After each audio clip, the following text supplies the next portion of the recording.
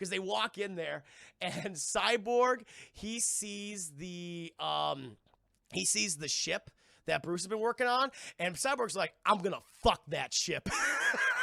I don't know why. Because Aquaman's like, what's that big piece of shit over there? And he goes, that's a ship. All she does is she wants to fly.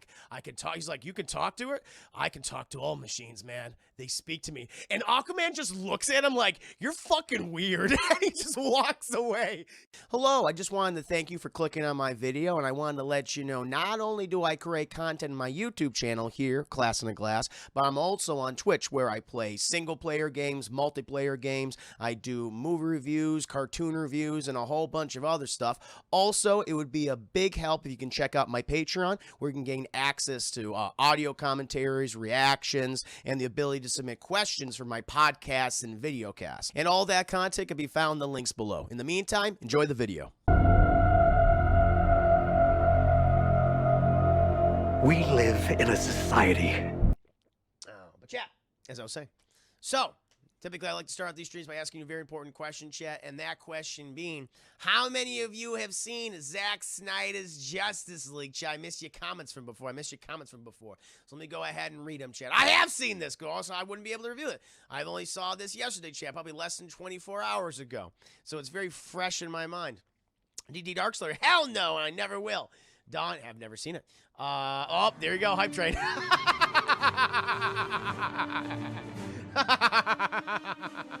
Alex Bell, you're gonna have to edit all around this. Danger Monk, I have not seen Inspector Saunders. I saw it in a oneer. Judas, second best Justice League movie I've seen. Okay, fair enough. Vanny, thank you for gifting us subs. 2 subs, by the way. Osnick says, nah. Sigmund Sweden, got it. Whoa, the support's come. Killabish is gifting a sub. Thank you, Killabish. Welcome. Oh, SimCB, ICD Comics. Nope. Lean Green Machine. Watched it in one sitting last night. Yeah, Mr. Armadair, imagine having such a misunderstanding of filmmaking, you ruin every shot and movie by changing the aspect ratio. Yeah. Thank you for the 50 biddies, Mr. Humadair. Deadpool, thank you so much for the 10 biddies. I get the Snyder Cut on matinee, but it's too long. Too long. Agreed. Thank you. Oh, no, welcome, guys. Thank you so much for the hype train. Nope, I'll watch when I'm drunk and having bad decisions. Making bad decisions, sister. You're too dull. Here's my brother. What's up, my brother? It's a pleasure to be here tonight with you and the chat as always. By the way, how was your day today? I haven't done much but watch Falcon Winter Soldier. I'm just out of swim practice. I was dealing with a lot of technical difficulties, and apparently I solved them because Alex Bernal gave me some very good advice. So that's good. No, I recorded some commentaries for today. I gotta record some more videos probably after the stream too, just to get ahead. Elliot, thank you for the 400 biddies. No, thank you so much again, Killabish. Thank you so much for resubscribing. Chat, we got a level 3 hype train going. Oh my God, Danger Monk is gifted no sub show. You will never know when I give this movie, chat. It's not going to be that review lost to time. It's just going to be lost to time. Choo choo, chugga chugga chugga chugga chugga chugga chugga chugga chugga chugga chugga chugga. Yeah, yeah. People got paid. Well, thank you for all your generosity for those that got paid. Thank you. I know you're gonna. You already know what I'm gonna give Mr. Armadair. You don't know me. You don't know me. Oh Lord. Yeah, suspense. Oh, I'm gonna enjoy this hype train trip. And after the hype train, we'll get into the review. But yeah, so I did the whole spiel. Like, so some of you have seen it. Some of you sat down, you watched it in one sitting, or maybe in multiple sittings, or some maybe you haven't watched the original film, but not this one. Some of you liked it, some of you disliked it, some of you hate it. This is interesting. I like this shit. I got a good, diverse crowd tonight. I like that. Really, it's going to be infighting the thread tonight, Chris. Don't be devised like certain orange-skinned former leader. Oh shit. Oh man. I will be like him. Justice League. It's a movie for losers. I hate it. We'll talk about it, chat. I got it. Thank you. Judas says he watched it from start to finish in one sitting. Chat. Boom. Knocked it out. Movie is never saw the theatrical cut. I give this cut a low rental high. Some bullshit. Wow. Whoa. There you go, chat. There you go. It's gonna be like 10 out of 10. You don't know me. Collusion, deception, disgrace, clan that scar that's upon his face. Nia Brownie, thank you. Welcome. Hey, Christopher. Hey, Juicy Gay. How you doing, hard hands, Nia Brownie? Everyone, please follow Nia Brownie for no reason so we can get her to affiliate. Yes, yes, yes, yay. Yay. Illustrations, I give it a mech rental. Unfair. This movie is a 6 out of 10 movie, says Judas.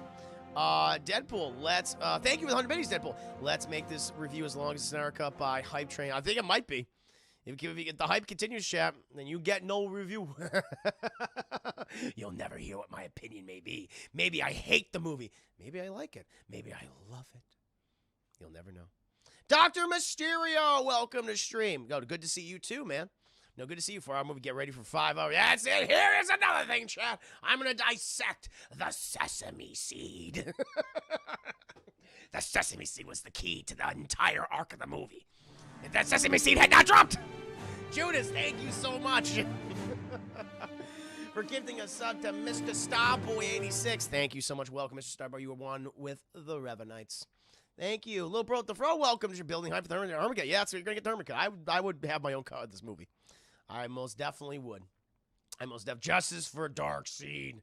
Yeah, shit. He was actually a sesame seed the whole time. Harry tells me you're quite the Snyder Cut, you know. I'm quite the Snyder Cut myself. We needed the Dafoe cut, chat. Hey, Dafoe's in the movie, by the way. He gets a couple of scenes in this film, chat. Looking just skeevy. Thank you, Judas, for another gifted sub. Oh, Chad, this is the end of the hype train. Carissa, good to see. We demand this guy. I would have my own cut of this movie, no doubt about it. I would exercise certain things from the film. I think everyone has said that. The people have said that we would. Like, it's too long. Oh, 100% Chad, and the hype keeps going, baby. The hype train keeps fucking going. It's never ending, chat. Never ending fucking hype. Judas, thank you so much for another gifted sub to ZACK. And Casfe with another 5 biddies. Thank you so much. I was so bummed when William Dafoe. Oh, you're bummed. I didn't mind that. I was like, yeah, he's there. Oh, Don. I saw Don coming in there with a $15 donation. Don. Bum, ba, ba. Bum, ba, ba, ba. Bum, ba, ba. Don, thank you for the $15 donation. You are a Raider. You are a Raider, my friend. Godspeed, Aquaman. I would have loved if he said that. Nah, Brian, just twerking the chaos. Twerking him with all this hype. I'll start twerking, too. Oh, my God. Oh, my God. Actually pissed that we didn't cut Dafoe out of the film. The Dafoe. You don't cut the Dafoe out, okay, Chad? You make sure he's in there. You make sure he's in there. Just looking salty and wet. That's what he looks, Chad. That's how I would define Dafoe. He's like, you're just salty and really wet. Just, well, I'm done. My lady partner said no more guests. Judas is like, he's like, stop it. Stop doing that. He's never going to get to it. No, thank you so much. Tomorrow is the first day of spring. Time for some James Franco from Spring Break. This is my motherfucking Snyder Cut. This is my motherfucking Black Suit Superman. My motherfucking additional Cyborg scenes. This is my motherfucking William Dafoe, who's looking salty and really sweaty. This is my motherfucking Joker Jared Leto scene.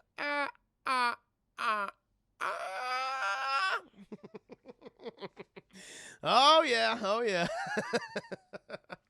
Oh boy, did he did salty wet better than the Lighthouse. I agree with you, PSA. I'm right there with you. I'm right there with you, Chad. We'll get into it. Whoo, boy, Chad. Thank you for all the support. Man, look at my Justice League. Look at me.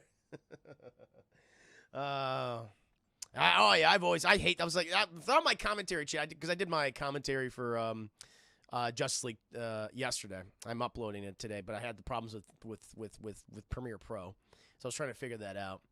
And throughout the commentary, I was like, this boy cannot run. He's just run. This is how he runs, Chad.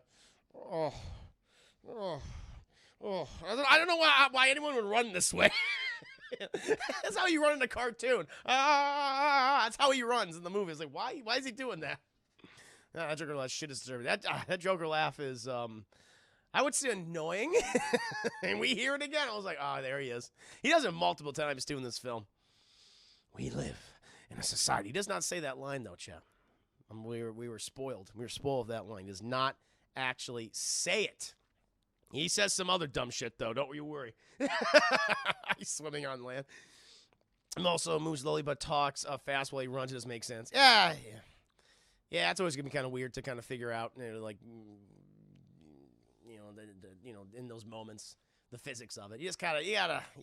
That I forgive. That's less like you just gotta go with it. Suspend, your disbelief. And just go with it. Blitzing Gamers, I'm sorry. I did not see you say hi, Blitzing Gamers. Welcome. Sure, we have a lot of people here in the review. We're getting hype right now. No, my apologies. Welcome. Hope you're doing very well today. Again, guys, thank you for all the support tonight. It's been incredible. I'm glad you guys are excited. Oh, and it's coming. Randall Risen resubscribing for 7 months. 2 months away from pooping out that Twitch video. Coming out. 2 months away from pooping out the Twitch video. You said exactly. You read my mind. I didn't even see your comment. You knew it. Tiger GD with the 100 biddies. Thank you. Never sees him. Oh yeah, no. Grant Gustin's great. At least of the 2 seasons that I've seen with him. Yeah, he was great. He's great as Barry Allen as the Flash. I don't know how it's continued on since then. Don't name your Twitch baby Josh. Oh, no, big time bully Naya. Blessing Gears, all good, man. What I was saying is I'm excited, and I happen to like this movie, even though I thought I hated it. And now it's good, interesting to hear about Bloodsucking Gamers. No, welcome. I apologize, I missed your comment. Good to see you. Judas, doing the gifted sub from my sweet baby boy Joshua, and Deadpool coming in with the 100 biddies. Let's get dangerous. I mean, hype. No, thank you, Deadpool. Chat, level 4. Hype train at 50% at level 4. Woofa. Big time woofa. No, thank you for everything. That's incredible, chat. Simply incredible. They got rid of that stupid line about brunch. There's no brunch line in this. No brunch line in this. No Russian family. Is anyone who would live near a nuclear reactor? It's a good question. No, we'll talk about chat. There's a surprising amount of funny stuff in the movie that I thought Whedon did, but it was actually Zack Snyder. I was like, oh, wow, look, he can do humor. He can when he wants to. Thank you, chat. Level 4 hype train achieved. Thank you so much for that, chat. Wow, we woo indeed. Thank you, my friends. Oh, let me just go ahead. I'm just going to make a little adjustment here, chat. Please give me a second. Please give me a second here. Oofa. Big time oofa, chat.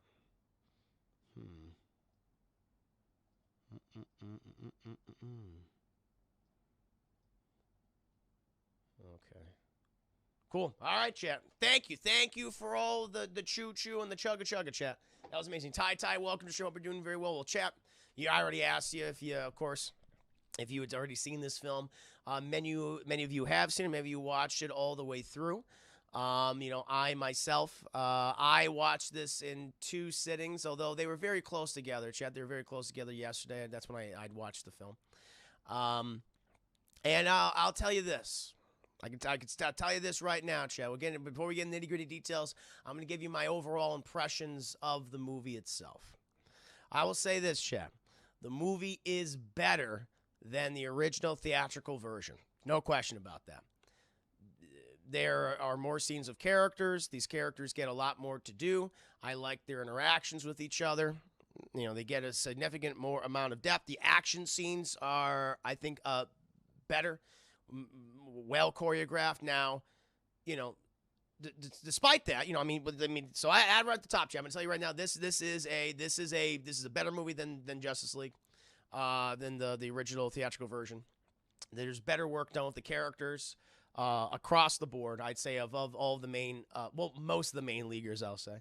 I think Cyborg, he has some of the best scenes in the film. I really liked what they did with him. He has even a really cool hero moment that I really, really dug. And kind of showing you his power within this world, his power set. He's not just a robot man with a blaster, with like a laser rifle in his arm. He's more than that. I thought that was really cool what they did with him.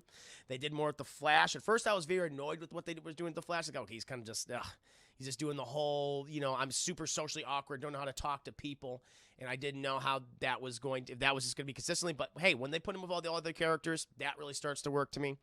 I think Ben Affleck does a really good job as Batman. His rapport with Alfred, I think, is great. That's even one of the positive things I said about Batman v Superman. It's like, I want more scenes with them. You can tell that, hey, we've been fucking doing this for 20 plus years. We're partners in this now. Not just my father figure. Like, you're my partner in crime, in my vigilantism. I like that, and you see that here again. Wonder Woman is good. I like, Gal Gadot's not the best actress in the world, but when they pair her with someone else, when she's not, doing a monologue by herself or doing exposition narration by herself, then I think she is quite good. I think Jason Momoa's Aquaman is great in the movie.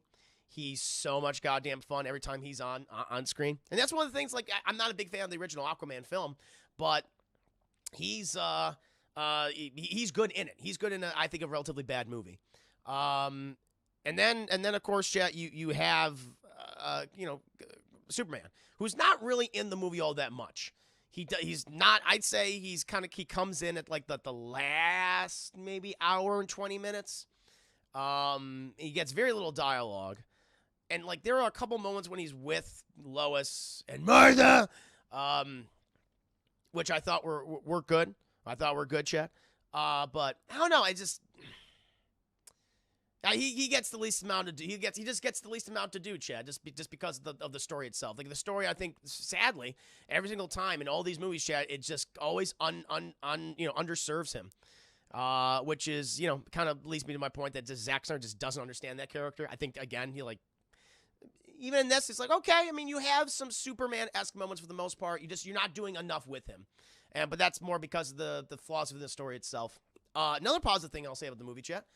Very, very impressed with the changes made to Steppenwolf. I think aesthetically he looks a lot better. I like his spiky costume. He's a lot bigger. He had these really fucked up hands throughout the movie. Like, he has like a regular hand, but then he has like these weird fucked up digits like below his pinky, and they're like, ew, it was so great. He like shows hands off. I was like, this is aesthetic. I was like, that's fucking gross. But I like that they actually gave him a story, because in the original movie, it's like he's not Steppenwolf's not the greatest villain in the world. But I was like, I'm kind of like what they're doing with him here. He's intimidating as fuck. He loves slamming people against walls and have their brain matter explode behind him. Like, that's the thing, Chad. This is definitely a more violent movie, no question. So everything think of the is the best thing about Steppenwolf is the way he fucked up horses. He fucked up a lot of horses and people, and he smushed a number of Amazonians and Atlanteans, Chat, and humans, and a lot of humans. Okay? And I like that his whole story is he just wants to go home. Like, that's his big thing. There's a scene in this movie, which we'll get to, I thought was really fucking funny. I don't know if it was, like, made to be funny, but I found it very unintentionally funny. But it worked. Not in a bad way. It actually worked for the scene itself.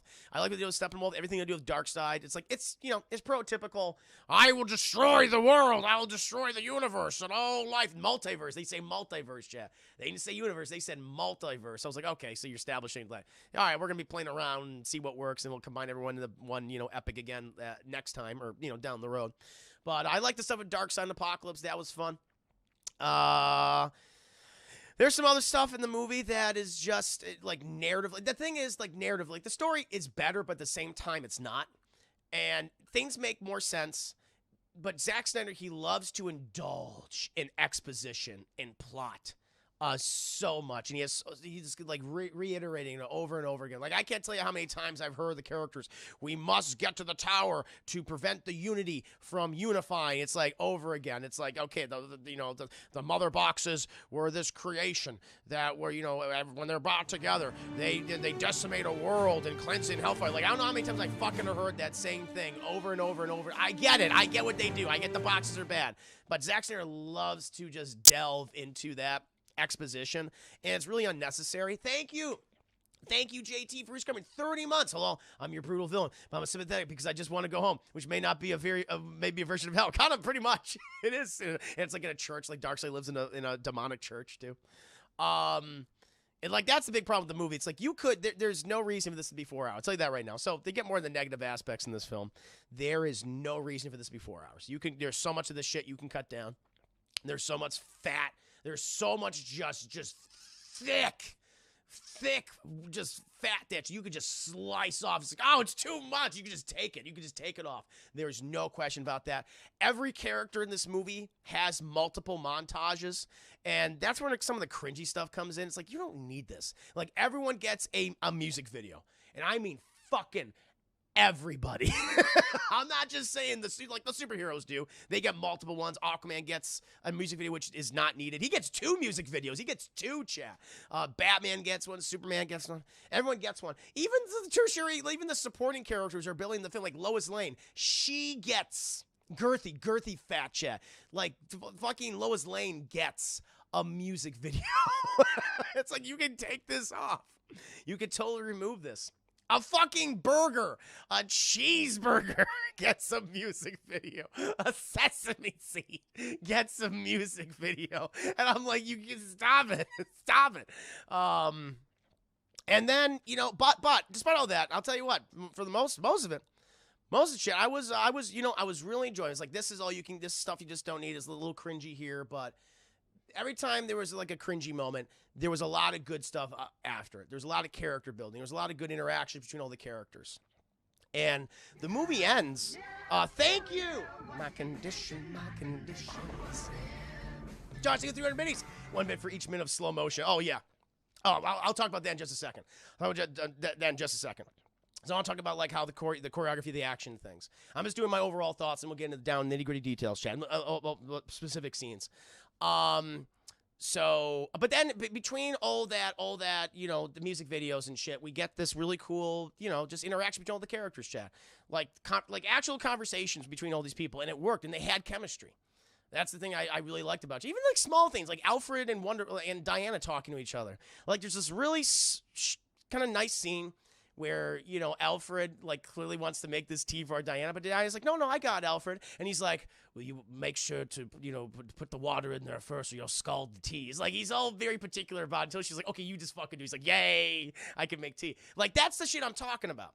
That's the shit I love in these movies, like these small little character interactions. Then you had the big bombastic battles, but it's the small stuff that really works. And that was just not present in the other two movies. In Zack Snyder's other films, in Man of Steel and Batman v Superman. So I loved all these little character interactions. I'm just jumping here for the 10 minutes. Cyborg's dad and Alfred were the best performances. And that's the other thing. Yeah, I like what they did with Cyborg. Cyborg, really, he does shine this film. Yeah, he's fucking mopey because he doesn't have a fucking penis. Shit, you'd be mopey too. I'd be mopey. I'd be like, I wouldn't be happy about it. And they go into Cyborg's history and his origin and everything that happened to him. And it's like, fuck, that is fucked up. Yeah, I understand why he is the way he is, but he gets some really cool scenes. And but to the point where like you could trim some of the fat, yeah, like these music videos, you can get rid of them all. You can get rid of them all, or you can shorten them, or just not focus on certain things, and the movie would be a lot better paced. And to that point, chat, like one of the really big problems of the movie is the slow motion. Like, it's weird. Zack Snyder, when he initially started directing these DC films, he adopted more of like a handheld camera approach, which I actually didn't mind. I actually like the action Man of Steel. I think probably the action scenes in Man of Steel is still the best across the franchise. But in terms of, well, the Zack Snyder's movies, I should say. But he has so much unnecessary slow motion. It's like, you don't need this. Like, there is some great choreography. There is some great action in this movie. No question.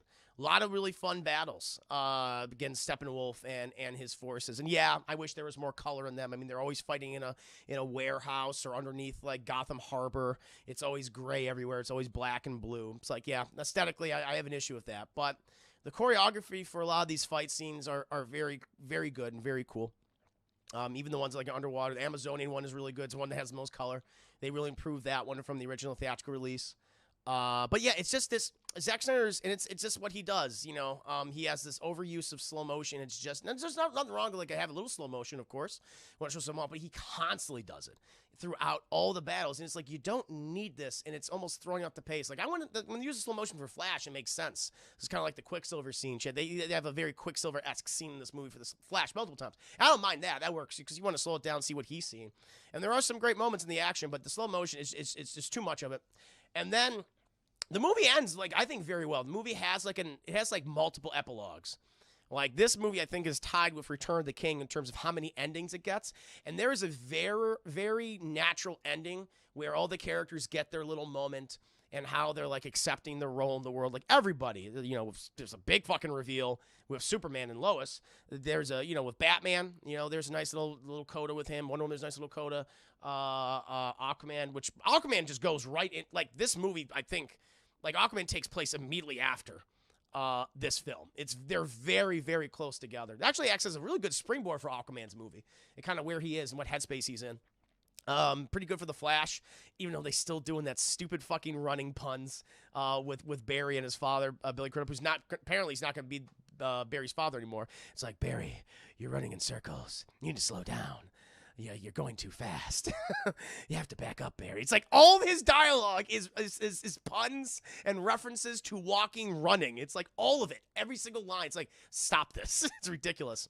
And even Superman has like a really good ending moment, you know, but there is 25 minutes of extra footage that comes off after this shit, like maybe a half hour, and like none of this is needed. I was like, it kind of left a bad taste in my mouth. It's like, you do not need any of this. And they introduce a new character in this film, chat, which, you know, I've talked about before. You know, it's a spoiler review. So it's Martian Manhunter, and he does not need to be in this movie.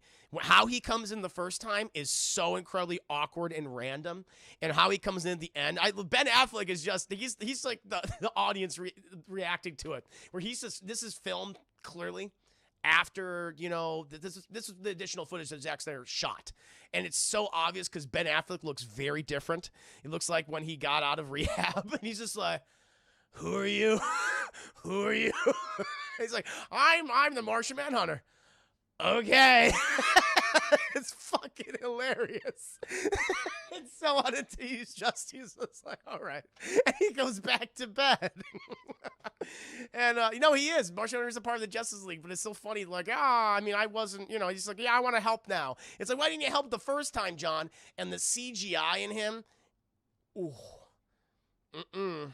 There's some great CGI in this movie, Chad. There is. I think Steppenwolf CGI is great. I think Darkseid and his disciples and Granny Goodness, I think all their CGI is really good. His CGI is bad. I was like, this is noticeably just not as good as everything else I'm seeing in the movie. It just really stood in stark contrast, I think, to a lot of the really good CGI in the film. And so, yeah, it's a mixed bag of the film, chat. I'll tell you that much. But I think I liked it more than I disliked it. I'll tell you that right now. I'm going to make fun of a shit ton of stuff, especially when we get to that nightmare scene. And Derpy Clark, as I like to call him, chat. We'll have a lot to talk about, chat. But now we got to go ahead and get started, chat. But the thing is, we're not starting with Justice League, baby. We're still in Batman v Superman, chat. The movie opens in Batman v Superman. We see fucking Superman getting poked by the Ninja Turtles' pokey hand. You remember the pokey hand? Because, you know, Wonder Woman cut off his big derpy gray hand, and then he had a big spike that grew through. He's like, I'm going to use this to stab somebody. And he stabbed Superman in the tum-tum, chat. Stabbed him, and Superman went, oh! And apparently, chat, he was screaming so fucking loud. His scream reverberated. It reverberated. You could literally see his scream moving across the world, chat, in every direction. All right? And Wonder Woman, who's behind the bad green screen's going, uh-oh. And Batman's like, I think he's dead. It's like, that's not good. And they fucking fall over, chat, but you hear these reverberations. So the Ninja Turtle, I believe also known as Doomsday, chat. He did the little stabby stab to Superman's tum-tum. They fell over here. They're both dead, chat. They're both dead. But the Superman screams, they live on, and they're reverberating across the world. And everyone hears them. Everyone's like, huh, what the fuck is that? Like Alfred hears it, chat. All these people in Gotham hear it. You even have, we cut to Atlantis, Chad, the realm of Atlantis, the first time we're technically seeing it. And the fucking Mara, Chad, played by, Amber Heard. She's like, what the fuck was that? And it goes across this little box their garden, Chad, this little box. Like, what's in the box? We don't know yet, Chad. But we're like, uh-oh. And then it continues onward, Chad. It continues on. We cut to Cyborg. We're in Cyborg, and he's sad, chat, because he doesn't have a penis. I'd be sad, too. And all of a sudden, he looks in the closet, chat, because they're keeping one of those big boxes. And it starts going, wow, wow, wow, wow, wow, wow. It starts glowing and shit. That's probably not good. And then, chat, we cut to the Amazons. Cut to the Amazons, chat. And their box is all, like it's, it's still, but they felt the reverberations. I'm like, what the hell was that? That was weird. And you have this one woman, chat. Thank you, Bilbo Baggins, only 3 feet tall. Thank you, Honey, sir, that you liked it. I thought it was good. It's time to tear it. Oh, I'm gonna tear it. I'm gonna tear it up. I liked it more than I disliked it, chat, but I'm gonna make fun of this movie. There's a lot to make fun of. And so the reverberations reach the Amazons. And apparently, Chad, the Amazons spend a lot of their time just guarding this box because they're all there. Maybe they just have this thing under guard. Maybe that's part of like, well, your job is to guard the fucking box. I mean, that's what you do, okay? Monday through Friday, you guard that fucking box. And they all go, ah! Because the box starts moving a little bit. And it cracks open. They're going, what? And you have this one woman, this one Amazonian who's just like, oh, fuck? Is apparently scared. She's so scared that she starts crying when she gets to it. And she pokes it. I would never touch this thing. That's Promethean rules, chat. What happened to that idiot in Prometheus, chat? I'm gonna touch the evil-looking vagina snake. It's so beautiful. And then it wrapped around his arm, went and broke it, went inside of his suit, and went down his fucking throat to live in his tummy. All right? That's what happened, chat. Because if you touch things, a vagina snake will attack you and live inside your tummy. Don't do it. So, this thing goes, blah, and she's like, ah! And everyone starts fucking freaking out. She's like, uh-oh, this is not good. The boxes are awake, chat. These things called mother boxes. We don't find out they're called mother boxes later on, but they're mother box, chat, okay? They're connected to the apocalypse, dark side, all that. But we then cut, chat. We then cut to a beautiful Arctic, Icelandic scenery, chat. And we're following Bruce Wayne. The thing about this movie, chat, it's pretty much the same film from the theatrical version. It's just a lot of it's longer, a lot of it gets more context. It pretty much follows the same stuff. It just removes certain things, adds certain things.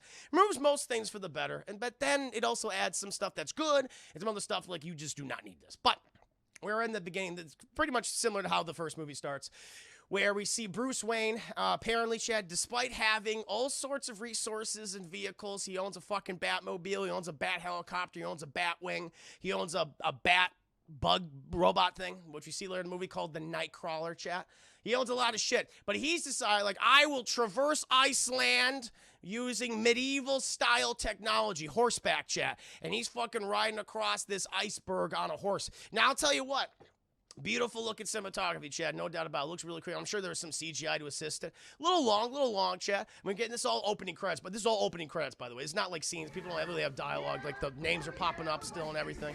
Dead really good vibe. What's an editor? Exactly. That editor, he fucking fired that editor. The editor's like, I'm here to edit the movie. He says, I don't fucking need you.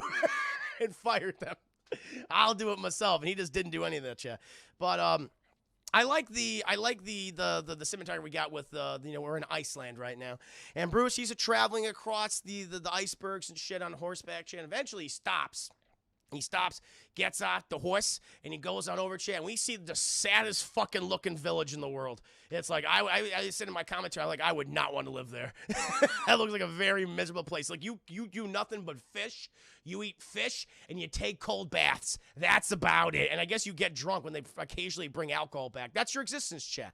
You fish, you get drunk, and you take cold baths. That's it. So you can get out, so you can do all the things again. And so he fucking walks down there, chat, and apparently all the villagers were waiting for him because they're all outside and just, like, staring at him. They're like, oh, my God, who is this mysterious, bearded, rich billionaire man? And he goes inside, chat. And then we have this one guy. I guess he's the Icelandic ruler. I guess he's the president of Iceland. I don't fucking know. But he's the ruler of the village. And he takes the card, chat. And the person is Bruce Wayne. He's like, Bruce Wayne? Wayne, because he didn't recognize the W, but it's actually Bruce Wayne. And then they start speaking Icelandic, chat, which pretty much is just bork, bork, bork, Aquaman. And Batman would go bork, bork, bork, Batman. See what I'm saying, Chad? That's but there's a translator between them, Chad. See, because Bruce doesn't know how to speak Iceland, doesn't know how to speak Bork. And so the translator, Chad, is actually Jason Momoa. It's fucking Aquaman, Chad. And so Batman would go Bork, he would say his English, and then Aquaman would translate to the Icelandic rule and go Bork, shabork, shabork, Bruce Wayne. Pretty much it. And Bruce Wayne's like, listen, I will pay you guys $25,000, right? If you can just tell me where this man is, this man who brings fish on the king tide, brings you resources and things. And they're like, listen, man, the iceberg is frozen like this. No one can bring us anything, okay? And he's like, I didn't say he traveled by fucking boat, baby. I know who he is. I want to talk to him. And, Aquaman's translating for the guy. And, the ruler says, you can't fucking, buy us off. We're not stupid yokels, okay? We're just poor. We're just poor. Now get the fuck out of here. Get your badass out of here. And he's like, all right. And he's like, Bruce Wayne's like, not until I talk with him. Because he knows what's been going on. He knows that obviously, Chad, because you look at Jason Momoa, he doesn't look like any of these fucking people. He's got these weird eyes, got these weird, really, they're like yellowish pale eyes. Like, there's something different about this guy when you look at him. She's got this fucking mane of hair. And I've always liked Jason Momoa as Aquaman. Even when I saw Justice League, it's like, he's fine. He's doing my man. He's doing all that shit. He's a little more subdued in this movie, you know, because I guess he does say "my man." He does say that later on in the film. Thank God. I mean, I want that consistently be across all the films. But he gets a lot of better scenes, chat. You know, he's still kind of struggling with his place in the world. You know, he's not. He feels more comfortable in the land of men than he does in the land of Atlanteans. And he's like, I gotta talk to you. Aquaman says, fuck that. And he grabs Bruce Wayne, slams against a concrete pillar, clearly just breaking the Bat's back, Chad, no question. But he pulls out some $25,000. This little sea urchin, Chad, of a child goes, and she grabs it, goes bork, bork, bork, bork, bork, and she gives it to her father, and she crawls up a goddamn like ceiling. She just, you know, festers in there, Chad. This little girl, they have little mutants growing here, Chad. They got little sea urchins growing everywhere. Deadpool, think of the fun base. Who could be the stranger in the village? Looks at the guy who is 2 feet taller than everyone and browner than everyone. Exactly. It's like, you're not hiding Arthur Curry. Well, you know, Batman's like, Arthur Curry, also known as the Aquaman. The Aquaman. I like it they put the emphasis on the these, chat. You're not just you're not Batman, you are the Batman. You're not just Flash, you are the Flash. I like that. It sounds very official, chat. It sounds very official. Like a title almost. And then they're walking outside, and Aquaman's like, so you dress up as a bat and you fight crime? He goes, yeah, I've been doing it in Gotham City for 20 years. And Aquaman's like, that shithole? He's like, yeah, but it's my shithole, god damn it. And he's like, listen, there's a fucking war coming. Aquaman could really use your help, okay? And the whole fucking village is gathering. You know, they're just, you know, I guess Bruce Wayne's like, I don't care about my secret identity anymore. Because he's like, oh, fucking Bruce Wayne, listen, man, no. And they're like, I don't want to fucking help nobody. I want to help myself, and I'll help people occasionally, but I'm not going to join you and your little fucking super squad of people. No fucking thank you. I'm good. And so he starts to, like, he takes off his fucking shirt, Chad. He has wearing this sweater. By the way, there are so many scenes of him just I get it. They're all scenes for the ladies. I totally understand. But I'm like, why does this guy's clothes budget must be expensive, because all he does is, like, he removes the shirt and he just throws it down. And he just, like, starts weighing in the water. And he's like, and it looks fucking cold as hell. So you know that his balls and his peen, chat, went right up into his tummy. It's like, ooh, gotta stay warm. But maybe it doesn't affect him, chat. He wades down in the water looking fucking hot as hell. No question, chat. And he's like, dressed up as a bat. You're crazy, Bruce Wayne, you're crazy. And then Batman turns around, because all of a sudden, chat, you have these 3 ladies just start yodeling. They're like, hi, hi, hi, hi. And Batman's like, the fuck is going on? And then he looks back, Aquaman fucking pulled a Batman. Batman's like, so that's how that feels. But we just have these 3 women. You're like,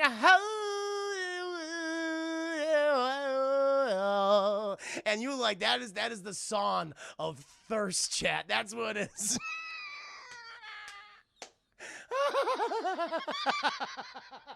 They just want to, they're like, and they go towards the water because he threw off his fucking sweater that he was wearing. And this one lady's like, and she picks up the fucking sweater because she's like half sea urchin, right? And so she picks up the sweater and goes, oh, and she starts smelling it while these other 2 are going, hey,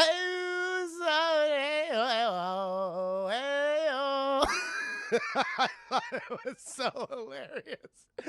And it, you know, I get they're trying to be dramatic with it and everything, but I was like, this is something you could have cut.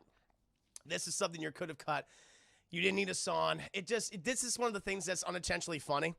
What they could have done, chat, you could have had the fucking, you know, villagers laugh, and he, like, looks at him like, hey, fuck you, and he looks back, and he's gone. That would have been much better. Save you time. But that's what it is. These fucking sea urchin human hybrid women come out of the fucking, you know, building and just start yodeling and start lusting after Aquaman's clothes. It's like, okay. And so then he swims away. He swims away. He does his thing. There's a lot of scenes in this movie that, I mean, they have 7 fucking characters. Yeah, they have about like 6 main characters they go to, and a lot of other tertiary girls like Martha Kent and Lois Lane. And you know, we'll get back to some of the Aquaman scenes in a bit. But then, Chad, we transition from the yodeling, from the thirsty sea urchin women yodeling, to Martha Kent. Martha! And things aren't going well for Martha Kent, Chad. She's having a rough time.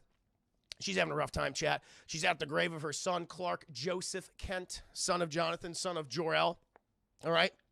I don't know how long it's been after the events of Batman v Superman. I get the sense it's only been like a month. Like, not a lot of time has passed. It feels like not, it's like very, very recent. Very, very recent. I don't know if they set up the timeline.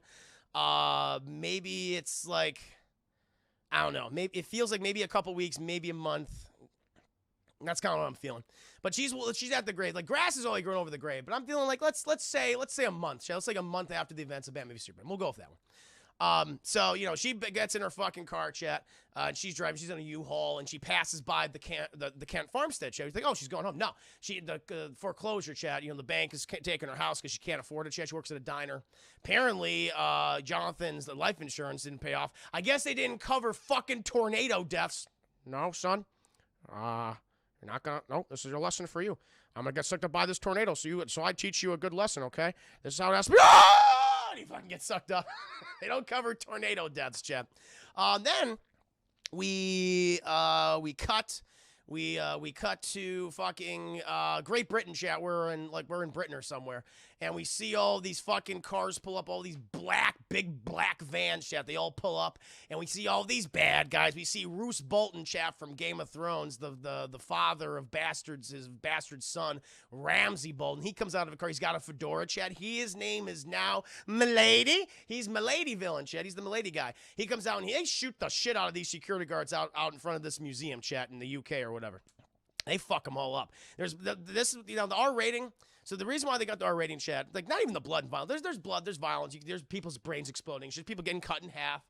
You see some entrails and stuff, some brain matter, some meat, some skull fragments.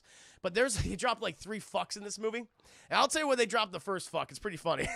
But that's the big reason why the movie got an R rating. Not because of all this violence, chat, because they said fuck 3 times. You can say fuck once in the PG-13 movie. If you have 2 fucks to give, we're giving you an R rating. That's how it is. But this is my first scene. I was like, oh, I don't remember this. Because you remember the scene, the opening scene, introduces Wonder Woman and how, like, violent it was? How just like, you know, it wasn't as violent. This one is a little more violent because they just start shooting all these people, like, in mass, chat. Like, these are terrorists. They're just there to kill people. Like, that's their job. And they come in there, they shoot a whole bunch of people.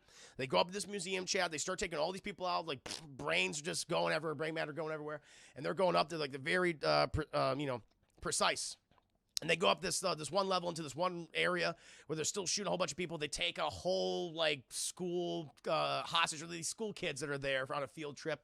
You've taken them all hostage, chat, and they come up with their fucking suitcase, and they open up. Oh, it's a fucking bomb. It's a fucking bomb. That's not good. And then we cut outside, and we have all the, you know, the British, you know, secret forces, chat. You know, they got fucking muskets and shit. They got muskets, chat. How can they beat them? They got muskets and the big furry hats.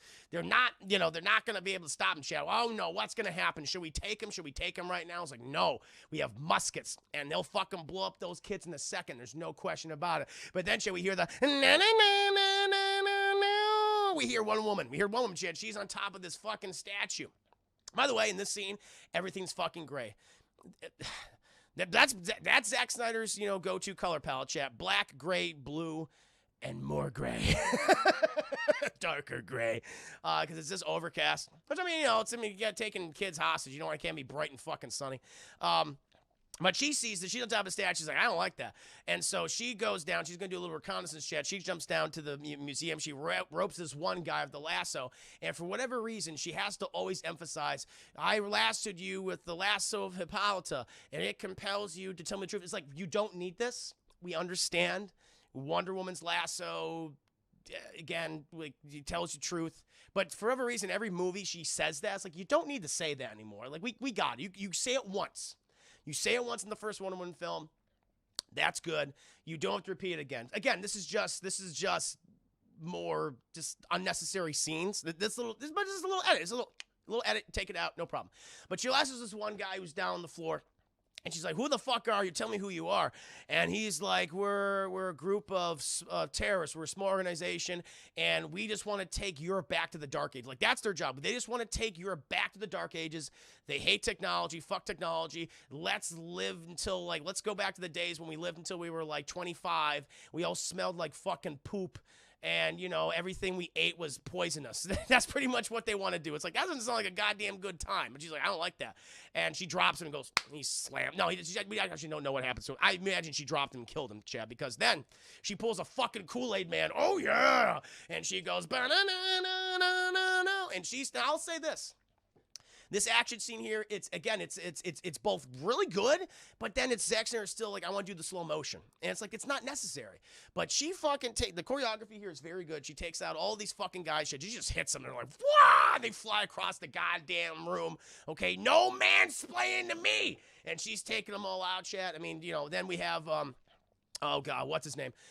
We have, oh yeah. Because they activated the bomb, Chad. There's like one minute, and you know, fucking, she takes out all the people. She's like, oh shit, there's like 12 seconds till the bomb explodes, and so she grabs the suitcase, Chad, and she just shoots straight up through this like canopy. She goes straight up, Chad, and goes woo, and it's actually pretty cool. She goes up there, she fucking throws it, and when it blasts her back down. Meanwhile, Chad, you have oh no, Oh, I thought my computer was frozen for a second. I got scared. Mr. Hummendinger, thank you so much for the 10 biddies. Appreciate that. Why did you blow up the building anyway after destroying the bomb? Is that kind of dumb? And he said, yeah, because she's tough. You don't fuck with Wonder Woman. Thank you for the 10 biddies. It's a bomb. Thank you, Chad. Sorry, just checking something really quick. Give me one moment, my friends. I think the stream momentarily froze, but I think I'm okay. I think we're all good. Yeah, we're all good. Okay, sorry about that, guys. Sorry about that. Anyway. Again, happy to have you. You're good? Okay, cool. See, okay. Anyway, so she fucking throws a explosion. Meanwhile, Roose Bolton, he's down there. He's like, I fucking hate these kids. And he's about to, by the way, he has this little dinky silence pistol. And he starts shooting her from above, but it's like, listen, you're not gonna, those bullets aren't gonna work. But anyway. He has the gun, he's about to shoot the kids, because he's like, fuck it, I'm just gonna kill all you guys. But he's out of bullets. And he's like, oh, fuck that. He picks up one of his guys' assault rifles, chat, and he's like, I'm gonna start from the very end. And I kind of liked, people might say, like, oh, he should have cut down on all this. He should have, like, at this part, I kind of like, because he's taking his time with it, and it's kind of scary. So he puts the ammunition, and he goes all the way down the left, because he's just going to kill them one by one. All these kids, all these museum staff. It's fucked up. He goes down there, chap.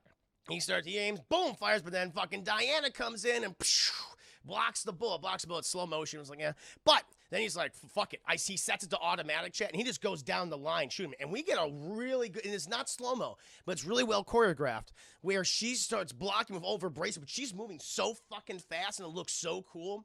And I'm glad they were like, let's show off how fast she actually moves. Because if they do have slow motion, I don't think it would be nearly as good. But they do it here, and it's a really cool little scene, chat. And she blocks all of them. And he's like, oh, I don't believe it. And she's like, believe it, baby. You know, he's like, oh, he tries to reload, Chad. And she goes, and the fucking soundtrack kills him, Chad. She slams her bracelets together, boom. And it takes out the side of the fucking museum, or at least the upper floor she's on. And then, Chad, he's like, oh, what happened to fucking Milady, Chad? The only thing that survived was his fedora, Chad. He got taken out. He got blasted back to the Dark Ages. And you see his fucking little fedora float all the way down. And boop. Right there, Chad, right there. We then cut back, chat. We then cut to Gotham. Cut back to Gotham, chat. And we see Cyborg, and he's sad. Now, these initial scenes, I was like, I'm not fucking digging this. We got sad Cyborg scenes, you know, initially. And he's just like, I don't have a penis. I get it. He doesn't have a penis. He's got nothing. Really, the only thing that's human of him now is like his face. That's about it. Everything else, nothing. Nothing down there. Nothing down there. He had like an arm before the accident, chat, but or just like, you know, after the accident, but after that, nothing. And so his dad comes in, he's like, would you like to talk to me, son? He's like, no, I don't have a penis, Dad. Please, leave me alone. He's like, okay. You can't stay in here forever, son. You know, I mean, there's so many things you could do. And you see, like, he's looking at the mother box in the closet and shit. And he's like, you know, the world needs to see you. He's like, the world doesn't need to see me. I'm a monster. I fucking hate you. It's like, I get it. We then cut to Central City, chat. We are seeing a very young Barry Allen. We see Barry Allen, and he's on his way to a fucking interview, chat. Got his resume in hand and everything, and he's about to apparently go work at a little pet store. He's going to work at a pet store, chat. He's opening the door. Oh, but he bumps into this one lady, chat, this very pretty lady, and he's like, oh, sorry. and he's just talking. He goes to the manager, and he starts talking a mile a fucking minute. And at this point, I was like, I'm not digging this scene. He's just, he's going off, and it just feels really awkward, socially awkward. But thankfully, he does get better in the film. Even in this upcoming scene, he gets better. But he's talking everything. Meanwhile, we cut to this truck driver, chat, who is sexually assaulting this cheeseburger, chat. Like, I've never seen a man love a cheeseburger more than this guy, chat. I was like, holy shit, because she's like, oh. Like, is he about to orgasm all over the place? He's about to just blow his load, chat. He's like, oh, so good. And apparently, Chad's so good that he drops. I love it. This burger. This burger falls on the ground and falls on the ground, like on the floor where his feet are, where it's just slimy and gross. And this guy's like, no, not my burger. And he's actively just like, trying to get it. At that point, that burger's fucking ruined. You do not want that burger. It's like, no, after all the, I don't know where those fucking feet, it looks gross. It's dirty. There's probably poop down there. Urine, Chad. You know that guy said, this is like, yeah, no, I want a booyah cut, Simsies. There's no booyah in this movie. There was an opportunity for a booyah. That's what they should have kept in there. Booyah. But they don't do it. Damn it. And he's trying to get his orgasm burger. Meanwhile, Iris, that's the character, Iris, Chad. That's Barry Allen's, Iris West. That's, his future girlfriend and wife. And she's trying to start her car, and that thing ain't fucking working. We cut to Barry, and, this lady's just like, just shut up!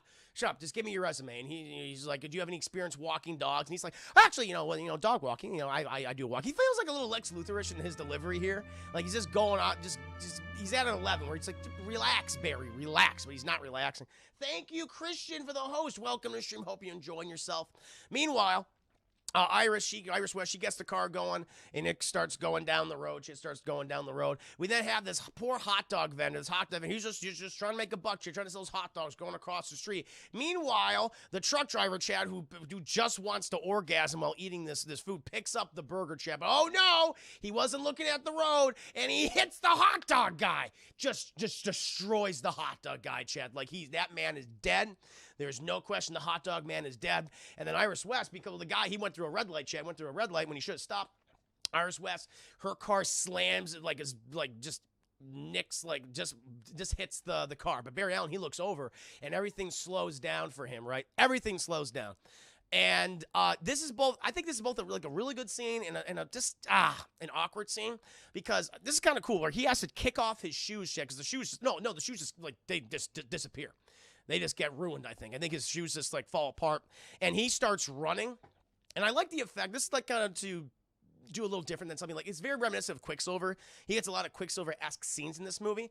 And to make it look different, which I think was smart on Zack Snyder's part, was to have that lightning effect. I don't mind that. I know some people don't like it. I think it's cool. I think it's a cool visual. But the thing is, he has this music video playing, and it's not like the Quicksilver music video where it's like, oh, it's like really fun. It's that it's like the horny sea urchin women from Aquaman just showed up, and they saw Barry and like, just doing that the whole time. And he grabs, like, he goes out there, and he see, like, Iris West is, like, moving ever so slowly, Chad, as she's propelled from her car, wasn't wearing a fucking seatbelt. And we also see from the perspective, I love it, because the guy's like, oh, he's still trying to eat the hamburger, Chad, as he just hit the poor hot dog guy. But we see this one lone sesame seed just fall off the burger, Chad. We can see an up close take, like a close up of this sesame seed. Not necessary. I don't need to know about the sesame seeds on the burger, Zach. But Barry runs up to her, and he's like kind of doing a little creepy. She's like kind of like touching her hair and stuff. And he also but it's funny because he's like, oh, she's like, he's seeing her, like how beautiful she is, because they had that moment initially. They were like, oh god, let's fuck. But he notices, he turns his head slightly to the left, and he sees these hot dogs, and he's like, ooh, and he starts taking all these hot dogs out of, like, the sky, and starts putting them, he's like, yeah, I'm gonna save you for later, starts taking the hot dogs and put them in his pocket. It's a funny scene. He's like, Ezra Miller sells the expression on his face. He's like, ooh, hot dog. He just puts it in there. It was a good little moment of humor. And eventually, chat, he's like, okay, I gotta grab her. He's like, I just gotta do it right, gotta move her hand right here. Protect the bazungas. There we go. Okay. Now, and then it goes into, you know, regular speed chat. Her fucking car flips a million times. Explosion. Hot dog. He didn't save hot dog guy. Hot dog guy died, chat. That man fucked. Barry's like, that guy was fucked. I couldn't do anything with him. He explodes everywhere. And the truck driver's like, keeps eating the burger. But, you know, he has Iris West like this, holding her, and she's like, holy shit. Let's fuck. He's like, oh, I gotta go. And he fucking speeds off, chat. Meanwhile, we cut inside the pet store, and his speed reverberations just explode the windows out. And the pet owner's like, oh, like manager's all freaked out. But then we see that Barry's like, oh my God, what's going on? Is everyone okay? And all the dogs are on top of him, chat, licking him. And he's like, oh, you know, I just wanted to come in here just to calm the dogs down, because, you know, like in these types of accidents, dogs get really stressed out. And I always keep like a good meat snack. Dogs need protein here. And he starts feeding all the dogs hot dogs. Witness! Witness me! Thank you, Berserker. Thank you. Always your stream. Thank you for the raid. Everybody on the dance floor. Raid. And chat, please do check out Edgy Berserker's stream. She's a fantastic streamer. Got a great community. Thank you. What were you doing?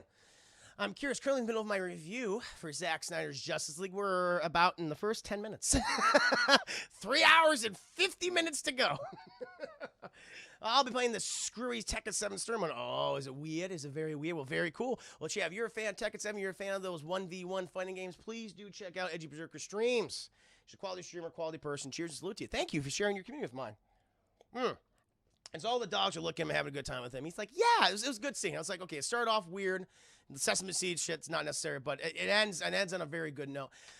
And then, chat, if that wasn't enough, we cut to Lois Lane. Lois Lane's having a rough time, chat. Things have been going kind of rough for her lately. And, you know, we see that she is in a coffee shop. She had beautiful looking coffee. Did the whole thing. It's like very much Starbucks-esque. Do the whole frothy, creamy thing on top. Looks like a leaf. I was like, I want that. I want that inside me right now. I want that in my tum-tum. And she has this coffee. She has two. It's like, who's the second coffee for? We're going to find out, chat. And she goes outside, and she gets a fucking music video. And I'm like, what is this? And it's another song where I'm just like, this is not working. You don't need this. You don't need to have this here. You don't need to have a music video. Like, you don't... Zack Snyder, for whatever reason, he feels like I have to have a musical cue here because the audience doesn't know when to feel sad. It's like, I will feel sad because you could just have this play out as it is, and you could still have the same emotional effect. It might not even be necessary to have this scene in here. I mean, Lois Lane has a couple of scenes, and there's a big fucking revelation later on, but in particular, thank you, JT Grimm for the 100 biddies. You are all Revenant children. You are my children of Darkseid. Yes. Thank you. Somebody here, thank you for the 10 biddies. Zack Snyder is in that $10 coffee cup scene. Oh, he is? I didn't know. Look at that. I missed it. Gave himself a little cameo. Gave himself the old Alfred Hitchcock cameo. Yeah, I would do that. I would stick myself in the movie somehow. I have birthed you all, shit. I have birthing hips. My hips are so wide I can't fit through doors anymore. Thank you. Nash, wherever the follow, you're my new Huckleberry. Welcome to stream. Sin just finished part 2 of the Justice League, and it's only like an hour and finding it hard to get through. Fair enough. I get you. But Lois Lane gets a music video scene, and it's like, this isn't necessary. Like, you could have had, like, even if you had the scene in there, it would work fine without the music video. It just feels kind of just cringy to me, which is too bad. You know, even if it's not really necessary, there was a better way to even have the scene itself. But she's going to Superman Park, chat, the one where, you know, Superman Zod fought before, and they built that monument for him and everything. And it's like, it's under quarantine. It's only been like a month, I guess, afterwards. There's a lot of police there, and she always goes to this one particular policeman that lets her through. His name is Jerry, which I imagine is a reference to Jerry Siegel, who was one of the co-creators of Superman chat. And he's like, "Oh, good to see you, Lois. Same time, thank you." He gives her a coffee. He's like, "Yeah, I'm just gonna go ahead and watch for a bit."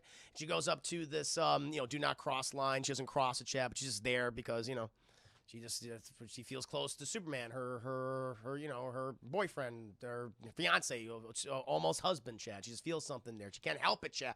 And she's like, I feel nauseous. It's like she got tumbly bubbles, Chad. She got the bubbly guts. Oh, what's going on?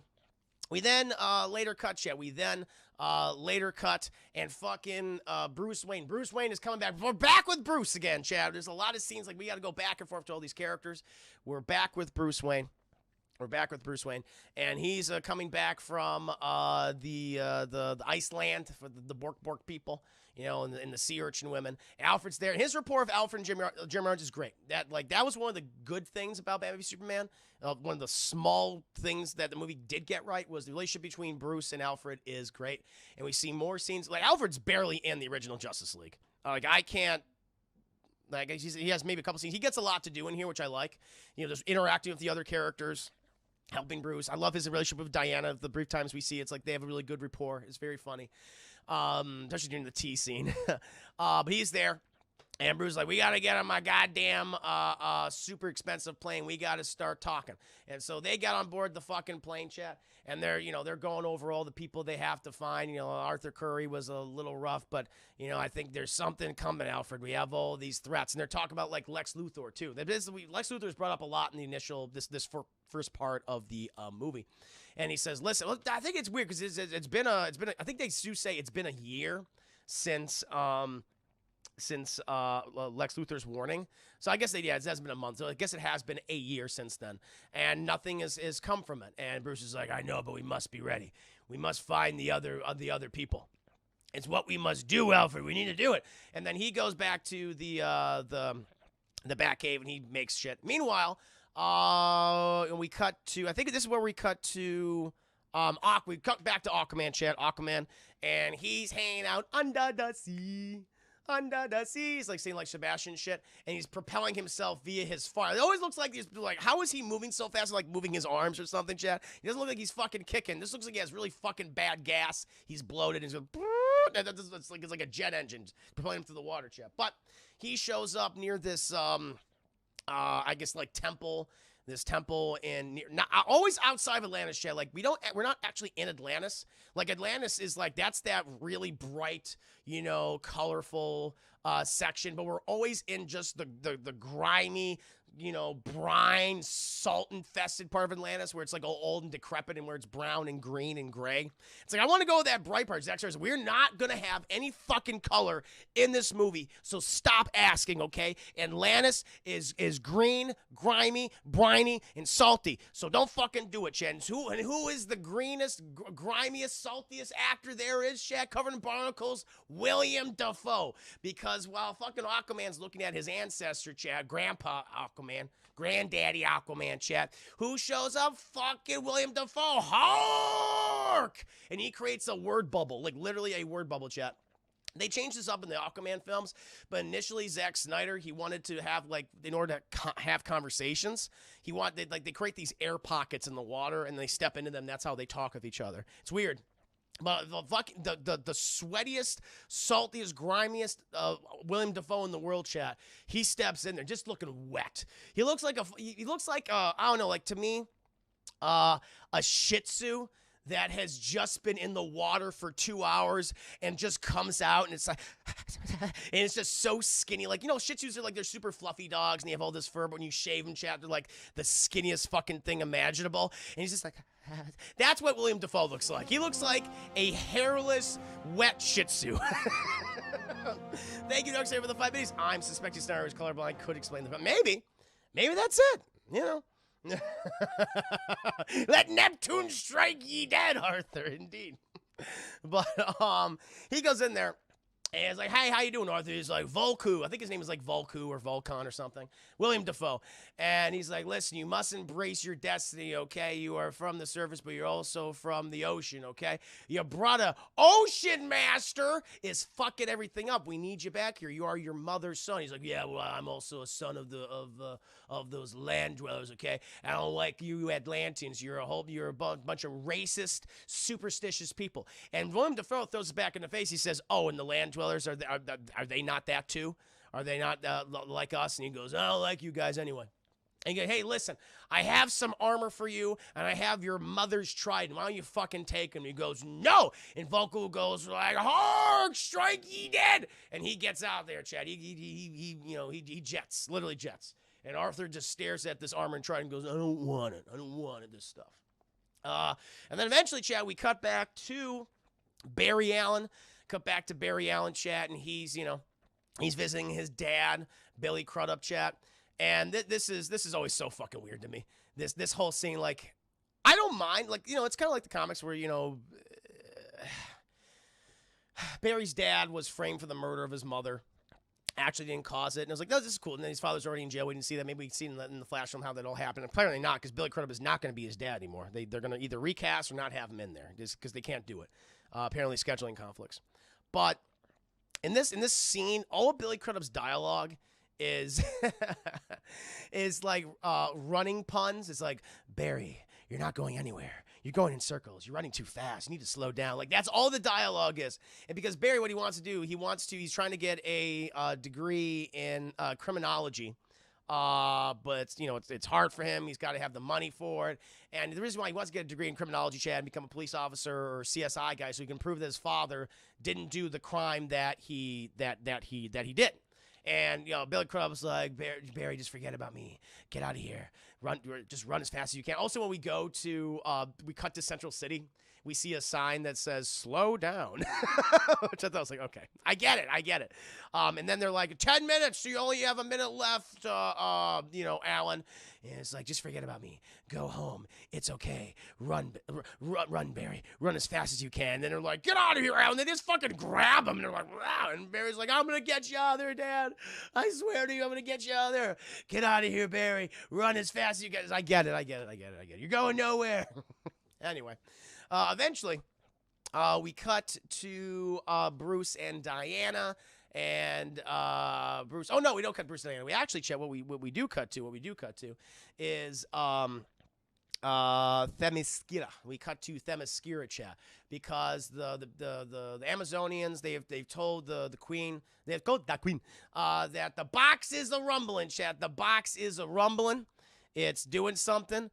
Okay, and they wanted her to check on it. So the queen, she goes to the fucking little like prison area where they have her right on the side of this cliff in Themyscira. She goes there, and all of a sudden it starts warbling, Chad. That's what so I had the subtitles while watching the movie, and it always said, like, underneath it, warbling intensifies. So the warbling is intensifying, Chad. And I'm like, oh shit, it hasn't done that yet. Holy shit. And all of a sudden, Chad, blah, boom tube, baby, boom tube, chat. And all they're like, oh no, what fucking enemy's gonna come out here? We see all these fucking parademons like, we're gonna eat you. All these parademons, shit, like fucking flying monkeys start going everywhere and shit. And they're like, oh my God. And who comes out of the chat? Steppenwolf, okay? Big Daddy Steppenwolf. And I'll tell you what, the CGI for Steppenwolf and the parademons looks really good. And the parademons have always been they're the putties of the DC universe, if you will. Checking like Rita Repulsa's putties for Prime. They're the putties of Darkseid. But I'll tell you what, chat, Steppenwolf's redesign is great. I like his spiky armor. I like how it moves occasionally. Makes all these little clicking sounds, chat. It protects him from things like from arrows, and it kind of like, it's like, oh, they fall out like this. It's like this chainmail that's constantly moving. It's pretty cool design. And I will say, they do a lot more with Steppenwolf throughout the film. And, I'm not gonna say he's not the greatest villain of all time, but he works better than a lot of the villains we've gotten in the DC cinematic universe, that I can say. He has a motivation, which he did not in the last movie. He's like, I want to conquer. That's about it. Like, his whole thing is like, I want to go back home because I fucked up. I've been doing this for thousands of years. I just want to go back home. Thank you, Tartatron. I'm gonna call you Tart. Tart, thank you for the follow. You're my new Huckleberry. Appreciate you. Hope you're doing very well. Purple Canary, thank you for resubscribing. 9 months we from pooped out of Twitch, baby. What is the name of our Twitch, baby? Purple Canary. Thank you. Oh, the boom tubes count. The boom. They boom when they go away. They go boom. That's what happens. Thank you, Purple Canary. His character, he feels like he's been in Darkseid's bitch. Yeah, he does. He feels like a bitch, which I like. I'm not saying that like oh, he's just a bitch character. No, I actually like that. He's kind of pathetic. which I was like, oh, okay. And he's a huge threat, of course, to everybody, but I like that. There's even someone even worse than him. And he's just like, I just want to go home, Dad. And Darkseid's like, no, no, you ain't going home. And I love the line. There's a great line in the movie, Chad, we're going to get to. And Steppenwolf's reaction is like, oh, when he hears it. Oh, but thank you again, Purple Canary, for resubscribing 9 months. And thank you, Tart, for the follow. You're my new Huckleberry, of course. So, he lands there. He's like, all right, bitches, I'm about to do some mansplaining, all right? I need that box. They're like, you'll never get that box. And he's like, I smell fear. I will bathe in your fear. And the fucking Queen Hippolyta, or whatever her name is, I forget what her name is, Jeff. Wonder Woman's mama. She's like, Amazons, tell them what I told you. We have no fear. And then the fucking fight starts. And there's like some really good choreography here, Chet. But again, Zack Snyder, he still does the slow motion. Like when he gets out of the slow-mo stuff, it's really good. Like, it's really good. And it goes back and forth in this scene. But they're fucking... The thing is, they all have fucking bows and arrows and shit. And the parademons are like, oh, that doesn't really work. Okay. But they blast them, shit. They blast them. And they're fighting. And Steppenwolf... This is when he just fucks people up. Because he has this fucking action. And he is cutting people in half with this thing. He's cutting off limbs. He's cutting off people via their tum-tums. Their intestines are falling out and shit. Cutting people, like, down in half, lengthwise, shit, vertically. Like, it's pretty fucking violent, shit. It's pretty fucking violent. At this point, Queen Hippolyta is like, oh boy, I don't know about this. And she has like her number 2 girl. I don't know who her name. I forget like she has like a number 2 to her. Not like her daughter, but I guess these are all her daughters technically. You know, and not in the, you know, with like they're of her bloodline. But you know, like you're my daughters, I take care of you. But she has her number 2 that go, you gotta get the fuck out of here. We gotta get the mother box out of here. And so. We gotta take the box. She gives Hippolyta. She gives they give it to Hippolyta. It's like cool. She starts her own chat. She says, "We gotta fucking seal everyone in here, and we're gonna have to kill him." Like Hippolyta doesn't want to do this, but number 2 is like, "We have to do this." So this is all fucking death sentence to all the Amazonians in here. In the movie, it's kind of lame how it happens. I mean, it's kind of fucked up because they have to hit these giant stone pillars, and when these fucking things come down, they crush the Amazonians. Which is, oh my god, it's horrifying. Chad goes boom, boom, boom, and just smushes them all, and you know.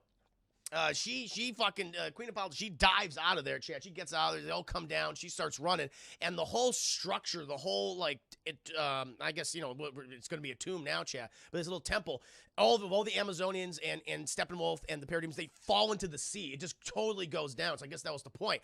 And it's like, fuck, everyone's dead in there. And so they're like, okay, here's the fucking mother box, go off, take with that. I'm gonna take a moment just to,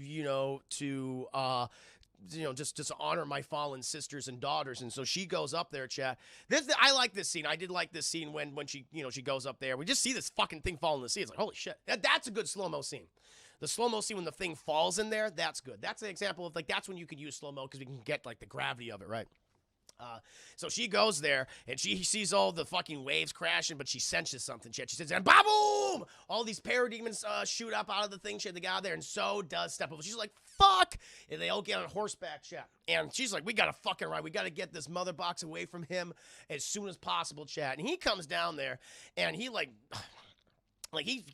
he's bouncing around and shit, like he jumps, and he jumps like right in front of these the people that had the mother box, like boom, right in the middle of them. They disperse, and he starts fucking them all up. It's like he literally grabbing people, they're trying to shoot him with arrows and everything. At one point, he literally grabs a horse by its legs and just fucking throws it at people, uses it as a fucking, like, club and hits, like, another horse with it. It's pretty goddamn intense what they do with him. He does a lot more cooler stuff here. One point, they shoot, like, so many arrows into him. He's like a pincushion. He's like, ah! And they're trying to draw and quarter him. And he's like, ah! And he just fucking, he takes because they have him attached to some horses and also them. And so he grabs the arrow that's stuck in his wrist. He grabs it, and he throws him. He slams them all down, smushing them. He takes the horse that's trying to draw and quarter him. He smushes that thing. He's like, I get that fucking mother box. I need to do it for Lord Darkseid. And then he has, like, all the arrows inside of his body. So he goes, ugh! And they all fall off, chat, because the armor is like, it's always moving, so they're not actually in him. So they just kind of break apart. And he goes after him. See this one girl who was like, fuck. She, like, her horse dies, and she's like, I gotta tie this thing up. So she ties the mother bucks to this rope and to this arrow. And she's like, shit, why do we have bow and arrows? And she launches it. This is cool effect. I didn't think this was in the original movie. when he brings the axe down, chat, you're already dead before the axe is brought down on you. Like when the blade hits you, it's kind of like, I don't know, maybe it's even a mercy, because when it gets close to you, it starts to melt you. Like the energy in it, like it has this yellow electricity energy, and like when it's near you, it goes and it just burns you from the inside out. It's fucking horrifying. And then it killed her. But then, you know, the one girl grabs it, and then it's Queen Hippolyta, and they're fucking running off. But Steppenwolf's like, come back here, bitch. And he fucking, you know, he launches himself, hits them both. Horse collapses on top of the one girl who was, you know, on it, chat. And, you know, Steppenwolf starts talking shit. It's like, you failed, honorable queen, just as you did thousands of years before. Steppenwolf, out! And he fucking teleports via a boom tube. And this time, like, oh, by the way, all this entire fucking Amazonian army was like running towards them. Again, fucking modernize. You're not going to catch them on horseback. But they're all running toward like this hundreds and hundreds, if not thousands of Amazonian warriors coming towards them. But he boom tubes out of there with his parademons, the ones that live. And Queen Hippolyta, she's like holding the body, the dying of the person that's literally crushed via horse shit, like all of her like tummy down, just smushed. Looks like a fucking pancake. It's really bad. And she's like, and dies. And she's like, fuck. And at this point, like her new number 2, chat, because she's lost like a ton of number 2s. She's like, we gotta, you know, light the beacons. We want, Gondor needs aid. Gondor needs aid, chat. Okay, we gotta light the beacons. And, you know, the people are saying, her Amazonians are like, man doesn't know what that even means anymore. She goes, yes, but she will. We know who's that. You know who that person is, chat? Wonder Woman, baby. Wonder Woman. She knows. Yeah, Wonder Woman knows. And so then, we do this very, you know, big ceremony, chat, because they're going to use the arrow of Artemis from the Greek goddess, chat, the goddess of the hunt, Artemis, and they get this big fucking bow and like huge bow and arrow. They get this giant fucking, you know, or the bow, and they get this giant fucking arrow. Queen Hippolyta uses her super strength. They go, pooh! And the arrow travels, shit. It travels out of their domain, and it goes all the way to, which I thought was the Parthenon, but it was not. I guess it's a temple to the Amazonians, and it goes, pooh! And it starts this massive fucking fire, chat. It's like the scene from The Return of the King, right? Where fucking, you know, Aragorn and Gimli and Legolas, and they're like, we need to fucking get, you know, Rohan to help Gondor. Oh, no. That's what fucking, not that. It's when Pippin and Gandalf, like, we gotta light these fucking beacons so then Rohan can help us. It's the same fucking thing. And so they light it, and then it's like the next day or something.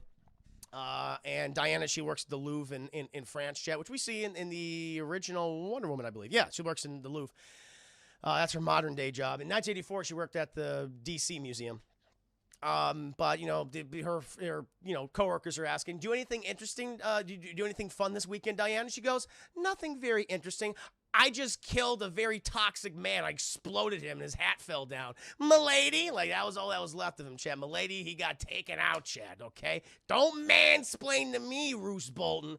But oh no, because the museum director comes in, he's all aghast. He's like, oh, can you believe what they did? These fucking kids destroying history. And it's like, look at this, look at this. They all go to the TV because it's like this fire, it's still burning. And thankfully there's not much damage, but there could have been so much damage done to this wonderful temple. And she turns around and she sees that's the temple of the Amazons. Oh my fucking God. Oh my God.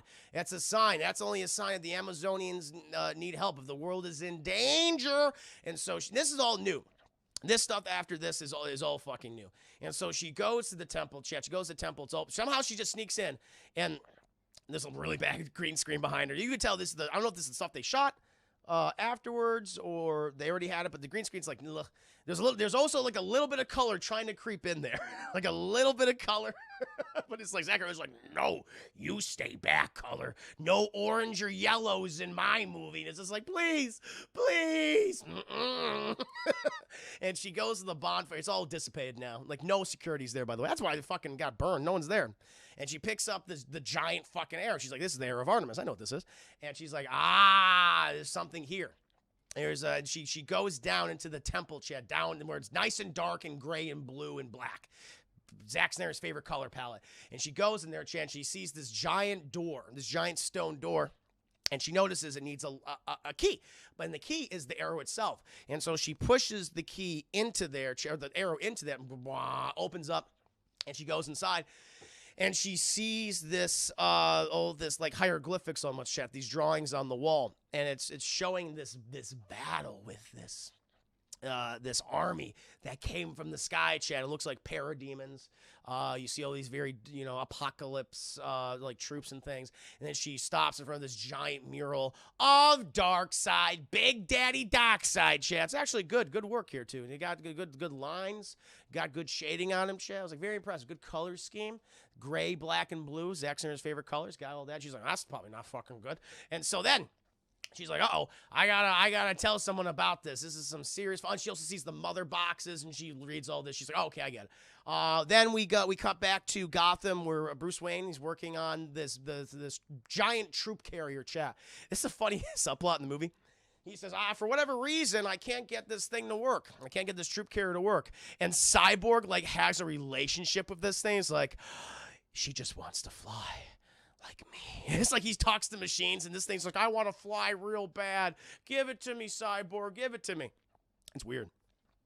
But Wonder Woman comes in, and he's just like, usually I have these security systems in place so I'm not bothered by anyone. Again, my privacy. She's like, yeah, the security system's activated, but I disabled them. And he's like, I would like, you know how much that fucking cost? So clearly she just blew them all up. She destroyed them all. And she's like, listen, Bruce. He's like, hold on, I want to tell you about this troop carrier I made. She's like, oh, it looks fancy. He goes, yeah, but everyone at Wayne Aerospace, they couldn't figure out how to make it fly. There's some kind of problem trying to figure it out. If only I had a machine boy who can have sexual intercourse and make it fly even better. That's what it is. You need a good machine boy boyfriend. And it's going to get one in the movie. Don't you worry. Don't you worry. It's going to get one. And she's like, listen, I got to tell you about this really cool flashback sequence. He's like, what? Yeah, I got to tell you about Darkseid and the Great War that happened in Mother Box. He's like, okay, cool. And so she's like, but long ago, thousands and thousands of years ago, the civilizations of Earth came together to fight against the one from Apocalypse, Darkseid. And we get a really cool flashback, chat. All the Darkseid stuff in this movie is really interesting to see. I mean, Darkseid's, he's prototypical, like, I want to destroy everything. I want to rule the multiverse. Not just my universe, the multiverse. Kind of doing a one-up on Thanos right there. And he's like, he came down to the fucking planet, and he wants to kill him. But all the fucking races of the world and warriors from other galaxies came to defend Earth in this last-ditch effort. We had the Amazonians before their enslavement. We had the Atlanteans before they went to the sea. We had the Greek gods, which is cool. We get a cameo chat from Ares. They brought back Professor Lupin for this scene, which I thought was really neat. Like, he's there. I was like, oh, that's him.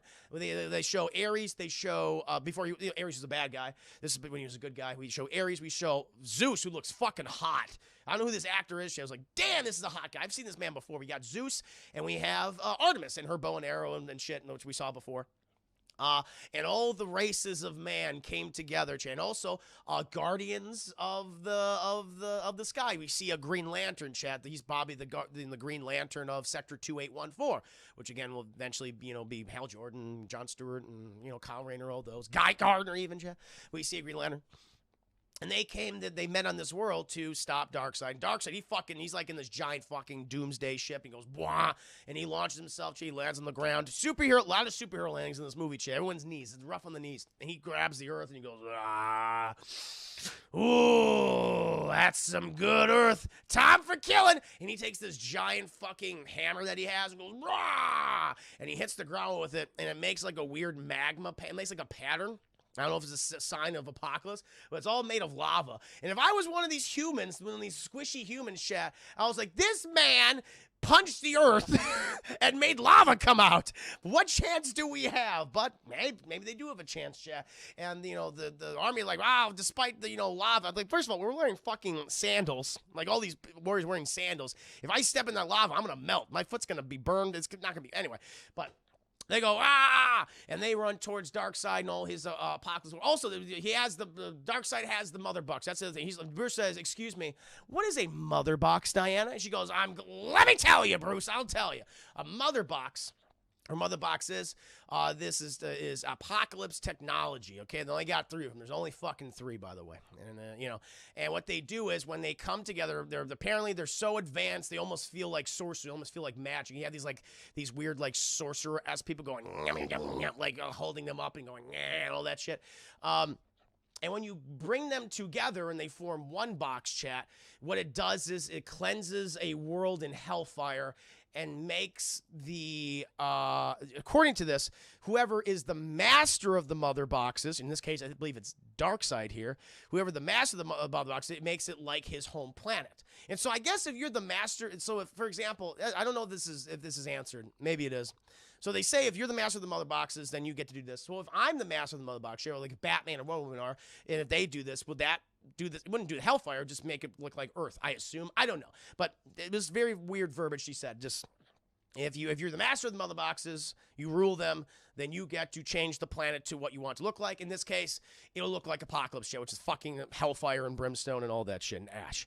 And you know, the heroes, this is a good scene, Chad. It's a very good scene where everyone's fucking running forward. Zeus is his go-to is like, rah! This lightning bolt attack, you know, Kamehameha. He has a lot of Kamehamehas, chat.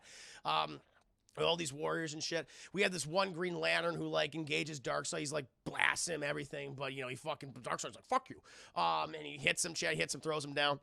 And Green Lantern starts blasting him, and then Darkseid cuts his fucking hand off with the ring, and he stabs him in the tum-tum, and he dies. And we see actually the Green Lantern ring, like, fly around, because it's going to find a new a person to accept it. And he's like, he tries to grab it, because he wants it, but he gets hit by a fucking arrow, chick, because Artemis, she goes, rah! He's like, oh, my tummy! He gets hit, chat. And then Zeus, like, sends, like, a fucking lightning bolt at him. And then the King of Atlantis, Shad, Grandpa Aquaman, he goes, bah! Grandpa Aquaman has one move, and it's always, bah! He puts the trident, he hits the trident on the ground like this, and that's all he does. He does that 3 times in this scene, chat. He goes, bah! To Darkseid, he doesn't do the, bah! To some parademons, and then, like, to one of the other people. Bah! And then eventually, he's getting hit with all this shit, chat.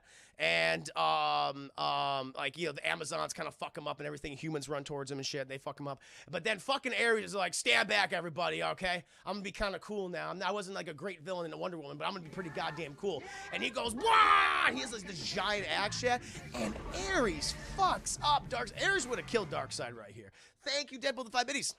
The boxes just change matter. Yeah, exactly. Rearrange it in whatever way the master wants. Apparently, Darkseid wants to look like... So there you go. So there you go. He rearranges matter. They do explain later on in the movie. Thank you. Wah! Thank you, Bilbo Baggins, for the babies. Bwah, bwah, bwah. So if Nia Brownie has a chat, would the world just become a broccoli abomination? Bwah, bwah, bwah. Like... I'm delicious. I'm also dead. No. That's what would happen. Thank you, Bill Baggins, for the 50 biddies. Ares comes in, and he's a fucking badass shit. He has this giant fucking axe, and he goes, ah! And he goes right into, like, Darkseid's side. Like, he goes right in the neck. He's like, holy fucking shit. Ares would have killed him right here, chat, if it wasn't for his parademon bros. Because they picked up Darkseid, and, like, you know, Ares continues to fight off some parademons, and his dad's there, Zeus is there. Thank you, Tiger GD, for the 10 biddies. Yeah, oh yeah, David Thewellis' redemption. Ooh. Chat, thank you. No, he's good in here. He gets a really good scene. I'll admit that. Bits for Ares. Thank you, the General Story, for the 510 biddies. Bits for Ares. He should have went for that. He didn't. He almost was close to it. He hit him like right here, but it wasn't enough. Thank you for the 510 biddies. Very, very kind, General Story. Thank you again for all your support, chat. Tiger GD, Bilbo Baggins, General Story. Thank you. And then, you know, then at this point, the parademons just grab Darkseid. We gotta get our boss out of here, and they put him back on his ship, and he's like, oh, and he faints. He got really fucked up. And then the heroes of Earth are like, yay, we did it. But, you know, Artemis is like, guys, we gotta fucking take out these ships. We can't let them leave. She takes out one of the ships, chat, but they're like, yay, they're taken in the moment. I would have made sure that motherfucker was dead. Like, I want to make sure that doesn't come out. But Dinah says this is the first time that a civilization in the world ever repelled Darkseid, and he was forever burned by it. He was forever peeved about it. Thank you, because the 5 minutes. The ancient battle scene was way better this time. Yes, boy, this real-time thing, which where I watch it as you review it is weird. The point where Barry meets Bruce. Oh, okay. So yeah, some of these scenes I'm not gonna get in the right place, but yeah, we'll get them eventually. Thank you, Chris Harris. Yeah. Did Miss Falcon yet? No. We'll be doing the Falcon and Winter Soldier watch party after my review. I still got a whole lot of movie left, so it's going to be a little while, chat. Probably another hour and a half, maybe at most. Maybe 2 hours. I think probably 2 hours, I would say. That's safe to say. Deadpool, thank you for the 5 biddies. Okay, if Ares fucks up Darkseid... Oh, and thank you, Joe Sorty, for the host. Okay, if Ares fucks up Darkseid and Wonder Woman fucks up Ares, shouldn't that mean Wonder Woman can beat Dark... Yeah. Unless Ares was just more powerful back then. Perhaps, because doesn't that connect to Ares that he's get more powerful when there's more war and chaos? I don't know. I'm not sure. It's a good question. It's a 4-hour cut review, Harbo one. Very much indeed. But, Darkseid is defeated. He's repelled. It's the first time a civilization ever defeated Darkseid. And Darkseid, that got stuck in his fucking crotch. He's pretty pissed off about it. But they have the 3 mother boxes, Chad. Darkseid's ultimate weapon that he always used to cleanse these planets, they're not his anymore. And the civilizations of the Earth, Chat, specifically the Atlanteans, the Amazonians, and men, they decided to each take one and to guard them or hide them in secret. And so the Amazonians, they encased theirs in iron using the power of the sun itself, chat. That's what they did. And Amazonian steel, they encased it with the power, the strength of the sunlight itself. And so it wouldn't be used and detected. The Atlanteans used the power of hentai. I am not joking, chat. When you see the box, it's being like, I don't know, just tentacle. There's like tentacles wrapping around the mother box, chat. When it comes out, it's like covered in hentai brine. I don't know what it is. It's like, that's something right there. Is it dried jism? Is it dried octopus jism? I don't know, but that's what they did. That's what they did. And they put it in this temple in the sea, eventually, because it would fall in the sea, because they eventually go to the sea. And then the Amazonians, they put their Temple of the Underguard. And I love it. Men, lazy as fuck, chat. They just buried it.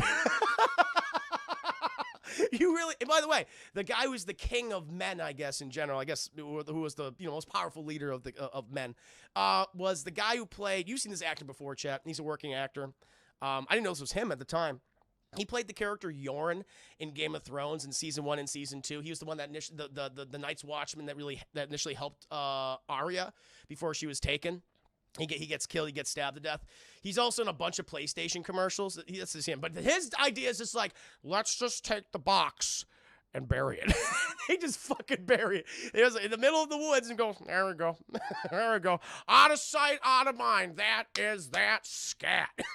Lazy, fucking lazy. And Bruce is like, whoa, so we got to find these mother boxes. And she's like, fucking, Steppenwolf, he probably took the first box. He probably has. That's why they lit the flame at the Temple of the Amazons. The Atlanteans have their box, right? But humanity, we don't know where the other box is. We have no idea where the other box is. Thank you, Judas, for the 100 biddies. Darkseid is stronger than what they show. He sends out, thank you. He sends out different avatars himself throughout the multiverse, all with different powers. Ooh, you see how Bells play. Oh. So is that what they did in the movie? I mean, they don't signify that, but that's cool. That's cool. I don't mind that. Oof, because he does talk about multiverse. He's just like, I don't want to control just my universe. I want to control everything. I want to control all of reality, and different realities. So that's pretty badass. And speaking of mother boxes, chat, this one we don't know, the one mother box is hiding in fucking Cyborg's closet. That's where that mother box is. But we gotta check out what Steppenwolf is doing, chat. And Steppenwolf, he's like, boom, I need a fucking place to relax, to decompress after all this moida. And his place, chat, is Chernobyl. Chernobyl, he's like, it's perfect. So he goes to Chernobyl, chat. They say it's somewhere else, but it's fucking Chernobyl. And, in Ukraine, he goes there, and it's like, oh, toxic, perfect for my stronghold. And he goes to the middle of this nuclear reactor, this giant piece of, I don't know, reactive material, because I guess it needs to be super toxic, so it needs to emulate the homeworld of Darkseid. And he puts the one mother box, chat, the Amazonian mother box, inside this piece of radioactive, graphite. It's graphite, actually. It's graphite. He puts it inside there and goes blah, blah, blah, blah, blah, blah, blah, blah, and shit. And it's transforms. It becomes like this. It becomes like Skype because then he contacts and also like hentai goes around to like this tenderly like reddish like hentai like meat flesh starts to form around his like his like the tower and everywhere else. It starts to spread everywhere. Thank you for leaving the 10 minis. Imagine living in Chernobyl. I would not want to. Well, here it is. This is how you'd have to live. You'd have to create like a meaty flesh abode in order to live there. Toxic, yes. And so, but then he turns back to the graphite, and it starts to melt, and it takes take a new shape, and it's popped out, and it's Desaad who's talking to him. This giant like individual. He's one of Darkseid's I guess most trusted acolytes, followers. And Desaad, he's just like, oh, mighty Steppenwolf. He's like, I have found one of the boxes, my lord. I have found it. And he's like, what of the two others? And he's like, they are here. One might be holden by the Atlanteans. The other escapes me. But my parademons, they are on the hunt. They smell them. The other ones, he's always about, I smell mother box. That's what he's always like saying. Like, you have the scent of the mother box on you.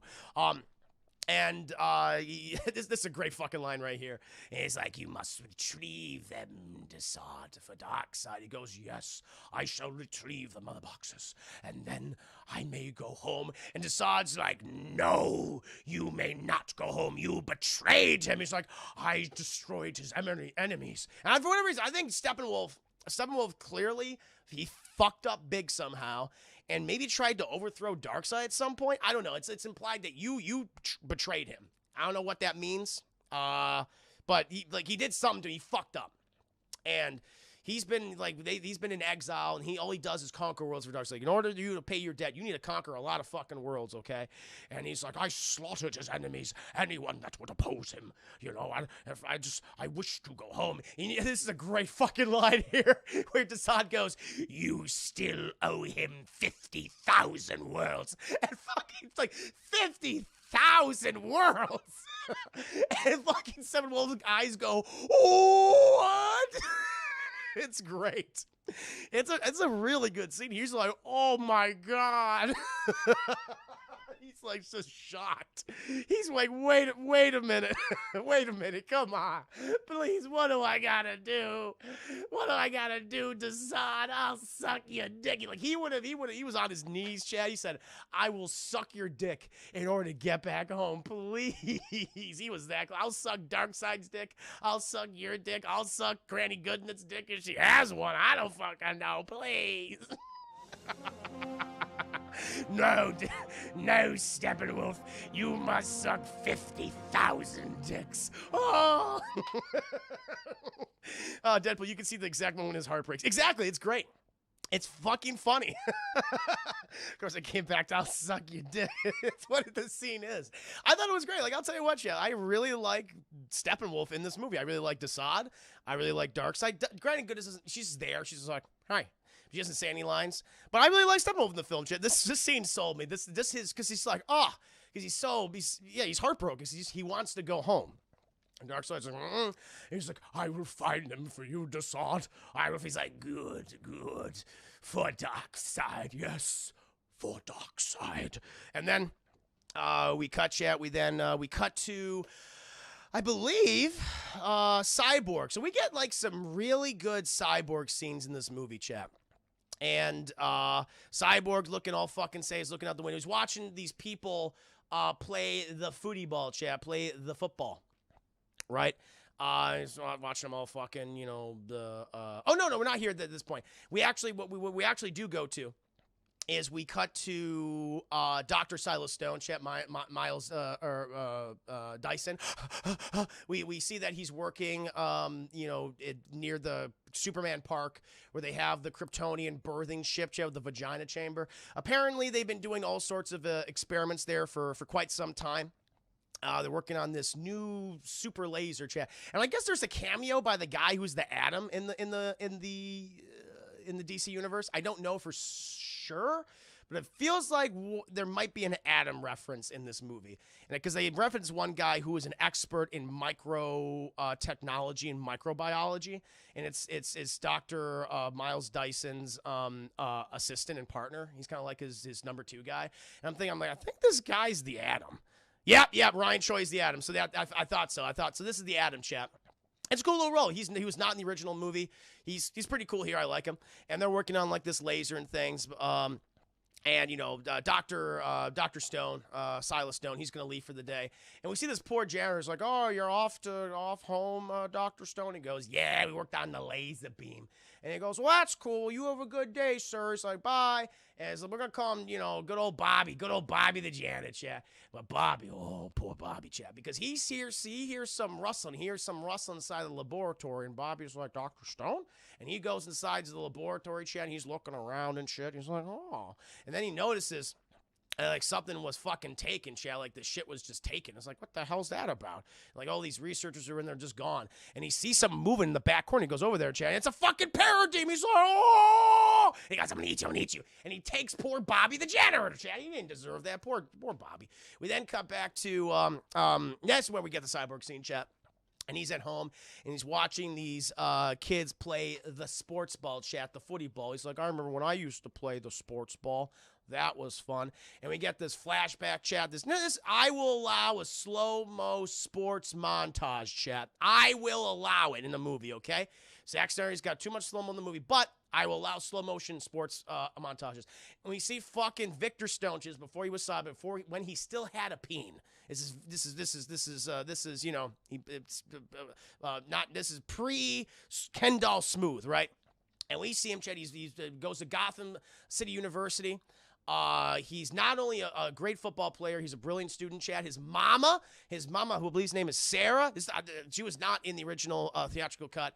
She's speaking to I think one of the college administrators there and saying, that fuck, you're not giving my son the opportunities, et cetera, et cetera. You're a piece of shit. And mama did it. And Victor Stone, he's kicking all sorts of fucking ass on the footy ball field, chat. He runs this fucking fantastic play, and so it's the snow. This is a good scene. It's a good scene. I like the slow-mo here. The snow is coming down like in heavy, just very heavy, chat. He's fucking, he's just going for attacking everybody, chat, with the football. He's stepping on people's faces, and they're like, oh, he's so goddamn good at the football, chat. And he fucking scores that touchdown. His mom goes, yay! And all Gotham goes, yay! All Metropolis goes, boo! They're all very upset. Victor Stone is so goddamn good. And he looks up and sees his mom, but he sees that empty chair, chat, where his dad should be. He's like, my daddy! And he's very sad, chat. And then we cut to the car. Him and his mom are in the car, and his mama's just going, I'm so proud of you, Victor. But Victor's like, Dad wasn't here. He doesn't love me. He's very upset. She's very upset.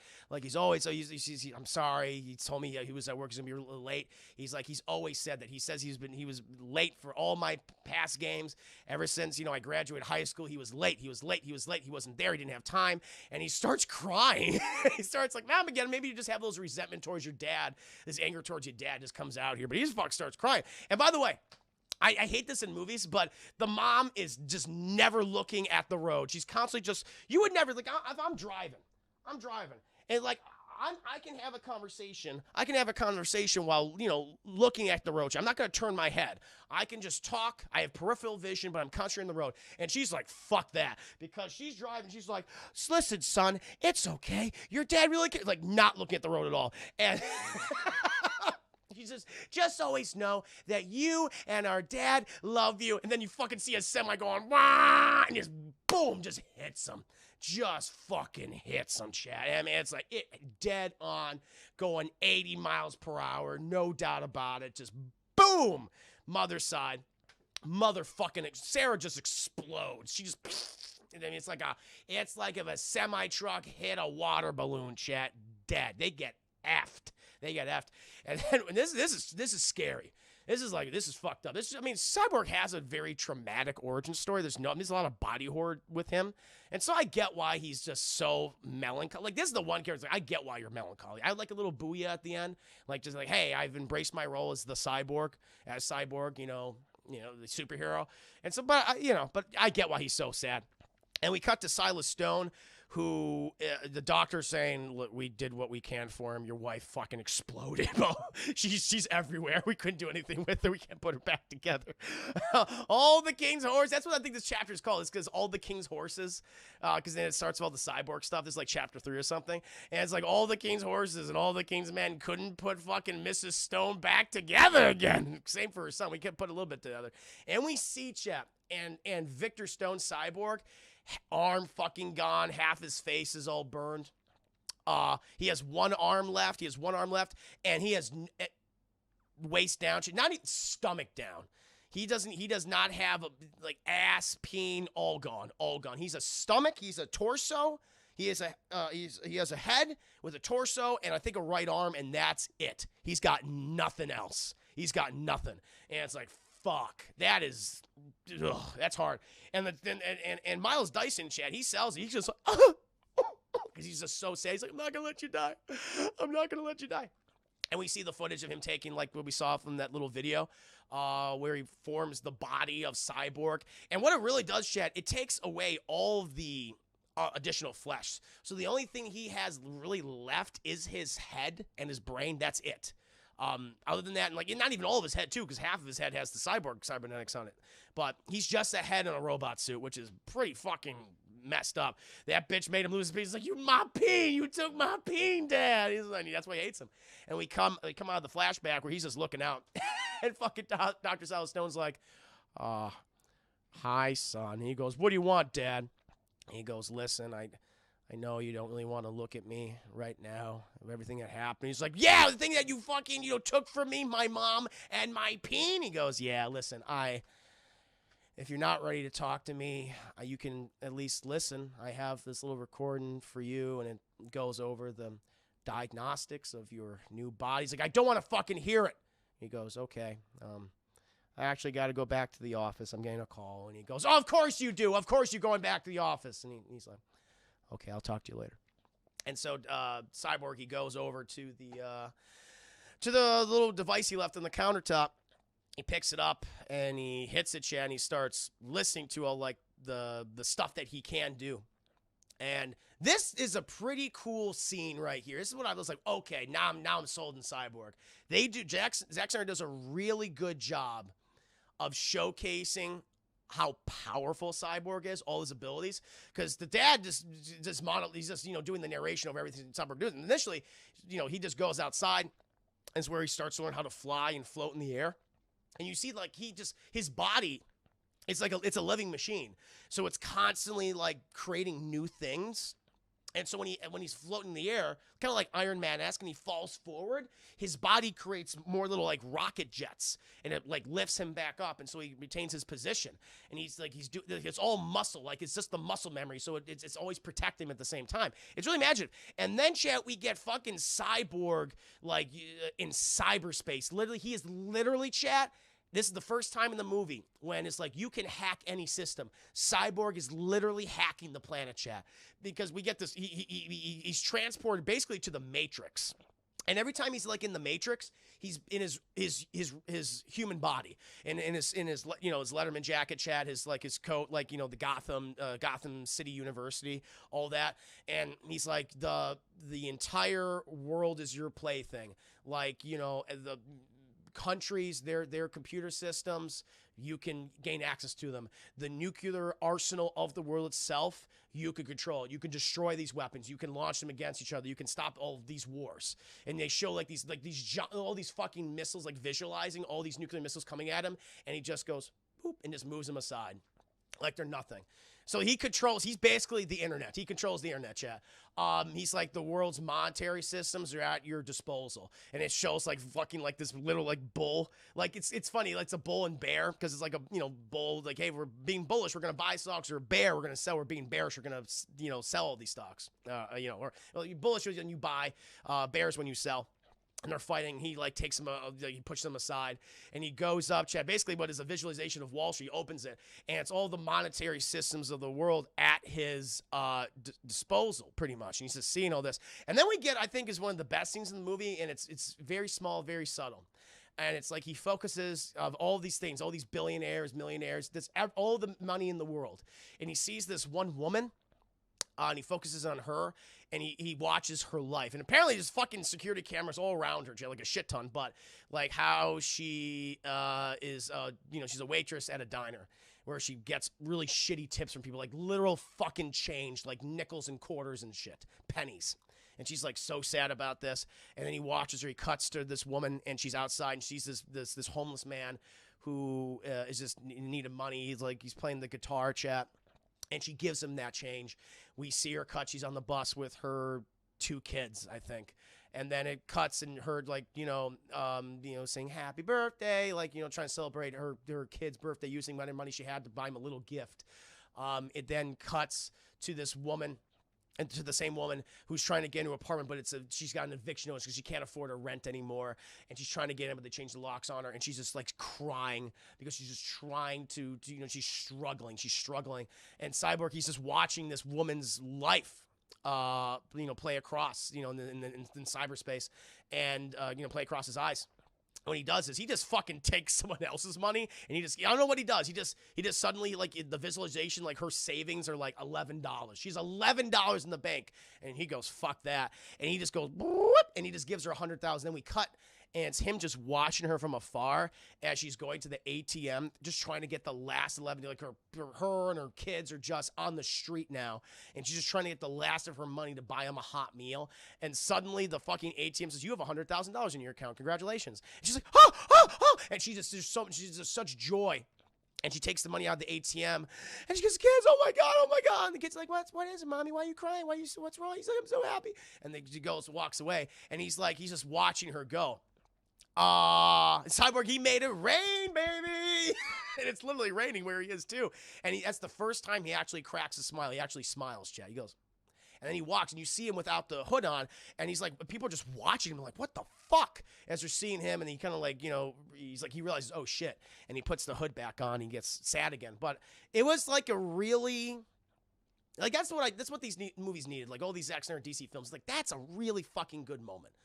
I loved how they just visualized his powers within here in itself. It was really, really cool. Shit, I need my Cyborg to get. We all need check. Get those $1,400 checks. You get a stimmy, and you get a stimmy, and you get a stimmy. It was cool, and Ray Fisher sells it. Like, they were right. Thank you, Avery Penn, for the 35 biddies. And Darklight Anime, thank you for the 30 biddies. Wow-a-wee-wa indeed. But they sell you on Cyborg's powers, not just, his fucking laser cannons and shit, but how his body reacts to things, and just his complete control of the internet. Like, he is literally hacking the planet. And you can see he has a good heart. Like, he wanted to help this one woman. He saved one person. He saved that woman's life. He saved that family's life. And it's like, that's what I'm talking about. What these movies need. And it was like, Zack Snyder did it. And Zack Snyder did it. He gave a lot for Cyborg to do in this film. He's very much, he's a big part of the movie. He is. Thunder, leading the Timothy's. I'm glad Cyborg has his moment to shine. He does. He has several moments in the film. He also fucks a plane later on. We'll get to it. Hack the planet, Cyborg. But then, chat. And when we cut back to, because he's still listening to all this, he's still listening to the audio recording because his father's narrating this entire thing. And then his dad goes, okay, well, now I want to speak to you as your father. And he crushes it. Because he's like, you're not my father. He's not even thinking of it that way. He crushes it, and he scatters it across the table, chat. Like all the broken bits. And then he goes over to the closet where the mother box is, and he grabs it. And he goes to the graveyard chair where he sees his mother's grave and his grave. He literally sees his own grave, chat, right there. And he has like that framed picture of him and his mom, and it says Sarah Stone and Victor Stone died 2015. So that's the kind of, you get the idea. Because this movie, I guess, takes place in 2017, so he's just been living in isolation for 2 years. He's been alone for 2 fucking years. And that'll fuck you up when you see your own grave and it sees the year you died. Because in a way, he did. And he just starts digging. I'm like, oh my God, is he gonna exhume his mother? Like, what the fuck is he doing? This is kind of weird. But he does the thing that the humans did all those years ago, where he's like, this is who I am, this fucking machine, this monster. And he buries the mother box in the grave. It's like, okay. But yeah, no, I totally buy why he resents his father. Totally. I mean, he was never there for him when he was a kid. I mean, yeah, he was paying those fucking bills, got in the GCU, I'm sure, right? or at least help. He's paying his college tuition. But I'll say he just wasn't never there for his son, even though he loved his son. We'll talk about it as it continues on, chat. But he buries the mother box. We then cut back to, oh boy. We cut back to the Superman Park, chat, where they're going into the massive science facility. And Dr. Silas Stone's like, what's up? We had a break-in. All these people are fucking gone. They were abducted. And one of the people saw something. They saw something. And then, and then they show a picture. And it's this bat-like figure. And it's like, that looks like fucking Batman. Do you know what this is? He's like, that looks like Batman. That very much does look like Batman. And also, you want to know about this one missing object. Because because it's all xenotechnology. Like Xeno object number 127-B. And it's like, apparently it's been reported here. It hasn't been in the the inventory. And Dr. Stone's like, I don't know where, but we do know he took it. He took it, yeah, he used it on his son. He's like, I don't know. He's like, what do you mean you don't know? He's like, I just don't know. We never could figure it out, and I don't know who has it right now. I'd be like, okay, you seem very relaxed. The fact that this fucking ancient thing is gone, this piece of xenotechnology. I'd be like, that'd be like, you're suspect number one. That'd be how you just reacted. You're downplaying this. But so clearly, someone is fucking abducting people, and they want to know where the mother box. That's what the parademons want. They're abducting people that might know where mother boxes are. It's like, well, what? Okay, so how are they going to interrogate them? We see this shit, which is actually pretty cool. We then cut to this coastline. And we see these parademons dragging out. This is a cool shot, too. These parademons coming up from the water, Chad, dragging these Atlantean soldiers. And they throw them before Steppenwolf. And this one Atlantean soldier is like, I ain't telling you nothing. Steppenwolf's like, okay. He fucking grabs this guy, and he fucking just flings him. And this is one of the, one of the really violent scenes in the movie, where he hits the back of his head hits a rock, chat, and it's like, you see blood, skull, and brain matter on that walk. And this guy's going, because he can't walk anymore because his fucking back of his head exploded. And Steppenwolf comes up, and he has this little robot face hugger chair, like from Alien, and he puts it on the guy, and he goes, oh! And it projects what his mind has, and like in images, and he sees that, oh, okay, you have the mother box in this ancient temple outside of Atlantis. I'm gonna go get me that mother box, baby, for Darkseid.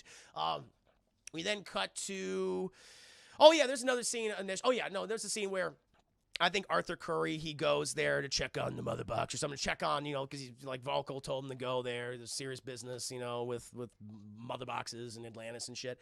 And he meets Amber Heard out there. And this is fucking weird. All the Amber Heard scenes are weird, chat, because now I haven't seen Aquaman in a hot minute. But when Aquaman starts talking to her, she's like, your fucking mother would want you to rule. Fucking Ocean Master is a dick, etc., etc. Amber Heard has a British accent for some reason. She didn't have a British accent in Aquaman, right? I was just wondering. I didn't look it up, but it's like she has like a British accent. Like I'm not mishearing this. Did you guys notice that? Okay, so she did not have a British accent in Aquaman, and I don't think she had a British accent in the theatrical Justice, because all that shit's gone. All those scenes are gone. So I imagine this was the original version, and this is before they were thinking, Mara's going to have like a more aristocratic accent. The accent is only in this film, so that was weird, and it's really bad too. No, you're right; it's the worst British accents. Like she does not. I'm not a big fan of Amber Heard in these movies, and I'm not saying that because I don't know the thing with her, Johnny Depp. I don't know, but I just don't think her characters, like, not that Mara's a bad character, like the character of Mara from the comics. I think that's cool. That hey, not often you have these superheroes and they're just, he has a wife and it's just as powerful as they are. I think that's kind of cool. That's good dynamic. I always think she's just good in the movies, personally. But it really took me out when she started talking. I was like, wait a minute, why might she sound this way? And she's all going off on him. It's like, your mother Nicole Kidman would want you here to rule instead of Ocean Master. But he's like, I don't like you guys. And he swims off. Meanwhile, also, this is before they really figured out how the Atlanteans communicate. So they create those bubbles, as I said before, when he was talking with sweaty, salty, briny William Dafoe. But they also go, ow, ow. They talk like dolphins in this movie. So when they're not in the bubbles, they communicate via, like, I guess they're called trills. Is that the word for it? Like dolphin trills or male, like, hello, Arthur. Like they do that. It's fucking hilarious that the people in the chat with heavy bias against. Oh no. Uh-oh. Chris Tucker sounds. It's Chris Tucker sounds. Hey, Alwino, I've been praising a lot of the parts of this movie so far, man. This is the most positive I've been about Zack Snyder film. I was talking about how much I'm loving all the Cyborg stuff. There's a lot of stuff I'm liking in this movie. Don't you worry. Yeah, it's flipperies. But it's like they like talking like that, and eventually they go inside the temple where they have it, and this is apparently this is downtown Atlantis where there's no lights and everything. Everything's green, you know, and gray in there and brown, and they go and everything's covered in fucking brine and salt. But they go inside there, and then boom tube, baby, boom, and who comes out of that boom tube? Steppenwolf. And he starts fucking these people up, Chad. I'm not saying he's like, I'm gonna punch you. No, he starts slicing and dicing. And it's cool, and because a lot of this scene, thankfully, is not in slow motion, which I appreciate. And he's cutting these people in half, and you see their blood trails, like this, all this blood, because it's coming out in the water, mixing with the water. It's really good. He's fucking all these people up. Mara, oh man, I will say though, Mara gets a really scary fucking move in this movie, Chad. It's like, holy shit. I was taken aback by it, but he's killing all the Atlanteans, and she fucking rams right in him. Devil's Hand with the big booty butt. Welcome, Devil's Hand. Hope you're doing very well. Good to see you. Thank you for the big booty. Welcome. So he kills all the Atlantean guards. He's slicing them in half. He's grabbing them, just smushing them against walls, throwing them against pillars, going, just doing that. And then Mara, she runs into him. She gives him a little run for his money. She fucks him up a little bit, and then eventually though. He like, oh, because what she does is she changes like the setting for him, so she creates one of those bubbles, and when he's swimming at her, he goes fuck, and he falls forward and he lands on the stone and like fucks up his head. He's like, oh my god, like he didn't expect that. Got him on there. He fucking, you know, he bamboozled him, chat. She bamboozled him. He's like, all right, fuck that, and you know he jumps up at her, grabs her, they go back in the water, and he slams her against the stone wall of the temple. And she creates, like, she's struggling to create another bubble. She creates another bubble, like a little small pocket. And she does something where I'm like, okay, this is pretty cool. Where she starts sucking all of the water out of him. Like, she starts sucking, like, all of, like, you know, because, you know, humans, we're like 75% water. She literally starts sucking all of the water out of his pores and eyes and mouth. He's going, oh! And then she starts sucking the blood out of him, chat, using her water power. I was like, whoa! It was really scary. He's like, fuck! And he freaks out. And he just fucking, like, slams her and throws. He just need to get her off of him. It was a really, really cool scene. And so he falls. He's like, and he's trying to get the water back inside of him. He's like, I need a minute. He needed a minute after that one. It was a cool. I did not expect that. That's her power. Nice. But then he sees the mother box, about to grab it. And then fucking, you know, Aquaman comes in there, Chad, with the power of, my man, woo, and he fucking beats the shit out of Steppenwolf. Chad, they go back and forth, slam him in the walls and everything. Aquaman's using his mother. No, he doesn't have his mother spear yet. Not at this point. Eventually, though, Steppenwolf, he slams Aquaman inside this pillar, just embeds him in there. He's like, fucking Jesus. And he just takes the mother box and gets out of there, Chad. And at this point, you know, Aquaman, he goes over to Mara, say, hey, girl, how you doing? And they start talking. She's like, see, this is why we fucking need you, Arthur. You got to stand up. You must be the Aquaman. He's like, my girl, I will. Eventually, then, Chad, we cut back, and Steppenwolf, he puts in the little, he puts the mother box inside the fucking thing, inside the graphite in there. And he's like, all right, cool. I got it. Also, I think he has, no, not at this point yet. Not at this point. When he puts it in there, I think he might have another conversation with the Saw. I'm not sure. Maybe not yet. But he puts that in there. It's like, cool. And, oh, that's when he forms. That's it. He goes back. He puts the mother box inside the graphite, and that's when he gets that big old cocoon. He makes the big old red egg cocoon around him, like that's made of the fleshy meat, meat, and it forms around the entire Chernobyl complex, and just the entire city and town. And I think Desaad calls him up. And, you know, he's like, where is the final box? Steppenwolf is like, I will find it. My parademons have captured those who have the mother box. And we will soon obtain the information. And he goes, good. For Darkseid. Yes, for Darkseid. And, you know. And then the parademons have been taking these people in Gotham City. Meanwhile, I think that's when, oh yeah, so at this point, Bruce and Diana, they're like talking, okay, we gotta fucking unite, we gotta get these people, we gotta eventually get these people, I gotta start having some conversations. She's like, cool, I'm gonna hang out with Alfred and have like a really cute scene with him, and it's gonna be super adorbs. And he's like, go do it, girl. And so he goes to Central City, because it didn't work out with Aquaman, it didn't work out with him, so we're gonna go with fucking Barry Allen. And so at this point, he's we talked to Barry Allen chat. I guess he's after a day at the pet store he works at, and apparently he lives in a fucking warehouse. Opens that shit up, turns on this circuit breaker, which is very scary because all these sparks and everything. He goes in there, chat, turns all the lights on, and he has this giant. It's kind of like his little bat cave, if you will.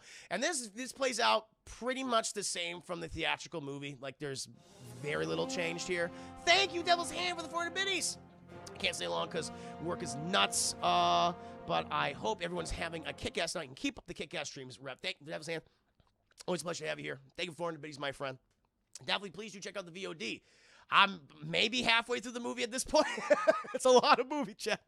We got a lot of fucking scenes to go. We got a lot of scenes to go.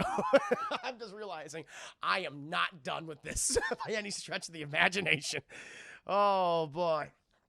Oh, my God. Whew. I think I might be halfway. Maybe I'm halfway. I don't know. It's been 2 hours. I know. That's what I said. I think I started this like, what, 30 minutes in? Yeah, chat. Okay, so where are we? Oh, yeah. So this is exactly from the movie where, he's like, Barry's like, you're sitting in my second favorite chair. He's like, yeah.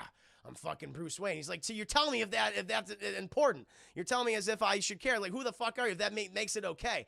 And he's basically saying, like, I know you're the fucking Flash, Barry. Barry's like, I ain't the fucking Flash. He shows him the footage of him taking that milk. He's like, well, that's clearly not me because I don't drink milk and everything. I mean, I see this individual, this man with long hair, which I do not have. He seems to be a very handsome Jewish boy. Is Barry Allen Jewish in the comics? I guess he is. I never knew that.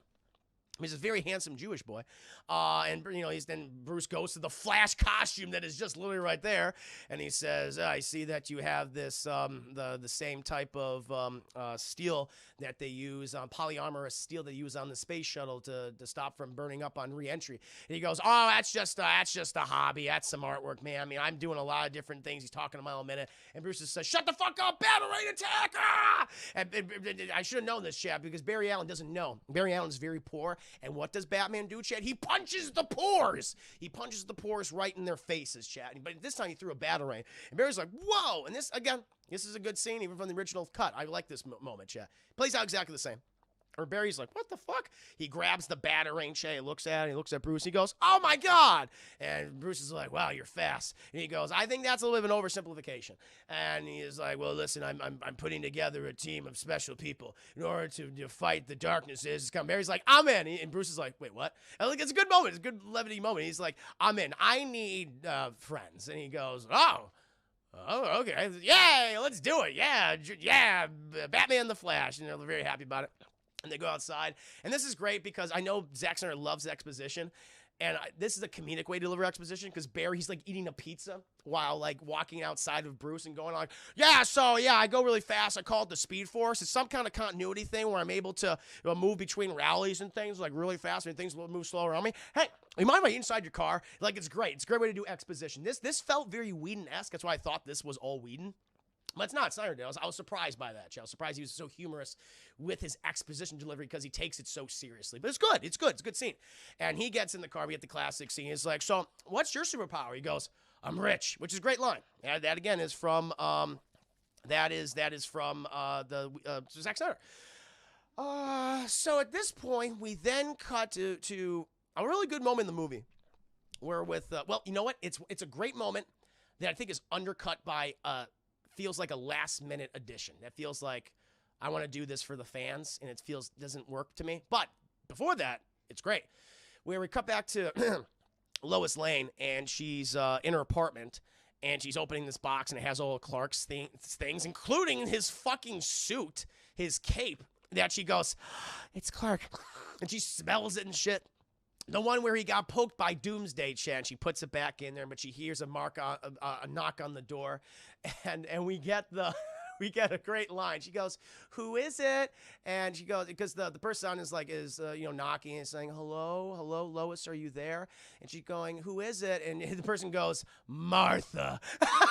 I thought was that Snyder? I think that was Zack Snyder, like, kind of be like, "All right, I'm gonna have a little fun with the Martha thing." Like, it's obviously like Martha. I thought, okay, like, Martha. How do you know that name? It's like, well, you know that name. You know that name, don't you, Lois?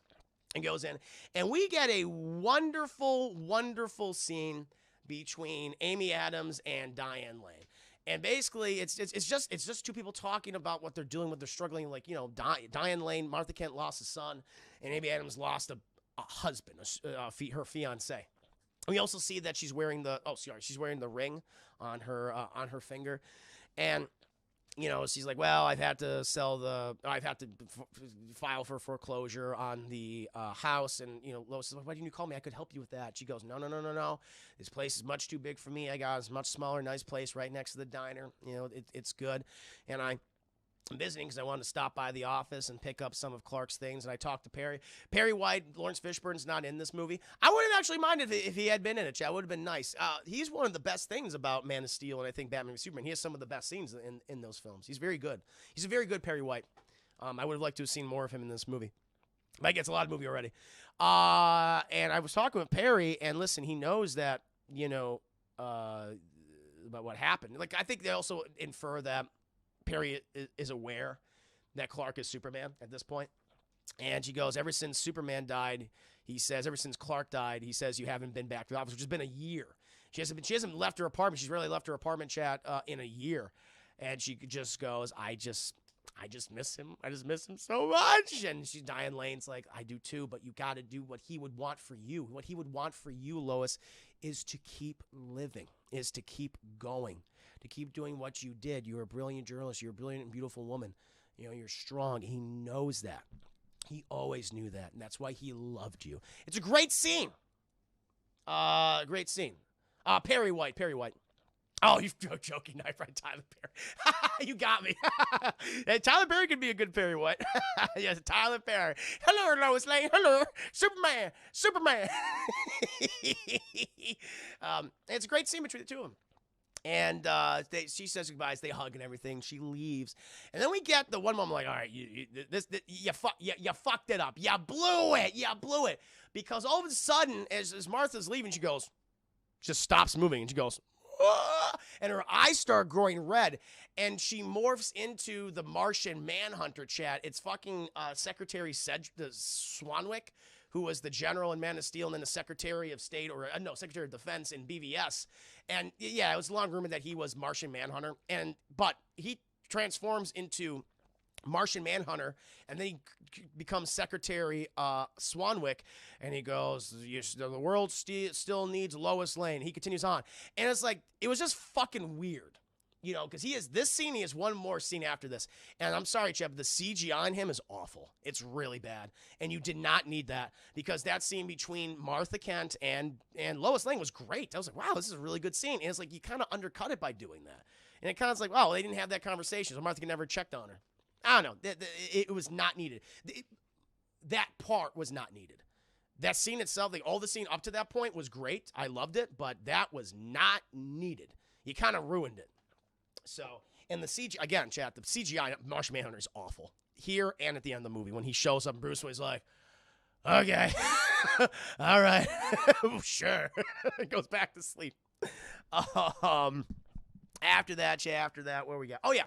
So then we cut to, who is it? Oh, yeah. Well, Bruce and Barry, they're fucking getting out off the plane. Oh, yeah, no. What actually happens, chat, my mistake, I'm sorry. We cut back to Dr. Silas Stone. Thank you, Mr. Nominator, for the 10 bitties. What if someone left their apartment when he was transforming? Yup. He was like, you must die. You have to kill them. You'd have to kill them. I agree with you. But so here's dude is it's probably Superman. He just said this. I'm right there with you. Yeah, it was a mistake to include him here. It doesn't make any sense. Yeah, that's one of the flaws of the movie. But so far, there's a lot I like, bitch. I bet you're surprised I'm being so positive throughout this review. Like I said, it's better. What where are we at this point? Oh, yeah. So Dr. Silas Stone, he's coming home from work, and he finds the little recording device he left for his son just destroyed because, you know, Superman's... Or not Superman. Oh, no.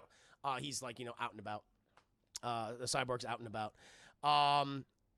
What happens here? Oh, yeah, and so he sees the closet. He sees the mother box has been taken. He goes, oh, Jesus, Victor, no. And apparently he has no peripheral vision because a parademon is right in the room with him, like right next to the closet. It's like, how did you not fucking see this thing? This is a small apartment. He goes, I'm going to get you, I'm going to get you. And he grabs him, he takes off of him. Chad's like, uh-oh, Dr.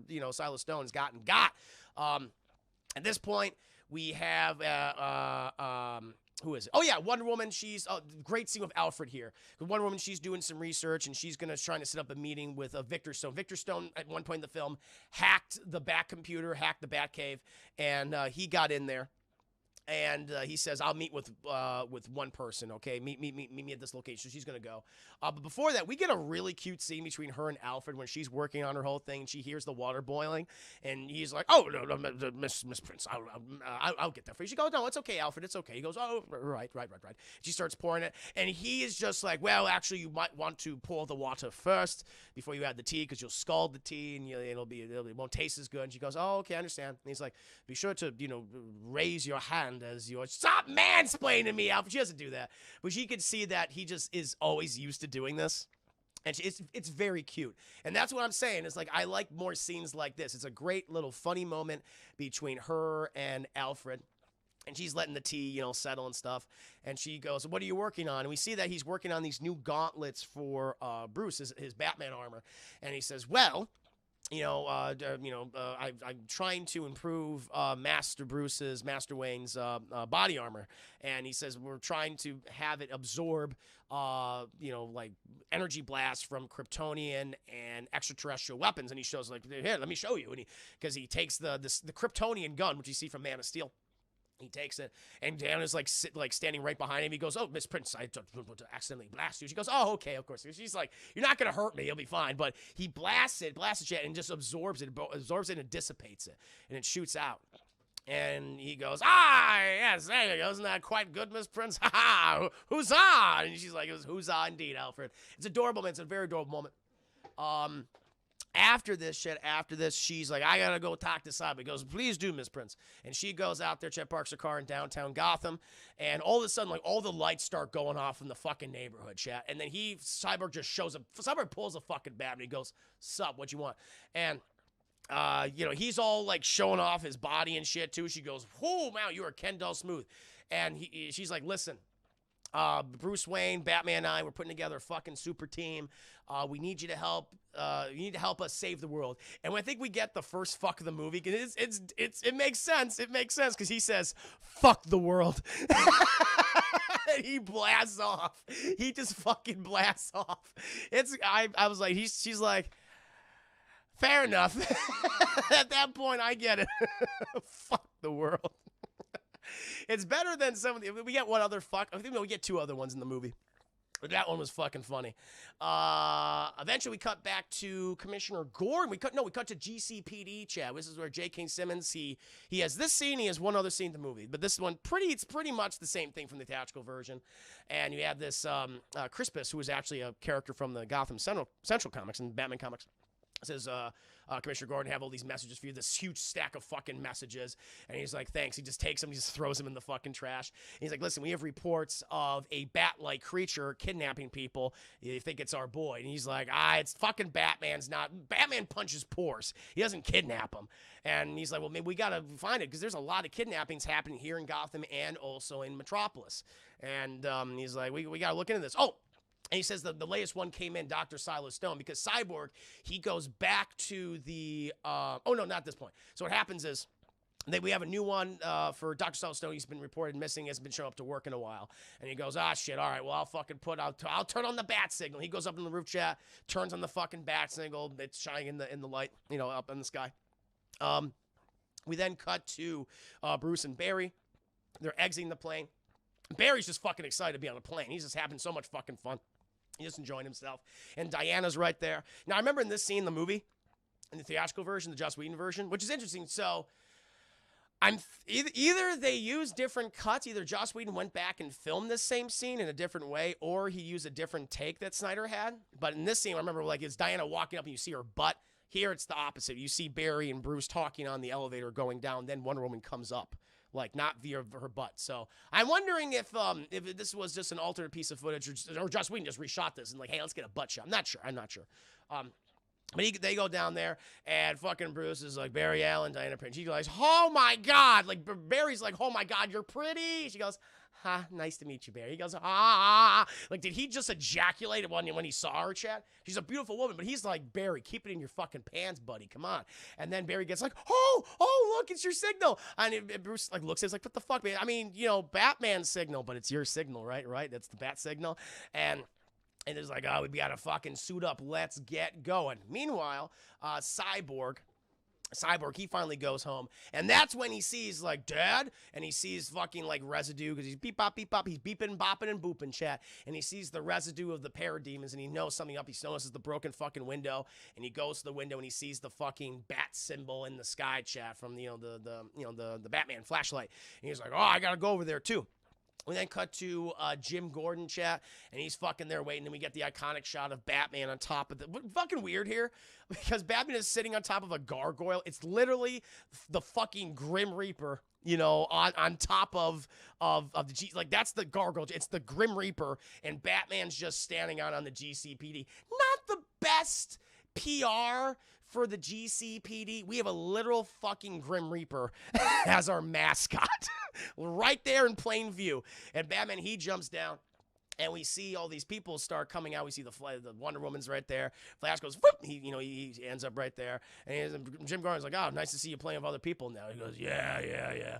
Actually, they changed the dialogue here. I don't think he says that line, but it's kind of implied, like, oh, shit, you're working with other people now again. He goes, yeah. Eventually, he starts talking. It's like, we have all these fucking missing people's, cases, from Metropolis is connected to this, the Superman research center here. It's fucked up. And we have this, all these additional people. And then Silas Stone comes, or no, Victor Stone. He says, we have another one too, my dad. And they go, oh shit, it's a robot.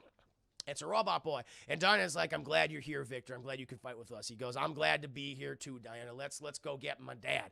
And Jim's like, you probably need some more stuff, though. I have some more, possible locations of where they are. And he turns around. They're all fucking gone. Because apparently they're getting some reports that they're on this island. I think that... Oh, no. Cyborg figures it out. He says, like, I can have the heat signatures. I can track these people or something. And they're on this Stryker's Island. And Jim Gordon, he turns around. And they're all fucking gone. And the only person there is Barry. He goes, oh, shit. They just fucking left. That's rude. And then he takes off, and Gordon's like, yeah, fuck, I've been dealing for 20 years. Very fucking funny, very fucking funny. So that was a Zack Snyder scene. That was not a Joss Whedon scene, as I originally assumed, Chad. It was Zack Snyder. It's good. Eventually, the Batman, he has this giant fucking bug robot.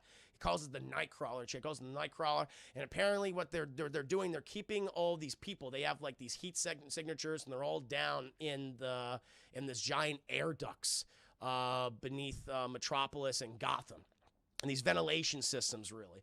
And so they go there, they park the Nightcrawler outside. And they all fucking walk down the stairs. Like, I don't know if they'll walk up the stairs to where they think they might be. And I feel like they just did this for Batman because, like, literally all of them could, like, go super fast. But they're like, well, Batman can't do it. So, and they go up the stairs. At this point, Diana's like, okay, we all got to fucking work together and help these people, right? And so she just, over this precipice, it shows, like, how they handle certain situations. And Barry's like, okay. And he just immediately goes over. He goes, oh, I guess we didn't kind of do that together, did we? And Diana jumps over. And then Batman and Cyborg have a moment where this is from the movie of like the theatrical version. It's like, this is stupid. For whatever reason, no one knows no one knows about Batman because Cyborg goes up, like Cyborg, who's been living in Gotham all of his entire life. He was raised in Gotham, and he goes, "I never thought you were real." It's like, how do you not know? He's been there for 20 years, and the Batman's response is, "I'm real when it's convenient, and when it's useful." And he grapples over there, and Cyborg flies over there. But for whatever fucking reason, people just do not know. About Batman. Like Clark Kent, did not know about Bruce Wayne or Batman, didn't know that Batman exists until he lived in Metropolis, until he heard it that one day. It doesn't make any sense. He's been doing this for 20 years. All right, it's one of those inconsistencies. So here's again. But eventually they get, they track all the people down there. And I love it because it's literally straight from Scooby-Doo, where you see, it's hilarious, where you see Barry peek, like behind this door, like, inside the door, like peeks inside, and then it's Diana, and then it's Batman, and then it's Cyborg. It's like straight from fucking Scooby-Doo as they're watching this interrogation being done by Steppenwolf. He's fucking with Bob the janitor. He's got the little robot face hugger on poor Bob. And Bob's like, I don't know anything. I want to go home and see my wife. He's like, that is your weakness, a family. And Silas Stone is there. He's like, fucking leave him alone, you asshole. It's like, he doesn't know. He doesn't fucking know. And Steppenwolf goes, okay. And he fucking throws poor Bob the janitor into a wall. Thankfully, Bob's okay. He just, probably spinal injuries up the wazoo, but he doesn't get his head slammed on. Bob's gonna make it, yeah. Bob the janitor's gonna fucking make it. Thank God. It's straight from fucking Scoob. I'm like, you gotta be. I didn't mind it. I thought it was funny when they had them all peeking over the door, and like each of their heads are going up and higher than the next one. And so fucking Steppenwolf, he grabs fucking Dr. Silas Stone. You reek of mother box. Let us see if you know its location. He has a little spider rabbit. Also, the spider rabbit, like, it goes from Bob and it climbs up, like, Steppenwolf's leg. Thought that was pretty cool. I climbed up him and then it went over to Dr. Stone. Then he goes there the one video. I don't get that. People around the world can find out little festivals happening in California. I'm sure it manages up as a bat, beating up poor people, which are allowed to. Yes, it's a huge flaw. I do not understand that. It doesn't make any fucking sense. But then fucking Cyborg, he's like, Dad! And he fucking flies down there. He hits Steppenwolf. Someone goes, fuck, what the fuck hit me? He starts to get blasted by his laser gun. And eventually everyone's like, oh, shit. No, by the way, fucking Batman, Flash, and Wonder Woman are like, should we go down there now? Should we go down there? And Cyborg starts fighting Steppenwolf and the Parademons. They all fucking jump down there. And Steppenwolf has a really personal vendetta against Wonder Woman in this movie because he's always like, the Amazon, stronger than your kin. Like, every time he says the most dialogue to her.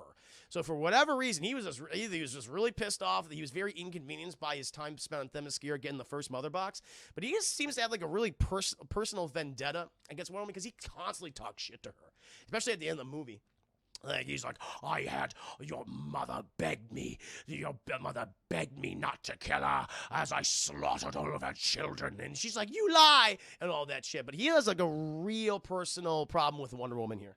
He's a toxic man, Chad. He's toxic, okay? Always mansplaining about the mother boxes, okay? Take it easy. Oh, for Big Daddy Darkseid. And so he's like, I will handle the Amazonian. You take on the others. And so him and Wonder Woman, they have a fucking big old battle, Chad. Big old battle. At this point, Batman's like, I'll keep the parademons off you. And Batman's like, punching the shell of the parademons. And meanwhile, Cyborg, he's going to evacuate all the people. And Flash is like, I don't know what to do. Guys, we're not working together. And we get these great scenes of like, because he's going so fucking fast, he just pushes the parademon, like goes, boop, and it hits a wall and explodes, Shaq, because he used just the lightest touch, and it just explodes against the wall. And it's great because Victor Stone is trying to, like, they have to go up. They have to go up because they're all down the bowels of Gotham Harbor, right? And so Flash is like, okay, we gotta go like a little faster than this. And he goes up. And Cyborg's like, it's okay, I got this. Just scout ahead. And fucking Barry goes like up to the next level. He goes, it's pretty safe up here. I'm gonna go to the next level. He goes, whoop, yep, still pretty good. It's really funny. Thinking back to the is because she's of old god blood. He's new. Yes, he said, you smell of old god blood. I think that's what he says too. And so they go up there. Eventually they exit, and but all this fucking debris starts to fall because of the fight going on inside with Batman with the parademons and Wonder Woman with Steppenwolf. And Barry's like, oh shit, and he manages to just kind of dissolve all the debris as it's coming down on people, or he's removing it, or he's punching it so fast it just turns to dust. It's a cool scene, but he misses one piece of debris. This is just about to land on fucking Bob the janitor and Dr. Silas Stone. And Cyborg goes, pew! He shoots and explodes out of the air. And Cyborg's like, listen, I'm going to get these people off of here, back to the mainland. Go down there and help them fight. And Barry's like, oh, yeah, fight. Yeah, I'll go do that. Thank you, Marvel Buff Nerd, for the 15 biddies. Appreciate that. And so we cut back down the fight. This is a good fight sequence, Chad. It's very well choreographed. Batman is taking all of the parademons, Chad, using every fucking, batarangs, his grappling hook and shit. Oh, it's funny, though, because the parademons, they forget that they can fly occasionally, which I think is funny, because he will literally kick a parademon, and the parademons all have wings, and when they get kicked, Chad, they just forget to fly, because they start, falling and shit, and they hit the ground, and they're splatting everywhere. Diane and Steppenwolf are pretty, this is a difficult fight. They're slashing at each other, and he's throwing her around and things, and she loses her sword at one point, and she's trying to grab at it, Chad, and the Flash enters the battlefield. Oh, yeah, this point, I think that Batman, he also gets in the Nightcrawler. So he gets back, and he's getting blasted by all these parademons. He's like, I need to fucking take cover. He goes inside the Nightcrawler, takes control, and he starts blasting these things. This is crawling up the chamber that they're in, which is cool. It's cool. I wish they had the original music from the theatrical version, which had little elements of Danny Elfman's score. Here, it's just the blah, blah, blah, blah, blah, the Batman score from BVS, which I'm not a big fan of. But they had that playing, so whatever. But then Flash, he sees all this going around. He's like, okay, I got to help everybody. And he just does, it's the Quicksilver scene. It's a Quicksilver scene, which I don't mind at all. He's running, and he's doing that. Fucking Ezra Miller run, which doesn't make any sense. Is this how I run? Is this running? He's running. But we get that great scene where he's seeing Wonder Woman, and he goes, boop, with her sword. And he's like, yeah, and she grabs it, chat, in midair, super slow, but he just touches it, touches a little bit, and he fucking trips. He trips and goes, pooh, he knocks the wind out of himself. He lands on the bottom, chat. Doesn't land into the sweet bosom of Wonder Woman, chat. That was, I guess, a Joss Whedon scene. That's not there. That was cut. And he goes down there. Wonder Woman, she falls, but she fucking throws Steppenwolf down this no. Yeah, she throws him down this tunnel. He tumbles all the way back there. Oh, yeah, but I think Barry gets shot. Oh yeah, I think one of the parademon blasts gets him in the thighs, and he's like, ah! He's screaming. I mean, it cut him good. It cut him real deep, Chad. He needs his fucking legs. And they also established that apparently Barry can heal really fast, and I don't know if that's because he reverses time for the wound. I'm not sure, but. He has okay, Barry, gotta heal. He does it here, and he does it at the very end of the movie. And I'm not sure how he's doing it. I can only assume he's moving his molecules so fast, or he's just maybe he's just aging the wound till it's healed again, or he's just going back in time. But he must be moving his body in some specific way to heal himself. It's just interesting, but they don't really explain it very well. And then, fucking Steppenwolf, he's flown all the way back down this tunnel. And Batman, he's in the Nightcrawler, and he just starts shooting Steppenwolf's trying to he's blocking the bullets of the axe, and Batman starts firing oh no, that's what it is. Because I think Batman at one point, he gets out because his parademon's trying to get, Barry is being carried away by these parademons at this point because he's injured, and Wonder Woman, she cuts one of their heads off, and this one still got buried, but then Batman, he fires the grappling gun into it, and grabs it, and he drags it back down, he lights it on fire at the Batmobile. And then Steppenwolf, he's recovering. He's moving forward towards them. Cyborg, he jumped, Alfred had control of the Nightcrawler for a little bit, because, he was piloting it remotely. And, Cyborg comes in and he's like, don't worry, Alfred, I have control. He's like, okay, thank you, whoever you are. He doesn't know who he is. And Cyborg takes control of it, chat, and he's, firing everything at Steppenwolf, and, nothing's hurting him. The bullets are bouncing off. He's bouncing off his axe. They're firing the missiles. Steppenwolf's dodging him. He grabs one out of the air. Kind of similar to the original fight, but it's better choreographed. The CGI looks better here. There's no doubt about that. It's just very gray and blue and black. That's just how it is. That's his ZACK SNYDER'S color palette. And he just oh, fuck you for Darkseid. And he, lets go of the missile and hits the side of the wall. And he boomed, I'm boom tube out of here, bitch! And he boom tubes out of there, and the tunnel's gonna flood, drowning the heroes. But uh-oh, chat. Oh no, they're running oh shit, they're trying to help Barry and everything, trying to get back to the Nightcrawler. But thankfully, chat, they see Aquaman coming. Aquaman's like, my man, what's up? And he uses the power of the trident like his grandpappy did, Grandpappy Aquaman, chat. And he's pushing the water back so they have time to get on the Nightcrawler, and they start climbing up with it, and it's all damaged and shit, but they manage to get up there, and Batman, Wonder Woman, Barry all hanging on there for dear life. But they're saved. After this, they all fucking, they all meet up, and they go, shit, well, we got our asses kicked there. What do we gotta do? We gotta find this other mother box at this point, and fucking Cyborg's like, I know where this mother box is. I know it is. But then, chat, we cut to Steppenwolf. And he, for whatever reason, he's like, I'm getting a funny feeling about something. There's something about this, and he gets either he boom tubes to a new area. Something like causes him to do this, but he has like a funny feeling, and he goes to, I guess, is the original location of the battle from like thousands of years ago. And he goes, wait a minute, and he hits his axe against the ground. And it causes the magma thing to appear. And he's like, ah, shit, it's the anti-life equation. The anti-life equation is here, which is what Darkseid has always wanted. And so then he goes back to Chernobyl, and he appears before, he summons Desaad, and Desaad's like, why have you not brought us the final mother box? Like, please, I have located the thing that our Lord wants most. And he's like, anti-life. And he goes, yes, I do. He's like, hold on a minute. And he's like, okay. And all of a sudden, he's just, waiting. And all of the parademons start to bow, like, randomly. He's like, huh?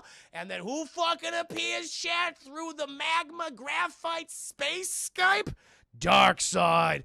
And he's like, oh, Steppenwolf just, he takes off his tendril armor, like his his little metal clinky armor.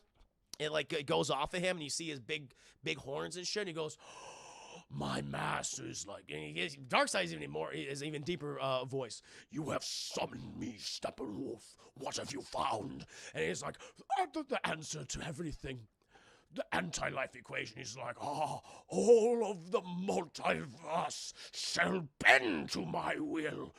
You will get the third mother box, and your redemption shall be complete.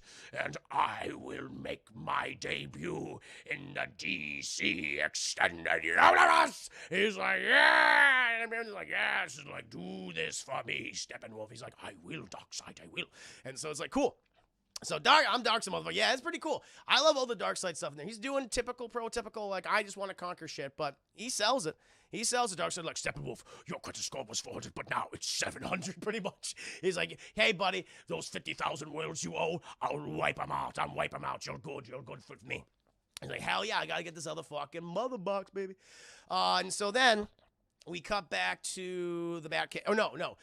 They gotta get the fucking mother box. And so they go to the grave of Cyborg. Like, why the fuck did you bury it? He goes, yeah, because it was metaphorical. It's like me, but not me, and I'm dead, but then I'm reborn. Hey, whatever, man. And they bring the mother box back to the this is not the Batcave. This is like some Wayne-owned warehouse or something where they have, this is the great scene, because they walk in there, and Cyborg, he sees the ship that Bruce has been working on, and Cyborg's like, I'm gonna fuck that ship. I don't know why. Because Aquaman's like, what's that big piece of shit over there? And he goes, that's a ship. All she does is she wants to fly. I can talk. He's like, you can talk to her? I can talk to all machines, man. They speak to me. And Aquaman just looks at him like, you're fucking weird. And he just walks away. It's a great scene here. It's really, really funny. That's what I'm talking about. These are the scenes this movie needs, Jeff. So Aquaman's like, okay, bro. And he just keeps walking. I just love his, like, all right. He keeps going. Cyborg's just like, oh, the whole time. Eventually they all gather around this table, and they put the mother box on there. And then we get a lot of exposition during the scene about the mother boxes. We get another explanation. This is like, you could have cut down this. You could have got down the nitty-gritty details very quickly. And it's the same thing Wonder Woman said earlier. The mother boxes, when you fucking bring them together, they fucking form the world of their chosen master's homeworld and shit. It's like, I get it. All right. I don't need to hear this. But they say, what we learn here, I think this is the first time they really get into it, is that the mother box, as Cyborg explains it, is it changes matter. It doesn't destroy matter. It literally changes matter. And that's when he talks about how it changed me. I think that's when maybe we get the scene with him. Oh, yeah, because he does the origin story of the mother boxes, how they were first found. Or when the human mother box was first found. And he says it was first found by the Nazis during World War II. And this is straight from Captain America, the First Avenger. But I was like, okay. But I like how he does his exposition here. Like, this is the one point of the exposition that's pretty cool, where he's in his Letterman jacket, and he's literally walking down, this cobblestone street. We have all these fucking Nazis walking around him, too, but they don't notice him. It's because, it's like basically him telling the story. Because, if they saw an American black man walking down the street in Nazi-occupied France, they'd go, oh, that is a black man here! And they would be very upset by that. They would not like that, chap. But it's the same exact scene, M. Xavier, as the Tesseract. Except Yeah, that's what it is. But it's like, all right. I mean, both of these comic book companies did a shit ton with Nazis. I was like, I'll allow it. Because I like what they did here. Because Cyborg's just going through history, talking about the mother box, like wearing his Letterman jacket, because that's his chosen favorite form. And so he's continues to walk and explain. It was found by the Nazis and eventually was acquired by Star Labs. It was taken by the Americans after the end of World War II, and then Star Labs formed. And, our technology's been trying to understand the mother box. It's only been used once. And my father managed to he's been dormant the whole time, but they managed to activate it, and it created my body. And Aquaman's like, hey, bro, I don't think I can trust you. That thing made you, and that thing is Darkseid's thing, bro. I don't like you, bro. I don't like you. He's like, don't call me bro, man. Don't call me man, bub. And they go back and forth and shit. And but everyone's like, wait a minute. So this thing can literally save a human being. It made you a new body. It brought you back, right? And he goes, yeah. Well, why don't we fucking bring back? And they're like, oh, him. And they're like, oh. And Barry says, we're talking about Superman, right? Yes, Barry, we're talking about Superman. He's like, okay, I just want to confirm. And then Cyborg goes, he does like a little PowerPoint presentation or like a hologram where it shows Superman flying around and shit. It's like, let's bring back the big blue Boy Scout shell. Let's fucking do it. Great, what's the fucking plan? We have a plan, right, guys? And they'll go, yeah, we do. And they all walk away. And Barry's like, no one's told me the plan, which is really funny. After this, Chad, we cut back to Metropolis, where Amy Adams, she's like, my tummy hurts. And she gets up, Chad. She's like, my tummy. And she opens up her drawer, Chad, and what do we see? A pregnancy test. Uh-oh. There is which doesn't make any fucking sense, because this is how long does this take place after the events of Batman v Superman? Because I thought they said a year. Or is it a couple months? Or is it a month? Like, I don't know. I'm curious. I don't know. It's a year? So why the fuck is she pregnant? Wait a minute. That doesn't make any goddamn sense. So that's the big fucking reveal here. Is we found out at the end of the movie that she's pregnant. And Batman? Oh. Are you serious? Kryptonian babies take 27 years to be born? Thick 6 months? She would be showing by then. She'd have a big old baby bump.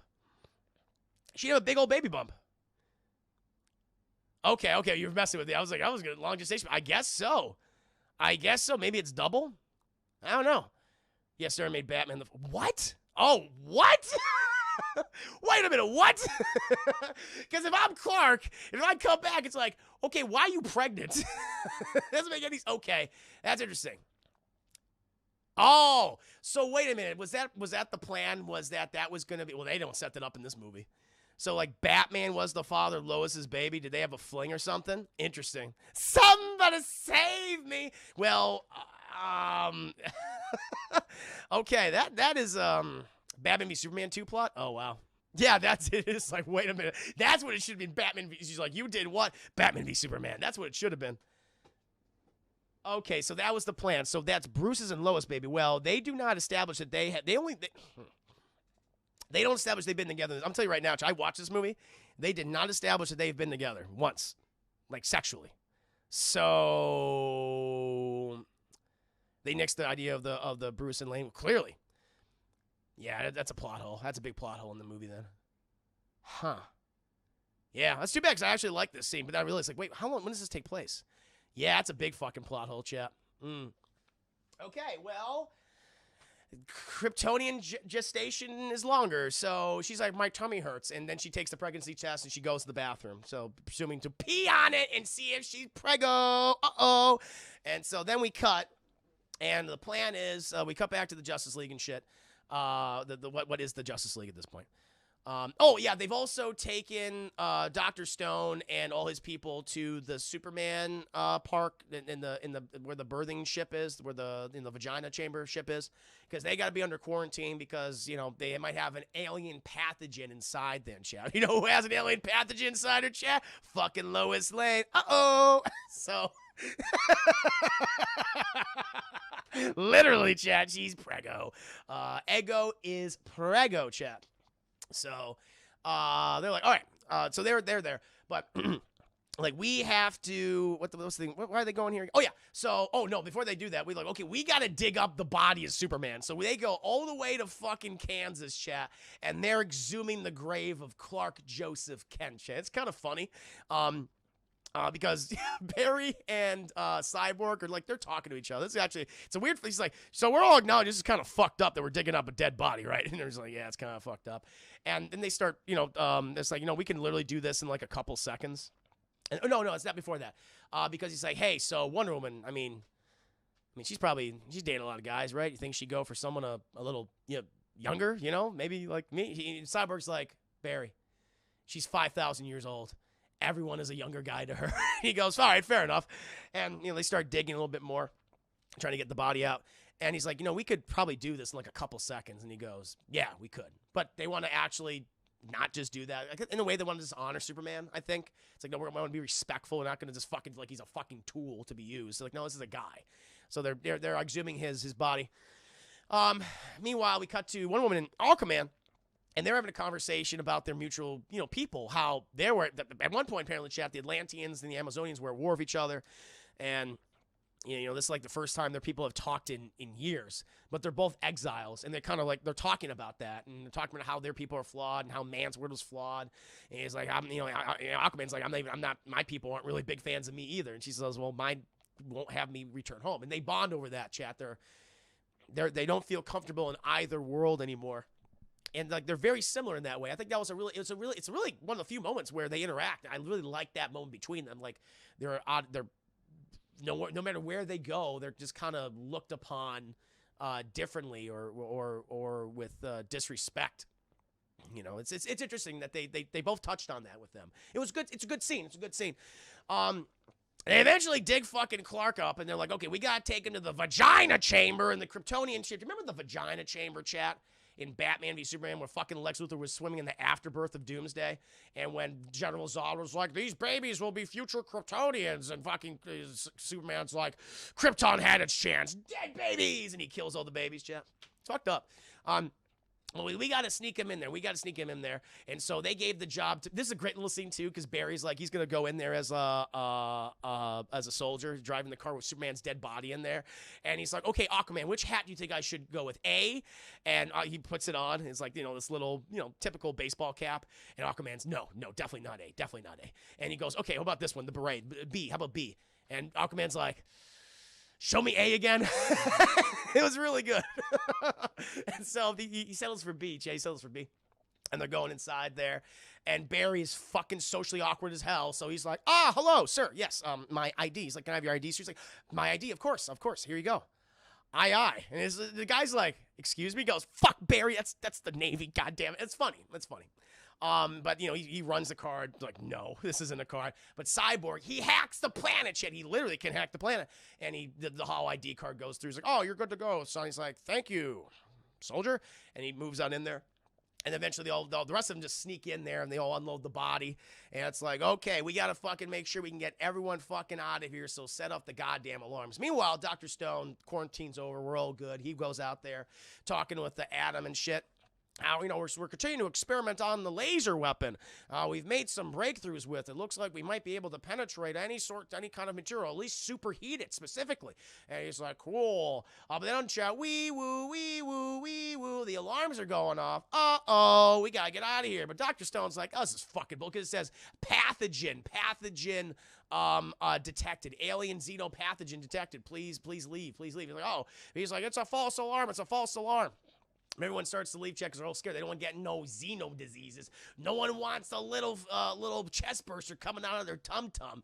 And then the fucking Justice League are like, hey, sup? They're walking down. And Dr. Stone's like, oh, shit, you guys are here. Okay, never mind. It's real. Everyone stay away. And so then they take Superman's body. This is cool. This is a really good scene. I don't know if this is in the theatrical. I don't believe it was. They go inside the Kryptonian ship. And as Superman's body's passing down the hallway, all of they also see the bodies of dead Kryptonians that are all through the ship. It was originally a colony ship. They're all atrophied and mummified. And it's like, fuck. And Barry's like, what the fuck? And as they pass down this hallway, you'll notice when when Bruce and Diana, Aquaman are going down, or no, because Aquaman's behind them. But when Bruce and Diana are walking down, like nothing is moving. But when when his body passes by, all these things start opening up, and it's revealing all the Kryptonian suits. So you see like Zod-esque suit. You see like the Jor-El-esque suit. You see the original red and blue. You see another type of suit which I've never seen before. And Barry's like, oh my God, it recognizes him. It's like, that's kind of cool. Like it's coded to specifically Kryptonian DNA. And they continue down the path to the vagina chamber, which apparently they've cleaned up after Lex Luthor. He had his little bath in there, chat, talking to Steppenwolf, swimming in the afterbirth of Doomsday. They scooped out all the giblets, chat, and it's just a bunch of really like brownish yellow water. That looks gross. I imagine it does not smell very good there, chat. And they fucking just put Superman in the waters, like, and he still has the picture of Jonathan with him, like Kevin Costner is like, no, don't save me from this fucking tornado, Clark, okay? You should have let those little fucking kids die. And look, now I gotta die for those fucking kids. And he gets kicked by a tornado, chat. They put him in the water. And they're like, okay, well, in order to activate the mother box, we need to like imbue with they learn, chat, you need to imbue with a shit ton of energy, like a whole like so much just to turn it fucking back on. And apparently Dr. Stone, he used it once, and he used all fucking half the power of Metropolis to do that. Like, well, how are we gonna do that? And Barry's like, I can make energy with my running. And so Barry's like, cool. And so Cyborg's also hacking into the Kryptonian ship, and it says, hello, Victor. This is a good scene, because I was always wondering, did Krypton ever know about Apocalypse and Darkseid? And we do get an answer, chat. We do. Because while they're like, because they have like one of the little drones holding the mother box above Superman, because it can't go in the water. It needs to be like perfectly like in a specific position, and then Barry needs to. It's overly complicated, but Barry needs to put electricity through it. It's like kind of like what is it? Shit. What's the thing where you use the chests and you come back alive? I always forget what that's called. But they gotta bring them back that way, chat. You know, like they gotta. Shit. What the fuck is that thing called? Damn it. Always forgot. You guys know what I'm talking about. Defibrillator. Thank you, Ace Rock. Defibrillator. Thank you so much, guys. So they got it. Not a microscope. Not right. Is it a microscope? No. But they gotta use a defibrillator. I love you, Nibron. I love that. But they gotta basically do a defibrillator with a mother box, chat. And so while Victor's hacking the ship is like, I ain't fucking with this Apocalypse technology. This is a technology of Apocalypse. I advise not to do this. So the Kryptonians were aware of Darkseid and of Apocalypse technology. That was really cool. It's like, okay, that's good. You would think they would know, right? And so, and then fucking Cyborg gets a vision of like he gets the nightmare world scenario of what it will look like a vision of the future. And we see is this the scene that we see? Yes, this is the scene where we see Darkseid coming to Earth. Yeah, coming to Earth. Wonder Woman is dead. She's being burned in a bonfire, and that's the like Darkseid's arrival. He's witnessing the funeral of Wonder Woman, chat, like observing it, and everyone's crying. We see him. He's killed Aquaman. We see his Omega beams hitting all the fucking Atlanteans, chat. He stabbed Aquaman with his own trident. We see Superman with what we assume is the body of Lois Lane that's been burnt to like Owen, like Uncle Owen and Aunt Beru from Star Wars burnt. Just like, and Darkseid putting his hand on Superman's shoulder like, it's okay, son, join me. And then we see Superman outside of this is kind of cool, the Halls of Justice, which is, it says the Justice League, so maybe in this time they built the Justice League. We see Green Lanterns everywhere. We see Kilowog here, chat. We see the dead body of Kilowog and other lanterns. We see the Joker card flapping in the wind, all this shit, all this Batman memorabilia everywhere. We see that Superman is holding the cape and cowl of Batman, chat, over and we see the giant Omega symbol from Batman v Superman. And Cyborg's like, what the fuck? Oh, no. And Barry's like, go. And he's like, no. And Barry starts running. He starts running, Chad, and it's all slow-mo. I gotta run faster than light, Barry. Gotta run. But he's doing this. He's running down the hallway like this. I gotta save Superman. And he hits it, Chad, and he goes, whoop. And it starts like, he hits it perfectly. It goes, boop. Little electricity goes inside the vagina water, the birth water. And goes, boom. Big explosion, Chad. And like the water has broken, Chad. Just like an actual birth. The water break everywhere. And it's like, well, meanwhile, Amy Adams, she's walking out because I'm preggo. She's really happy about it. She wanted to go get some cafefe. She meets Jerry, the security guard, gives him his coffee. And he goes, I didn't see you the last few days. She says, I'm just going to come here one more time. And, you know, she's looking at the monument chat. And then she's like, holy, because she hears the alarms going off because it all happened at the same time at the Superman birthing vagina chamber facility. And it goes, boom! And they're like, what the fuck? And she's just staring up in the sky. All these people get out of their cars and are like, holy shit. Because they see Superman's like, nah. And we have the debut of my favorite character, chap. Derpy Superman. Because he's just so confused. He's just looking around. Nah. He's just floating up there. And he just goes down. He just, they were like, oh. And he goes down to his monument and he's like, Clark-like monument. He's just looking around. He's like a baby. He's like a child, just like, oh, life's an adventure. This is head trauma Superman. This is derpy Superman chat. He's like looking at it. What do squiggles say? Clark no like squiggles. Eventually, Diana, she appears and she goes, Kal-El, you're back. And then, you know, Flash shows up and Aquaman gets there and Cyborg gets there. Batman, he's like, he might not like me. I'm going to stand in the back. Batman, I'm going to stand in the back. He's like, he's down the way. And Clark looks at the people. Clark's like, he turns around. He's like a dog. He's like, And, you know, at this point, he starts like, you know, Barry's like, what's he doing? And Aquaman's like, oh, this motherfucker's gonna lose it. Aquaman's just like, I don't like this. It's like, Aquaman's like, something's wrong. And Cyborg's just staring at him. And Cyborg, his auto defense system's going. He's like, oh shit! And they start pointing at Superman. And Barry and Wonder Woman are like, what are you doing? What are you doing? He's like, my self defenses come on. They come on when there's danger. And you know, Wonder Woman's like, oh shit, he's crazy. He's like, Clark no like you. Rah! And he blasts him with his heat ray. And you know, Cyborg like shoots him with a missile. And Superman's like, what the fuck? And he's like, hi. Clark no like missile shot at him. And then they're like, oh shit. And he just goes at Cyborg.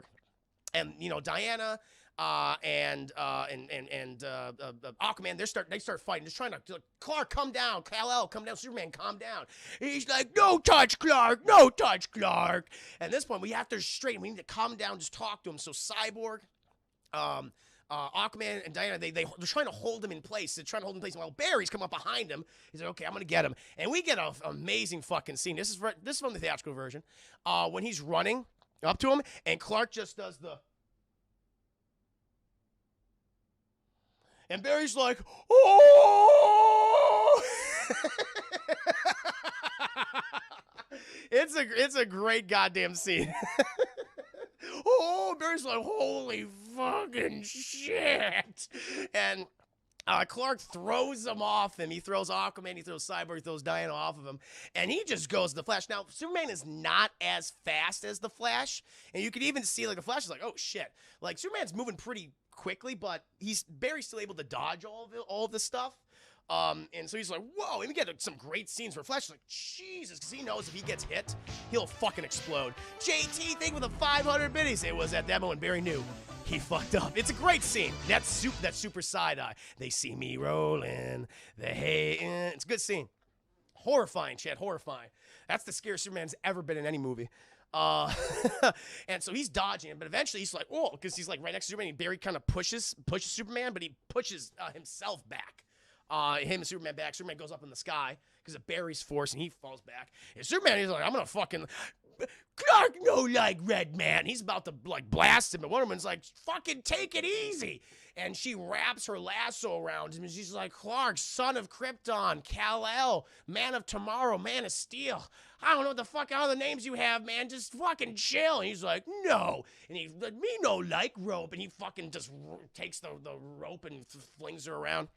Aquaman, he starts walking because Chad, he's like, wait a minute, because all the way in the back, oh, that's the thing, because he starts to laser, all these soldiers start shooting at him, and he just fucking laser beams them from afar. They're like, oh shit, he was gonna kill him. And like, Clark no like military guy, and he laser beams them all. And at this point, like, Batman, he comes out. He's like, fuck it. I can't fly, goddammit.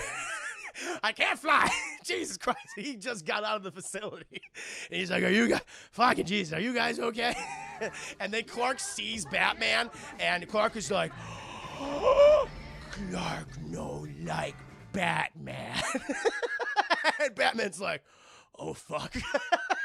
I think that's the second fuck drop right there. Oh, fuck. When Superman looked at Batman, they should have had Batfleck say, oh, fuck, they should have. Yeah, I thought this was going to be the scene that he says it. He should have said it, but he said it with his face. He said it with his eyes. Oh, fuck. Thank you, Deadpool, for the 10 biddies. Thankfully, that line's not in there, King Kodiak. And Clark's just like, I hate that fucking guy. And he just starts walking. He doesn't start, he's like, I'm going to take my fucking time.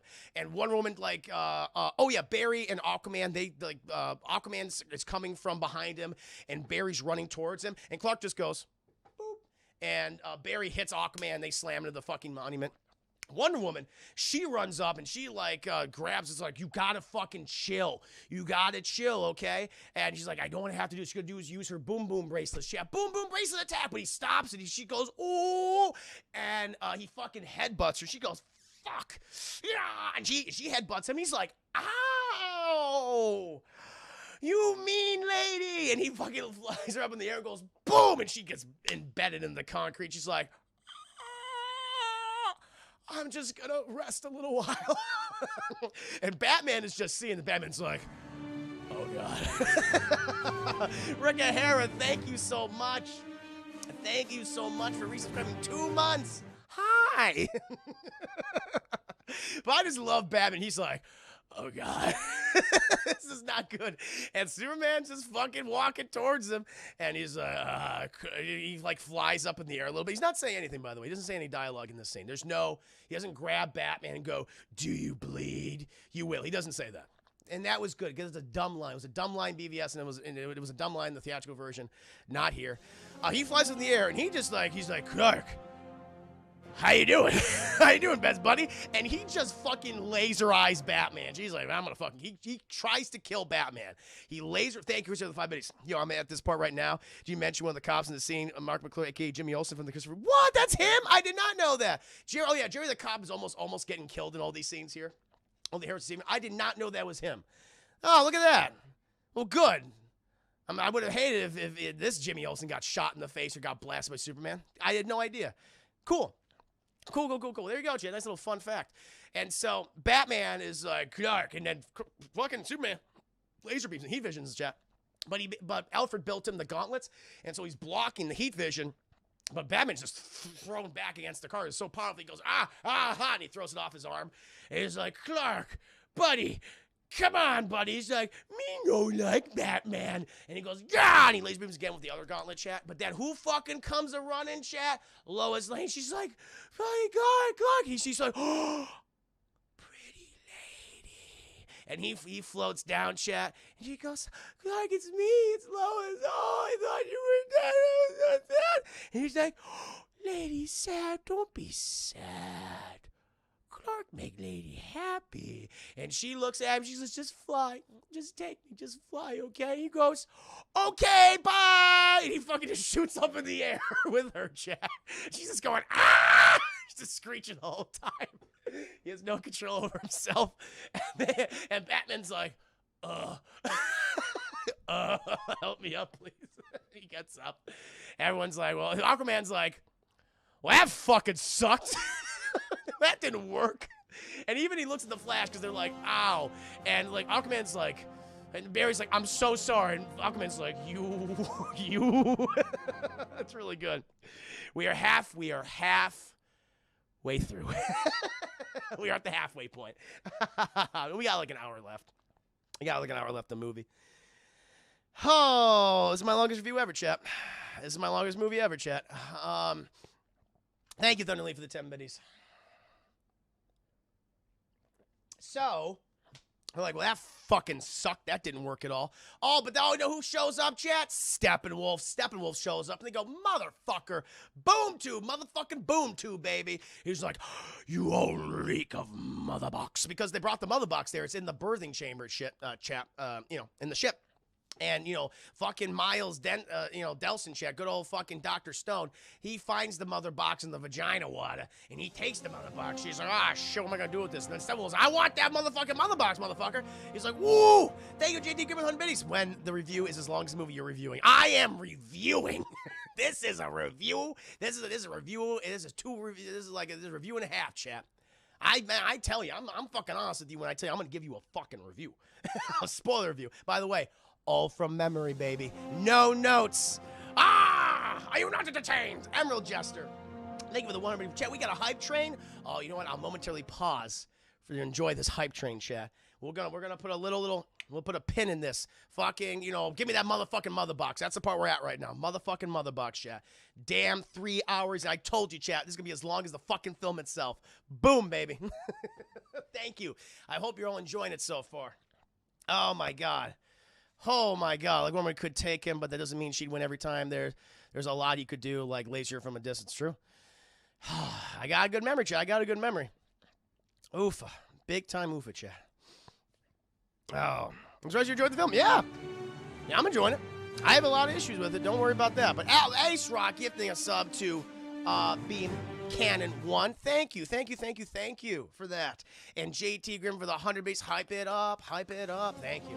During review more than the film. I'm glad you're. No, that's great, Ace Rock. Glad to hear that. Thank you. That warms my heart. It warms my cockles, good sir. My cockles. Thank you.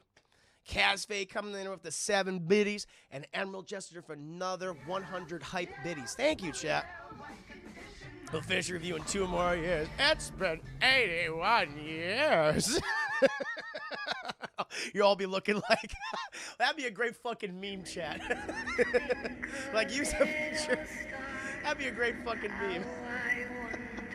You have it where you have a picture of yourself, and it's like watching Chris Herman's review of Justice League, and then the second picture is the old lady from Titanic, and the dialogue is, it's been 72 years. You're still watching the review. That's what it would be. Please, someone make that for me. Please, someone make that for me. Please. Listen, honestly, Chris, I have already seen a film. I typically prefer your recaps to watch. Thank you, at least the first time over. Thank you. Very kind. Oh, my Lord. No, it's good to take a brief break. Whew, just enjoy this hype train. Thank you. I might get some water, too. I might need some water. We'll get to... It's just going to be Falcon the Winter Soldier after this, chat. I don't think I'm going to be doing multiplayer shenanigans. 7 hours later. And then motherfucking Motherbox showed up, chat. I got one meme in mind. Do it. Share that meme. Share it on social media, chat. I love this. Dude, though, damn, Chris. Surprised you remember these movies from memory. Besides, I wouldn't be able to remember all this by memory. Keep it up, or I'm really enjoying the video. Thank you. And I'm glad you guys are loving it. I got a hydrate, Trad. I got Mara sucked all my fluids out of me. JT, you have another 100 biddies. Thank you. All proceeds from tonight's hype train is going to a special project, Star Wars sequel trilogy, The Revan Cut. I'll do that. I can do what my Star Wars trilogy would have been. Deadpool insert sad Steppenwolf. There's still another hour left. There is. There's another hour after this. There is, chat. Oh my Lord. Thank you, chat. Thank you again. I'm going to get chat. Thank you again. We're now at level 2 hype train. Thank you, Deadpool. I'm going to go get some water. I'll be right back. Check. Stick around. The review will continue. I am not done. We have an hour left of this movie. Stick around. Thank you for the 5 biddies. Oof. Oh, my God. Imagine if we did a watch review. Would you ever want to do a watch review for the movie, chat? I can do that in the future. It'd be a long one. I was considering that initially. Oh, yeah, Birdman Search, I agree. All the epilogue could have been cut. The entire epilogue could have been cut. I'll talk about it. Oh, boy. Thank you, chat. Thank you for activating this hype train so I can just take a break. We're 3 hours in the review. Oh, God. Yeah. 8 Mile Watch Party. 8 Mile was a good movie. It was a fun review, too. Cheers and salute, chat. May the Wayne's living as a feather or shaking the pillows heaven as we speak. Thank you for being here. I love you, Chris, but I will not sit here for that long for one movie. Fair enough. I get you. I understand. I totally understand. Oh, man. Ooh-wee. Oh, I'm feeling it, chat. No protectors here. No lanterns. No Kryptonian. Zero fall like all the others. Yeah, that's what he said. I forgot that line. That was from the theatrical version. He says that in his first conversation with Desaad, I believe. My father fell asleep 4 times watching this movie. He didn't like it. Yeah, I get you. I understand. I totally understand. 4 hours is a lot. I watched this movie in 2 parts. I took a break in the middle of the day yesterday to watch this. This is your day watching this movie. Thank you, Deadpool, for the 15 Middies review. Started on Friday for me, and now it's on Saturday. I had a 3-hour nap today for watching that movie from last night. Yeah. So you made them, Larry Miguel? Yes. Yes, Larry Miguel. Oh, hell yeah. We'll check the Discord chat. I love this. I love the memes. I love the memes. Love the memes. I love the fan art. Let's see. Let's get to it. Let's get to it. I want to see this. Where is this? Is it fan art? Oh. Movies. Where did you post it, Larry Miguel?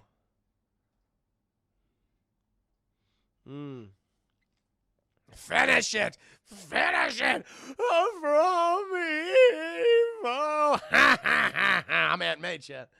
Oh. Wait, were Kryptonians not protectors on their own world? I guess they were, technically. But they were all fucked up. They were evil. Where's the memes, Larry? I don't see them. I don't see them under fan art. Oh, memes. Oh, you have memes. Oh, there it is, chat. I found it. I didn't know I had a meme section.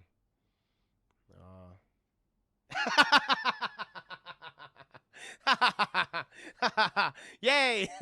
I love it. Oh, this is perfect. Oh, someone please share this online. Here, I gotta show this off to you guys. Here.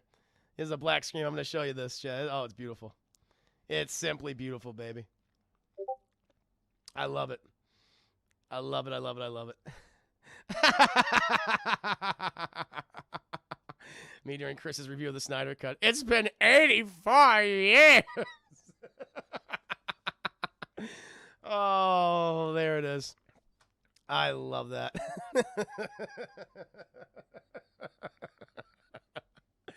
That's how you fucking do it. Yes. Keeping it real. Thank you, chat, for the hype. Thank you for the hype train. Oofa.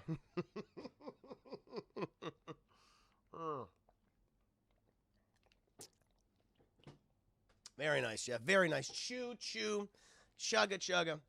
Thank you for that hype train, chat. Really do appreciate it. But now, my friends, now we must get back to the review. Got to get back to this review, chat. So, fucking Steppenwolf comes in. He's like, give him my motherfucking mother box. And Miles Dyson, Dr. Stone's like, no. And he's running away with the chat. And he goes to the laser beam room where him and the Atom have been playing with this laser beam because they want to, activate the mother box. And they put it, he goes inside this big old plastic glass chamber, goes, boop, puts it in there. And, Steppenwolf's coming right through. He's trying to exit the chamber, chat, but he doesn't have time. So he shuts the goddamn door. And Steppenwolf's like, what are you going to do, man? He's like, I'm going to do that. Oh, Cyborg arrives too. Cyborg's right there. And he goes, Dad, what are you doing? He's like, I'm doing this for you, son. He's like, no, Dad. And he presses the fucking button, chat, and the thing goes, the laser beam hits the mother box, and the laser beam starts going, it starts spreading, and we see fucking Miles Dyson, chat, Dr. Stone, he's microwaved from the inside out. It's fucked up. He's like, oh, his skin's all bubbling and shit, and he's just... all these fissures just show up on his skin, and he just explodes. He's just like, ah! And he literally just turns to dust. It's really dark. And Cyborg's like, oh! And Steppenwolf, he just grabs Cyborg and goes, nope! And he throws him. And he goes inside the chamber, and he's like, that was fucking stupid. He just takes it. He's like, bye, bitches! Motherfucking boom tube, and he's boom tubed out of there, chat. He is boom tubed out of there, and all the other members of the Justice League, so Batman shows up, Wonder Woman, Flash, Aquaman, they're all there, and they're like, ah, fuck, he got away, and Cyborg's like, this is like my dad, my fucking dad, he died, and it's like, oh shit, and Aquaman's just fucking pissed at this point. He's like, fuck. The reason why his father's dead is because of us. And he placed a lot of that blame on himself. He's like, but Batman's wondering, like, why would he try to destroy? He knows that he could not. But they figure it out, chat. They do fucking figure it out, and they realize that, okay, Dr. Dyson, they would go back to the little the warehouse, and they realized he wasn't trying to destroy the mother box. He was heating it up, because the mother boxes, they absorb heat. They absorb like a lot of fucking heat until they become like the hottest thing in the world, and they can track that shit. They can track the heat energy with fucking Bruce Wayne satellites. And Barry's like, you have a satellite? And he's like, I have 6. I had 7, but somebody got into a bit of a tussle a few years ago, referencing Superman Zod when they brought back down one of Bruce's satellites. He had 7, but now he has 6. And Barry's like, cool. And so, like, okay, we gotta track this. We gotta go to the goddamn Batcave. Barry's like, we're going to the Batcave, woo! Meanwhile, chat, we cut back to Kansas, where you see Superman and Lois. They land on the ground, and Clark is like, Clark likes this place. And this is the first time that actually Henry Cavill gets dialogue. He's like, oh, and he speaks. He goes, you smell nice, pretty lady. And then they go inside the house, and he's like looking out a window, just going, huh. He's like a dog. He's like, huh, Clark likes it here. And he's like, where's Clark's mom? And Lois is like, she had to go for foreclosure on the house. She had to sell the house. He wasn't able to afford it. And he's like, that makes Clark sad. And she's like, here, wear this. And he's like, what is this? And it's like he got him like a goddamn shirt, chat. As a, just here, you're like a lumberjack. Clark looks like lumberjack. Yes, you do, Clark. Yes, you do. And he gives him the fucking shirt, chat. He puts it on, and she continues to walk around and do things. Eventually, we cut back to the Batcave while Clark is looking sullenly out into the Kansas, looking at all the corn and shit. Come to Batcave. Alfred, he's just excited because he's like, oh, you brought friends, and Alfred is just happy because now fucking Batman can't lord the fact that he brought Vicky Vale down there years ago, and he's like, oh, this is the first time I've seen guests down here in quite a while. Bruce is like, shut up, Alfred. And we see all these people pass by. We see, this is actually really cool because, Diana's like, hi, Alfred. He goes, oh, Miss Prince, always lovely to see you. She goes, And then Barry's like, hi, I'm really excited to meet you. Hi. And fucking Aquaman's like, sup, Alfred. He's like, hello. And then Cyborg walks by and just not looking at him. He goes, oh. What's wrong with him? What's up his ass? Batman's like, he doesn't have a dick, Alfred. He's like, fair enough. But Cyborg's like, he has other concerns right now, chap, because he's just thinking about that ship that he wants to fuck. He's like, I have to do my own thing. I gotta jerk off to the ship. And so he just focuses on that.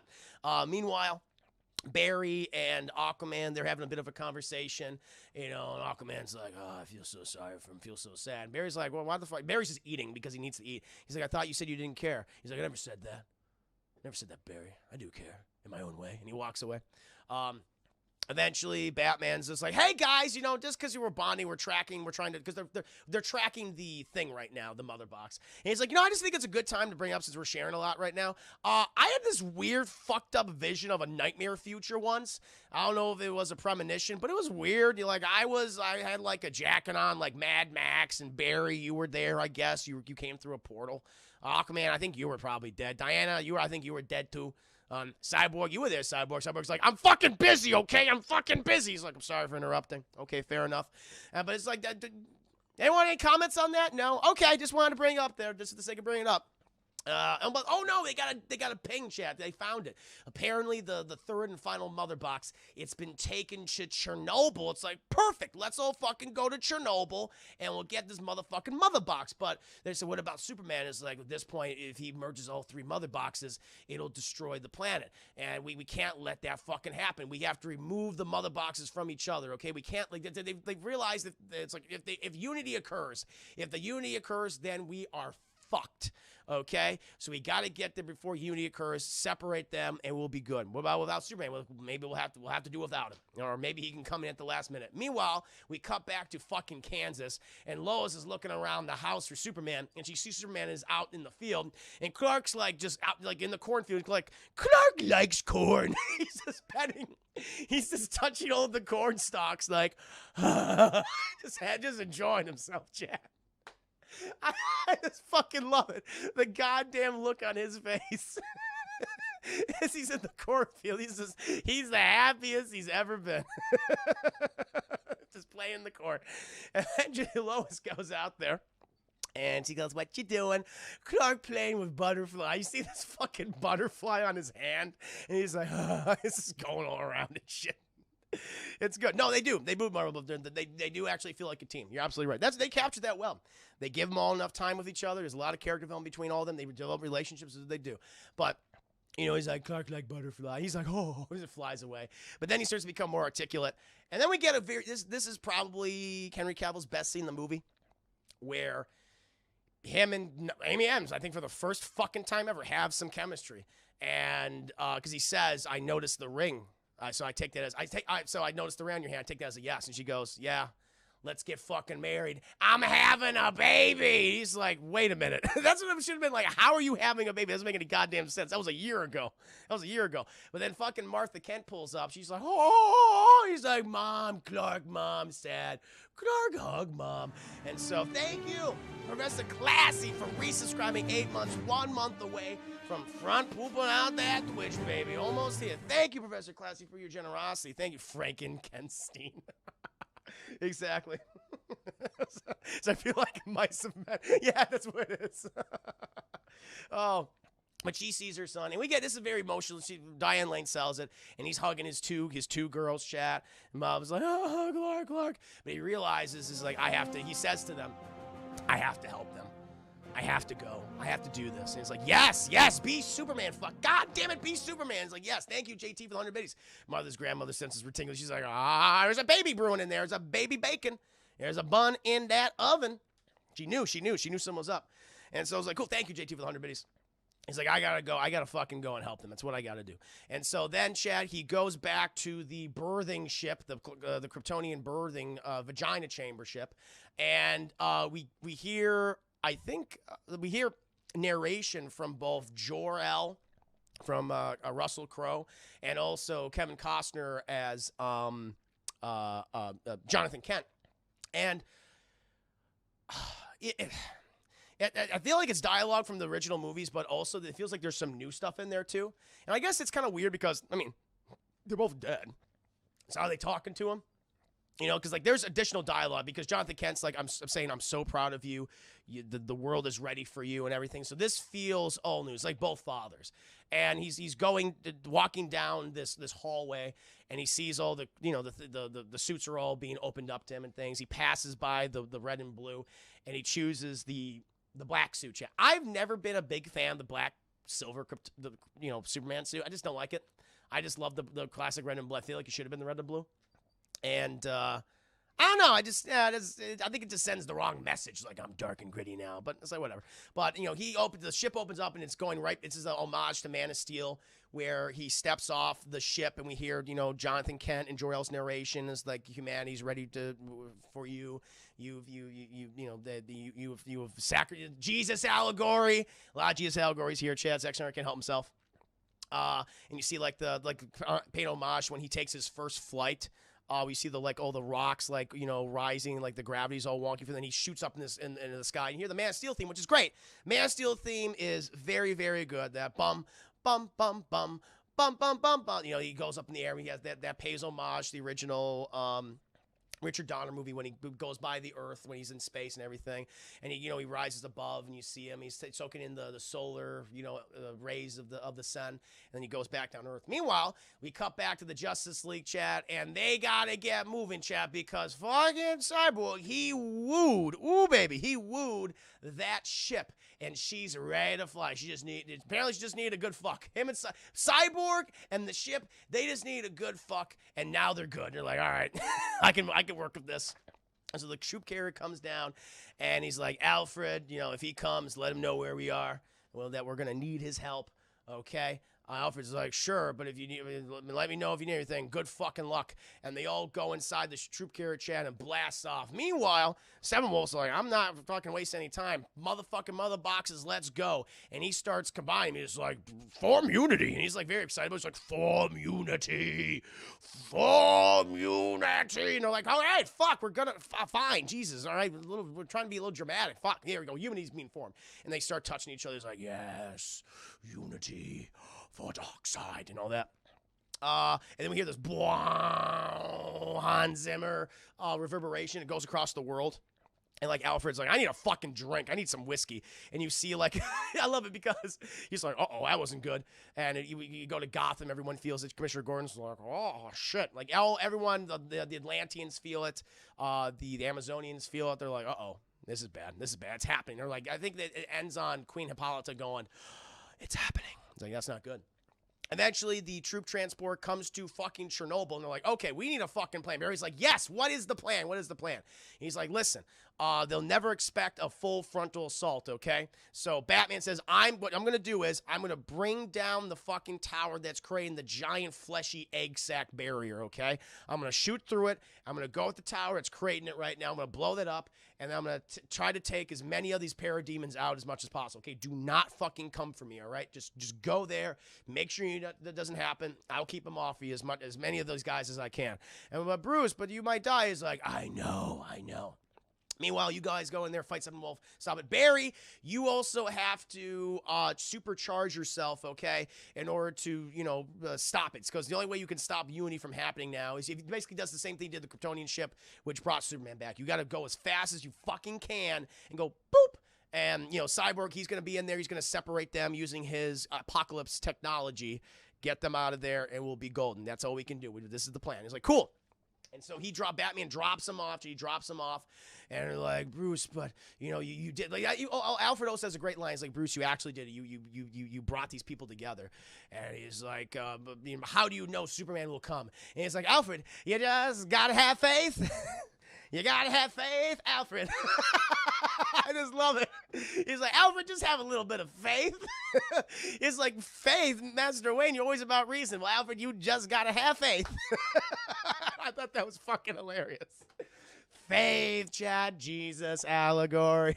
Anyway, but, they're like, okay, Bruce, but don't you go sacrificing yourself. No, he's like, don't worry. You can't live forever. And so he gets in the fucking dropship. Cyborg's like, I'll be back for you, baby. You hang on.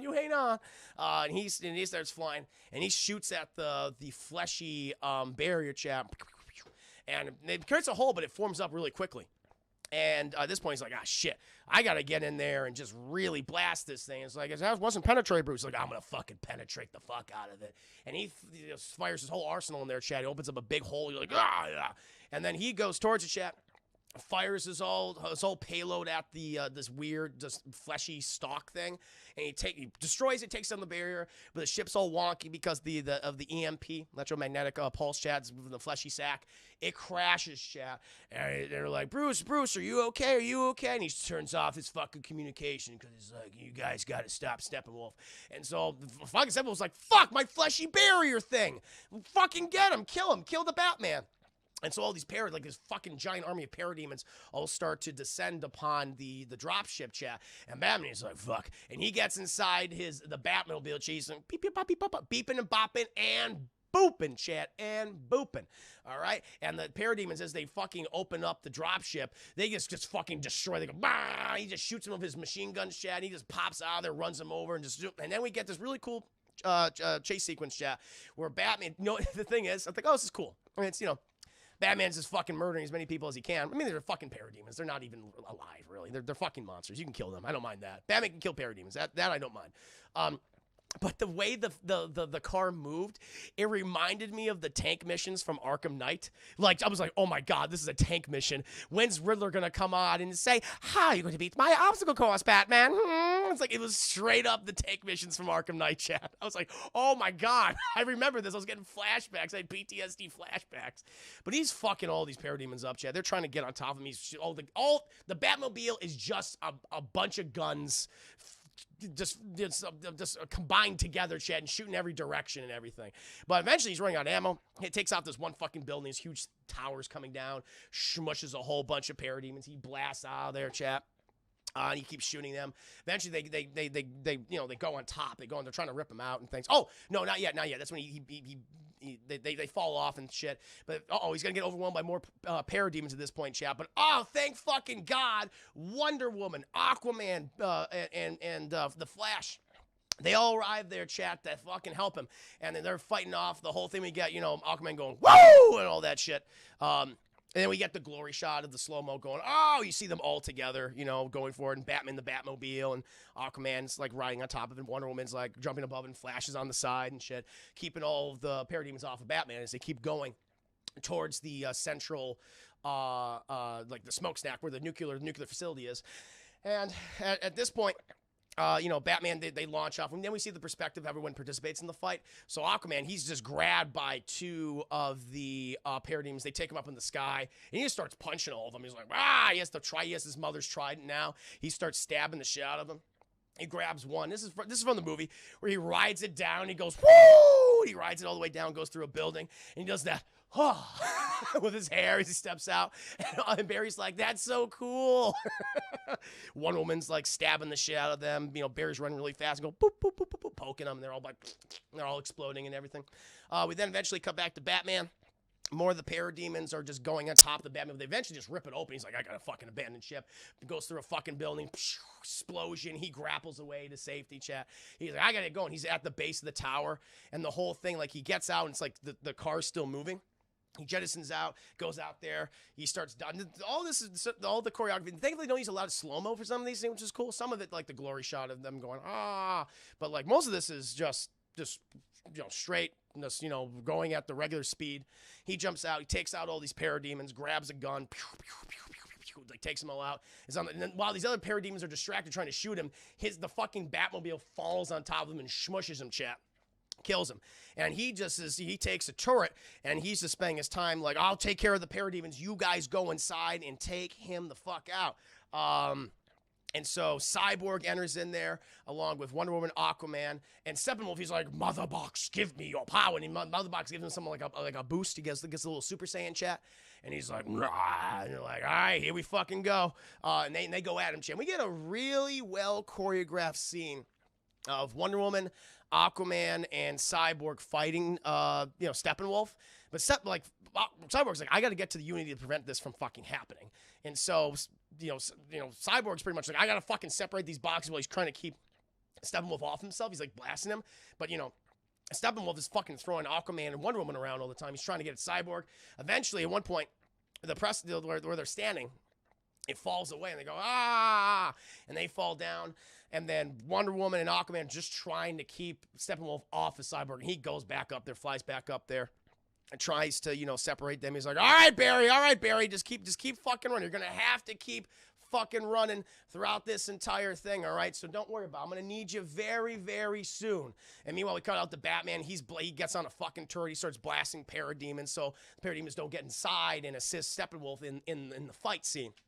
Eventually, Steppenwolf, he fucking throws like Wonder Woman into Aquaman. They knock each other out. They're out of the fight, and he's coming back to Cyborg. Meanwhile, Barry, he gets blasted in the side shit. Like one of the parademons is like, okay, I'm gonna lead him, and goes boom, and he fires shot, gets Barry, goes, and Barry like falls down. He's running that goofy. I'm running, guys, I'm running, and he falls down. He's like, and Bruce is like, Barry, you okay? And Barry's like, I'm okay. Just got the wind knocked out of me. You see this giant fucking blast, like got him right in the sun, like his kidney is gone. He's like, oh my fucking god, my kidney's gone. It's like, ooh, looks really grisly.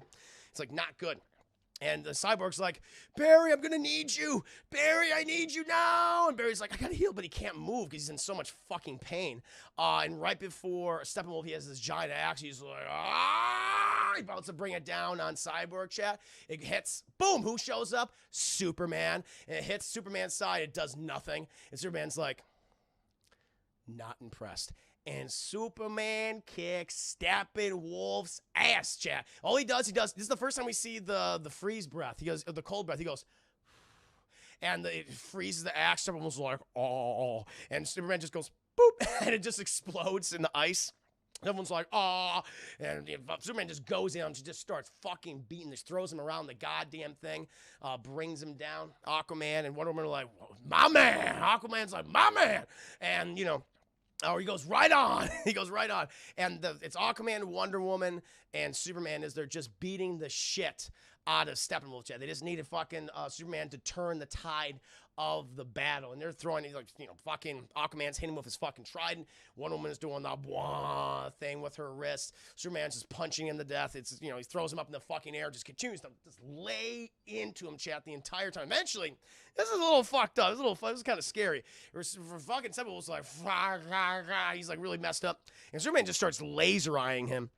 And he cuts into his side, and he cuts one of his antlers off, cuts one of his horns off. He's like, ah! And shit's all bleed, like all this blood shoot, this black blood shat just shoots out of the side of his head. And every time he would go up, he'd be like, I'm a little lopsided. his death perception would be completely thrown off with that chat.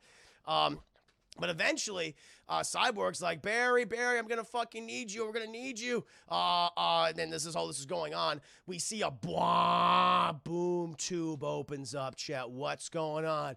And who's on the other side of that motherfucking boom tube, chat? Granny Goodness, Desaad, and motherfucking Darkseid, chat. He goes, what's up, party people?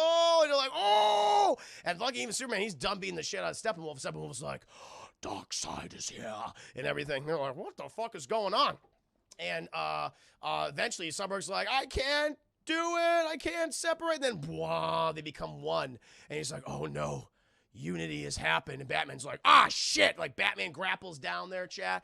And Barry's like, uh-oh. And all of a sudden, chat, we see Superman. And they all turn around, look at Cyborg. It's like, it's too late. And then, and they all get fucking eradicated. Cyborg is blown to, like, just blown to smithereens. Superman is just turned into fucking bone meal. Wonder Woman dead.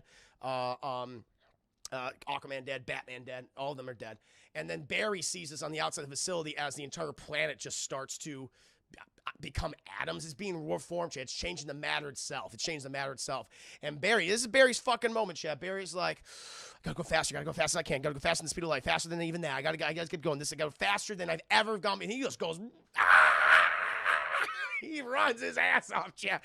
I've never seen a man flail his arms like Ezra Miller has in this fucking scene. But they were going off. He had Muppet arms, chat. He looked like fucking Kermit in the Flash costume. But he is maximum effort, baby. Maximum effort. And he's saying, Dad, this one's for you, chat. This one's for you. But visually, it looks really cool. And he's basically, chat, I was like, I can't believe it. He pulled a Superman 1978. Barry is reversing time. He's going so fast that he's going around and he's reversing fucking time. That is seriously what it is. It's the same thing. It's the same fucking thing. No, I know the slow-mo in this scene represents speed. No, I like all the slow-mo for Barry works. I don't mind the slow-mo for Barry at all. It's fine, but it's straight up 1978 Superman. I'm gonna go around the Earth to reverse on its axis to reverse time and then stop and then go back around to make sure I go at this key point. I was like, all right, that's fucking bold. But it's cool visually. It's cool visual effect, and he runs so fucking fast that he, flailing, that he manages to reverse time. Up until the point where he can power Cyborg to remove the cubes. So Superman's just fucking wailing on Steppenwolf. Does it? Boop. He does it. And Cyborg's like manages to separate them, but he needs a little distance. So he's like, Superman, I need your help, buddy. Superman's like, oh shit, okay. And Superman goes over there and goes, ah! And they separate the mother box, chat, and they become inactive. They become inactive, chat, because they've been separated. And Steppenwolf is like, hey, those are my mother boxes. Blah, blah. And he gets really mad. He's about to charge. And then, and they fucking got an Atlantean trident through his tum-tum. And Aquaman's just like, yeah, my man. Fuck, you're heavy. And he fucking just, he's like, lifts him up. Superman's like, I'm going to punch that thing. And he just goes, could I no like you? And he fucking punches Steppenwolf right in his dumb, stupid, derpy head. He just, ah. And woman, by the way, every time Wonder Woman has a fight scene, you hear the those fucking sea urchin human hybrid abominations that we saw in the beginning of the movie, who are lusting after Aquaman, always are singing with Wonder Woman now. And she goes, and she fucking slices and dices shit, right? And so Steppenwolf's like, oh, fuck. And he goes right through him, chat, right through him. And then he goes to the boom tube. And it's funny because he finally got home, chat, but his head is severed from his body. He goes, his head, dead body is, and his head is caught under the foot of Darkseid. He just smushes it. He just smushes that shit. And the rest of the Justice League just, you know, are all line up. They're all like right on the other side of the boom tube. Superman, Batman, Wonder Woman, The Flash, Aquaman, Cyborg. And they're like, sup? Sup? And he's like, and the boom tube closes it. It closes, chat. And, you know, fucking Desaad's like, I told you. He's like, yes, you told me Steppenwolf would fail. Yes, you did. And he goes, fuck it. Ready the fucking armada. We're going to do it the old way. And Desaad's like, are you sure? He's like, yep. That fucking anti-life equation is on Earth.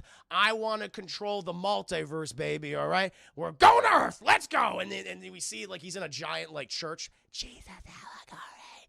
He's in a giant church, chat. And it's like all Darkseid, like stained glass windows and shit. And we see Granny Goodness going, I'm here too. And he just leads his fucking troops, chat, to eventually the invasion of Earth. And Desaad just looks like, oh, fuck, all right, fine. Desaad just looks tired. It's pretty funny. And this is the last time we see the Darkseid stuff. Oh, no, not really, actually. But this is the last time we see Darkseid in the movie. Cool. Visually really cool. I like what they do with him here. Then we cut back. It's after the battle. They're all lifted up above the smokestack, and Superman reaches down to help Batman up, and he's like, whoop, Batman's like, oh, fuck, shit. Thanks, man. Thanks, Clark. And they all have that glory fucking shot, yeah, of the entire league. They look good. I would have preferred if Superman was in the red and blue, but, you know, whatever. That's what they're going to do. And so we see the glory shot. We see the dropship come down. Cyborg's like, booyah. I wish he said booyah. Fuck, I just wish he did. He does not. But we do see a fist bump with Cyborg and Flash. And Flash is like, ee the whole time, but I would have loved a booyah. But we don't get that. But they go inside the ship, and then they takes off. And then we get kind of like little codas to all the characters. Like the first of the codas is Wonder Woman, and she goes back to the temple of the Amazons. She's holding like the arrow, and we get some kind of fucking, you know, dialogue going off or whatever. Narration. Someone's narrating. And she's like this, you know, because she's holding the first piece of her people in like 100 years. But actually, technically not. It's not, because that one crazy time in 1984, she found all these other objects from her homeland. It's like, okay, sure. But she's holding the arrow of Artemis, and she's remembering her mother, and we cut to her mother, thinking of Diana. It's like, okay, you know, like, even though she is not seeing her people in 100 years, her people will always be in her heart. It's a good moment. We then cut to Barry Allen. And he is talking to his dad, like he got a job at, you know, the police department. It's a shitty job, but hey, it's a step in the door. It's a step in the door. It's a foot in the door, as his dad won't stop saying. He's like, I get it, Ron, puns, I get it. And he's like, Dad, relax, Dad, they're going to mace you in the eyes again. It's a funny moment. Thunder Lee, they give him 10 minutes. Their father's talking about how much he loves. That's it, Thunder Lee. So let me reverse. I knew someone was talking. So Cyborg's the first one. He goes back home to the apartment. He puts the little recorder back together, and it's his dad basically saying that, listen, I wish I was a better father to you, and how much he loves his son, how he loved his mother. That's the start of it. Also, there's another scene of Cyborg. It was a really kind of blech scene where we see Cyborg, like the mother boxer's like, hey, Cyborg, listen, buddy, we'll help you out, man. We'll build your body back up. We'll fucking get your parents here. Cyborg said no. And the mother boxer's like these evil witches. It's like, that's kind of weird. It was unnecessary. But yeah, that's it. That's narration by his dad. And we get all these scenes. We get the scene of Diana. We get the scene of Barry talking to his dad, and, well, you know, through the, you know, at the prison. We got a scene with Aquaman, where he's meeting with this leads right into Aquaman, by the way. Like, Aquaman, I think, takes place like a day later. Like, they're very close together. Where he's talking to William Dafoe and Amber Heard, who has a British accent for some reason, and he's saying, listen, I understand I got to come back to my people, but I want to talk to my dad first. I just want to meet with my dad. And they're like, okay, take all the time you need. He goes in the back of a truck, and he just starts fucking drinking as they watch him. Amber Heard's like, oh my God, you're so hot, which he is. And Jason Momoa was a very hot guy. We then, where are we now? Oh, yeah. We cut to the Clark farmstead shit. We cut to the Clark farmstead, and they're moving back in the house shit. They're moving back in the farmstead. And, you know, Clark, he's walking up to Bruce, and he goes, hey, Bruce, just want to thank you again for buying the house. Like, how'd you work? How'd you do this? How did you end the foreclosure? He's like, I bought the bank. He's like, of course you did. And they're watching as as Martha and Lois are loading things in. They got like a little crib, Chad. They got a little crib and baby toys. And Bruce says, congratulations, by the way. But again, the baby thing does not make any fucking sense. Like, this takes place a year later. She's pregnant now? It's like, I've also Superman be like, what? Who did you sleep with? And I know apparently in Zack Snyder's original version, Bruce and Lois were going to have a relationship, and this was going to be their child. But you know that it's weird. It's weird to say the least. But it's like you just gotta go with it. It's like apparently, Chad, Kryptonian gestation takes a little longer. It takes a little longer to take. That's all you can say. Wayne and Daddy, yeah. Aquaman's pretty decent. I wasn't a big fan of Aquaman. I like just Momoa though as the character. And they're fucking bonding over all that stuff, chat. Also, oh yeah, I forgot. During the whole scene, Alfred and Superman have a good moment with each other where there's like, Superman's like, oh, you must be Alfred. He's like, haha, yeah, I am. I'm the one who built that suit that almost killed you. We actually do see a little reference to Batman v Superman when we see parts of the suit from the Dark Knight Returns suit in the background, like all disheveled and like busted up from their battle. So I thought that was a nice little visual representation. Yeah, we see that. That's the scene with Clark and Bruce and things. And then we get all the glory shots, chat. We see, you know, Wonder Woman, you know, fucking run around her Wonder Woman armor. We see, you know, Aquaman doing shit. We see Barry Allen doing the running and shit. We see Cyborg finally embracing who he is as a person. And he throws the hoodie away. He's like, yes, I have no dick, and I'm proud of it. And he starts blasting off, and all the kids are like, whoa, who is that guy? We see Batman on top of the, we see the bat signal in the sky with Commissioner Gordon activating it. We cut to the giant fucking tank Batmobile from Dark Knight Returns, and Batman's not killing anybody anymore, which is nice. He has the criminals, like, you know, captured, chat, and he's looking up the bat symbol. And then we have the final shot, which this should have been the end of the movie. Chat, I'm not done. The movie is not over. The movie is not over. There is 30 minutes left. There is 30 fucking minutes. I like when Bruce says he works for Alfred. That is funny. That was good. Jay-Cuz, welcome to stream. It's not over. You think this is the perfect way to end it. Perfect way to fucking end the movie. It's not over. It's not over. We have 30 minutes. But we have the final shot of the classic Superman wearing the trench coat, you know, the glasses, the suit, and he hears something off in the distance, and he goes, oh, he takes the glasses off, and he, you know, pulls the shirt back, but it's the black Superman suit, the silver suit, and then it cuts, and then it says epilogue, chat. And I'm like, oh, no. And I checked the running time. 30 minutes. I was like, oh God, no. I was like, this is how you should have ended it. Nothing ever ends, Chris. Very much so, Dr. Manhattan. I was like, oh my God. And this is what the movie, I was like, wow, you nailed it. And this is it. This is perfect, good way to end it. Good beat. And it's like, nope. And then chat, give me a second here. It's almost 1 a.m. Yeah, chat. Yep. It's almost midnight here. I'm 10 minutes to midnight, chat. 10 minutes to midnight till doomsday. Broadway 10, welcome to stream. I'm still not done with the review, chat. I'm still not done with the review. We then cut to epilogue. We then cut to Arkham Asylum, chat, where apparently all the prisoners are going to be getting some food or some shit. All right, lunchtime or dinner time and some shit. And we cut to this one guy. He's standing in the cell in the straitjacket. He's not moving. And the guard goes, Luthor. Dinner time, Luthor, and it's like Lex Luthor. He's like, oh shit. He goes out. He's like, okay, open the containment unit, and he goes in there. He's like, Luthor, I'm talking to you. He turns the guy around. It's not Lex Luthor. It's just some guy going, ha ha ha ha ha ha ha. He's like, oh, we have an escaped prisoner. Alert, we have escaped prisoner. They do all the alerts, and they had I do like Lex Luthor's theme. That it's pretty good. You know, not so much. Now, then we cut, and this is from the theatrical version. But they changed the scene. So we have it, the setup is, but it's different. They don't do the whole, because in the theatrical version, we cut to Lex on the boat. He's very much wearing a Gene Hackman suit. Like, he seems to be like an amalgamation between Gene Hackman in his version, and also the Clancy Brown version. He's like their little baby. In that, he's like, we're going to form the Injustice League. So we're going to get all these villains together and do our own thing. Now, I don't know if that was originally in the plans, maybe to do that. I don't know. But that's what the dialogue is. We're going to form a league of our own. That dialogue is not here. It's completely different. And so we cut, and we see from this speedboat coming up to this giant fucking, the biggest yacht I've ever seen in my life, off the side of like the coast of the Mediterranean somewhere.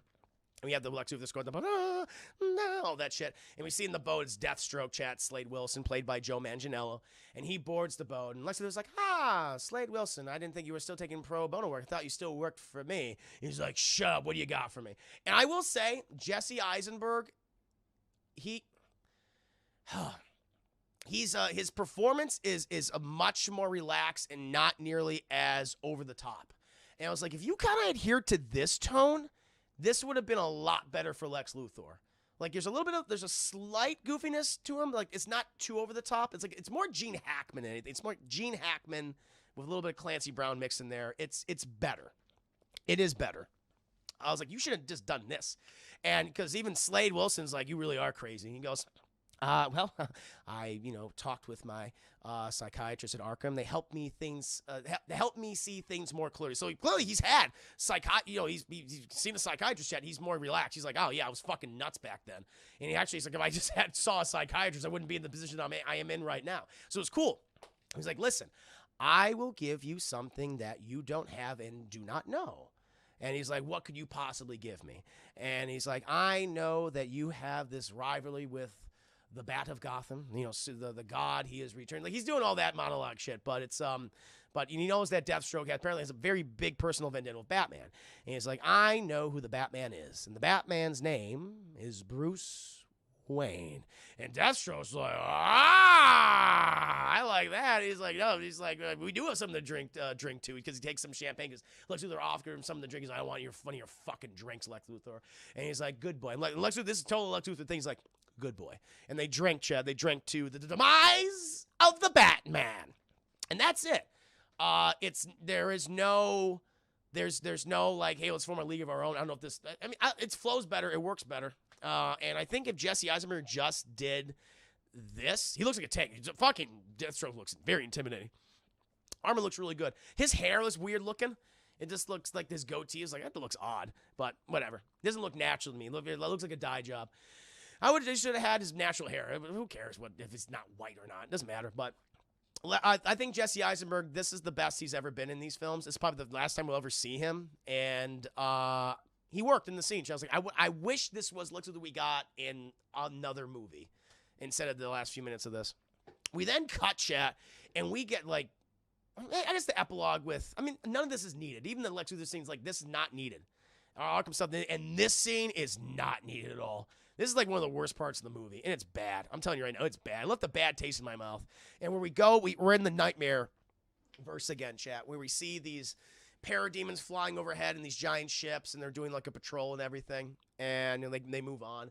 And then we see Nightmare Batman come out, and it's like, okay, this is just fucking weird how this is happening. And he's like, it's clear. And you see all these other people come out of where they were hiding. We see an older Flash. We see Cyborg with this massive fucking hump. He's like, oh, they'll be back soon. He might be here. He's all like weirded out. He's like, oh. We see Mara come out, and I guess this must have been, so part of this was filmed back.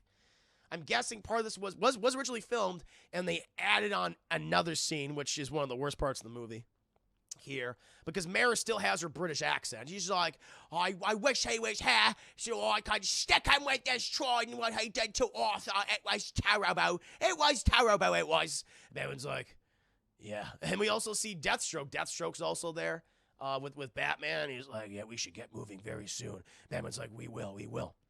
Don't worry. And then, chat, we hear him before we see him. Oh, thank you, Thunder Lee, for the 10 minutes. That's an Australian. Is that an Australian accent? Oofa. It's rough. He did have, yeah, we saw Darkseid rip out Aquaman in half. He killed Wonder Woman, all that shit. But then, chat, we see him before we hear him.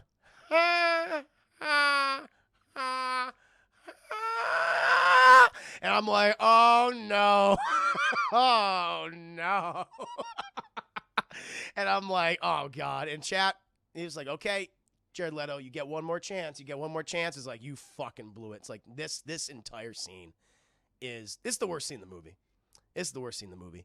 And where, because Mara's like, you've never lost any. Have you ever lost anyone you love, Batman? That's when Joker starts. And Joker's like, oh, he's lost so many people. And he has like a southern, he does like an Elvis impression at one point. He's all over the place. And he starts doing, he's lost so many people. He's lost a mama. He's lost a papa. Maybe even an adopted son. Oh. And Batman's like, choose your words very carefully. Thank him just for the 100 biddies. It's like, oh, Batman, the world we live in, it is bereft of honor. We live in a society without honor. And Ben Affleck's just like, oh, God. And I don't know, like, it feels like they're not in the same room with each other. It just doesn't. Because they don't feel like they're next to each other at all. Like, they're having a conversation, they constantly cut back to Batman and then Joker. They don't feel like they're next to each other. It's like, I feel like they had stand-ins. But it's just like, it is awful. It is awful. And Joker's like, don't you worry, Bruce. Bruce. And that's what he said. He mentions Bruce. He's like, I know who you are. It seems in every reality, you seem to live you don't have the cojones to sacrifice yourself. Like, you don't have the cojones to sacrifice yourself. And I'm always by your side. You need me to give you that reach around. Like, I'm going to give you a reach around so I can fucking jerk you off. This is the dialogue at the end of the movie. I'm like, you gotta be fucking kidding me. This is like, I was thrusted back in the Suicide Squad. She had BVS territory. I'm like, oh, Zach, why are you doing this? You did pretty goddamn good, but now you're, wow. This is like this is the second to last scene in the movie. It is awful. He's like, I'm gonna jerk you off, Batman. You need me near you because I'm gonna jerk you off. You need me to give me that reach around. Batman's just like, ugh. He's like, oh, Batman. Buddy, boobala, pal. I offer a truce. And his costume's ridiculous. He doesn't have the tattoos anymore. He has the white makeup. His hair is longer. His hair looks like there's a Party City wig on. But he has this lipstick that looks like he ate like a bunch of flaming hot Cheetos. Like, it doesn't look good at all. And he doesn't have the grill. That's gone. And he's like, I offer a truce. And he pulls up the Joker card, which I think is the Joker card from the 1989 Batman. It has the same face on. It's like, oh, that's kind of cool. I don't know if that is, but it looks very much like it. I think that is that card. And it's like, forever as you shall hold this card, we have a truce, Bruce. And Batman, he just looks at him. He's like, you didn't pick your words carefully. And he's, I want to tell you something. When I held the broken, bleeding body of Harley Quinn, she asked me that when I kill you, and boy, am I gonna, he says, and I'm gonna fucking kill you. I'm gonna kill you one fucking day. She told me to make it nice and slow. And he takes the card. And then we stand a shot, which is so weird, where he goes, he starts doing this really like shitty like handshake, like, oh. And it goes on for way too long. Like legitimately, chat, like,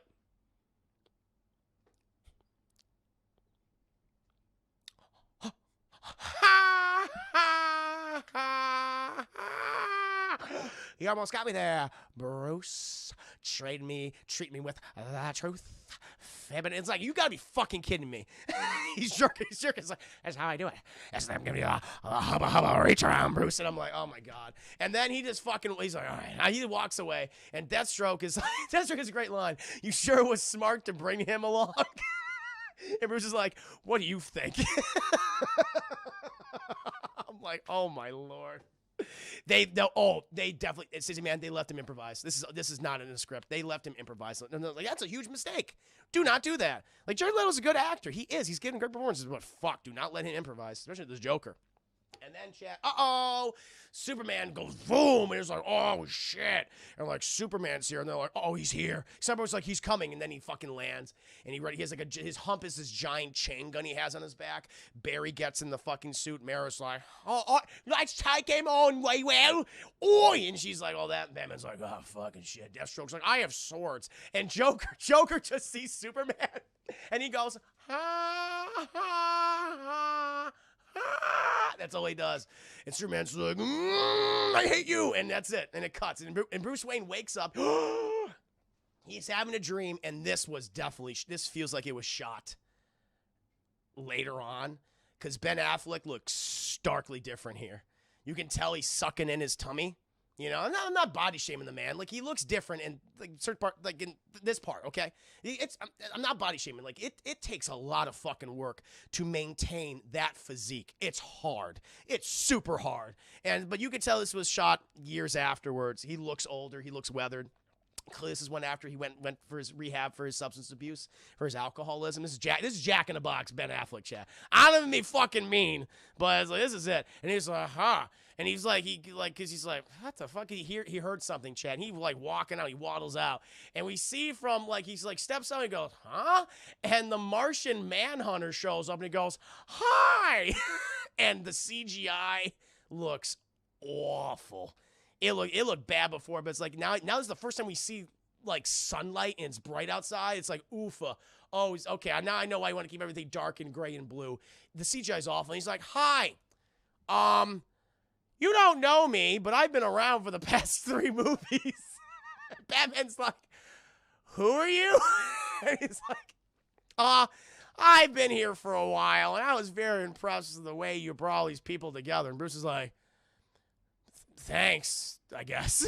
He's like, I just want to let you know that, you know, if you ever need anybody to join your team, that I'm available. I can help you out. You inspired me. And Bruce is like, okay. Like, this is straight the dialogue, chat. And Martian Manhunter's just like, all right, well, I'm going to get going. Oh, by the way, I've been called many names, but I've also been called the Martian Manhunter. And he just flies away.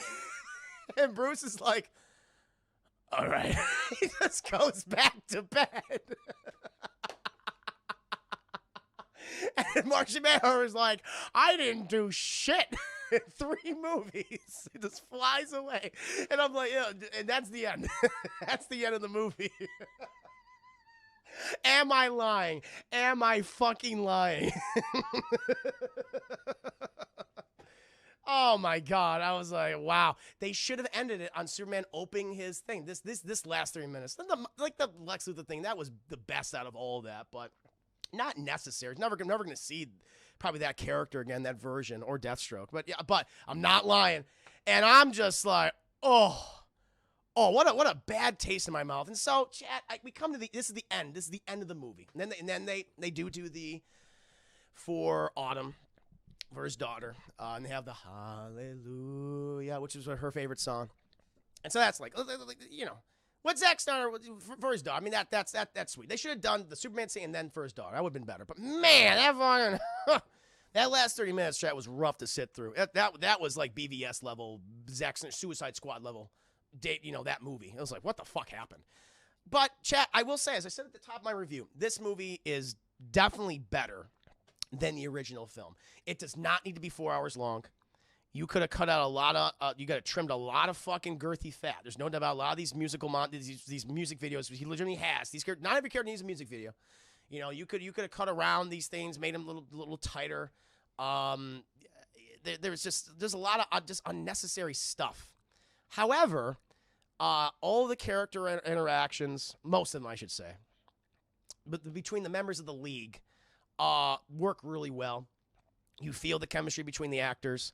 Maybe the exception of Superman, because Superman's like barely in the movie. He's in the last hour. He's in the last hour and 20 minutes, I guess. Hour and a half, really. But he doesn't get much to do. He doesn't really interact with anyone. But Batman, Wonder Woman, Aquaman, The Flash, Cyborg, great chemistry across the board with each other. They all get their moments. Cyborg is very much, he's a big heart of the movie, Chad. He has some great scenes. Ray Fisher's like, okay, I buy you as Cyborg now. I really do it. They did him dirty. They clearly did him dirty, Chad. Like, I see that. You know, he had a great arc. I would like to see more of him. That ain't gonna fucking happen now. Yeah. I mean, Jason Momoa, he comes out looking really good from it. I mean, I always liked him as Aquaman. Maybe not necessarily his standalone film, but he looks good. Ezra Miller, I like him more. Before I was not a big fan, but I like him a lot more. I want to see what he's like by himself for a lot of it. His weakest scene is the one where he's pretty much by himself for a good part. Like, when he's going off against someone, that'll be fun. So maybe he's going off against all these different people in the multiverse. That'll be good. He's still got that weird fucking derpy run. But his action scenes are all cool. Wonder Woman, Gal Gadot's not the best actress, but when she's, you know, moments like when she's with Alfred or with Bruce or with anyone else, they really do shine through. Steppenwolf, Batman.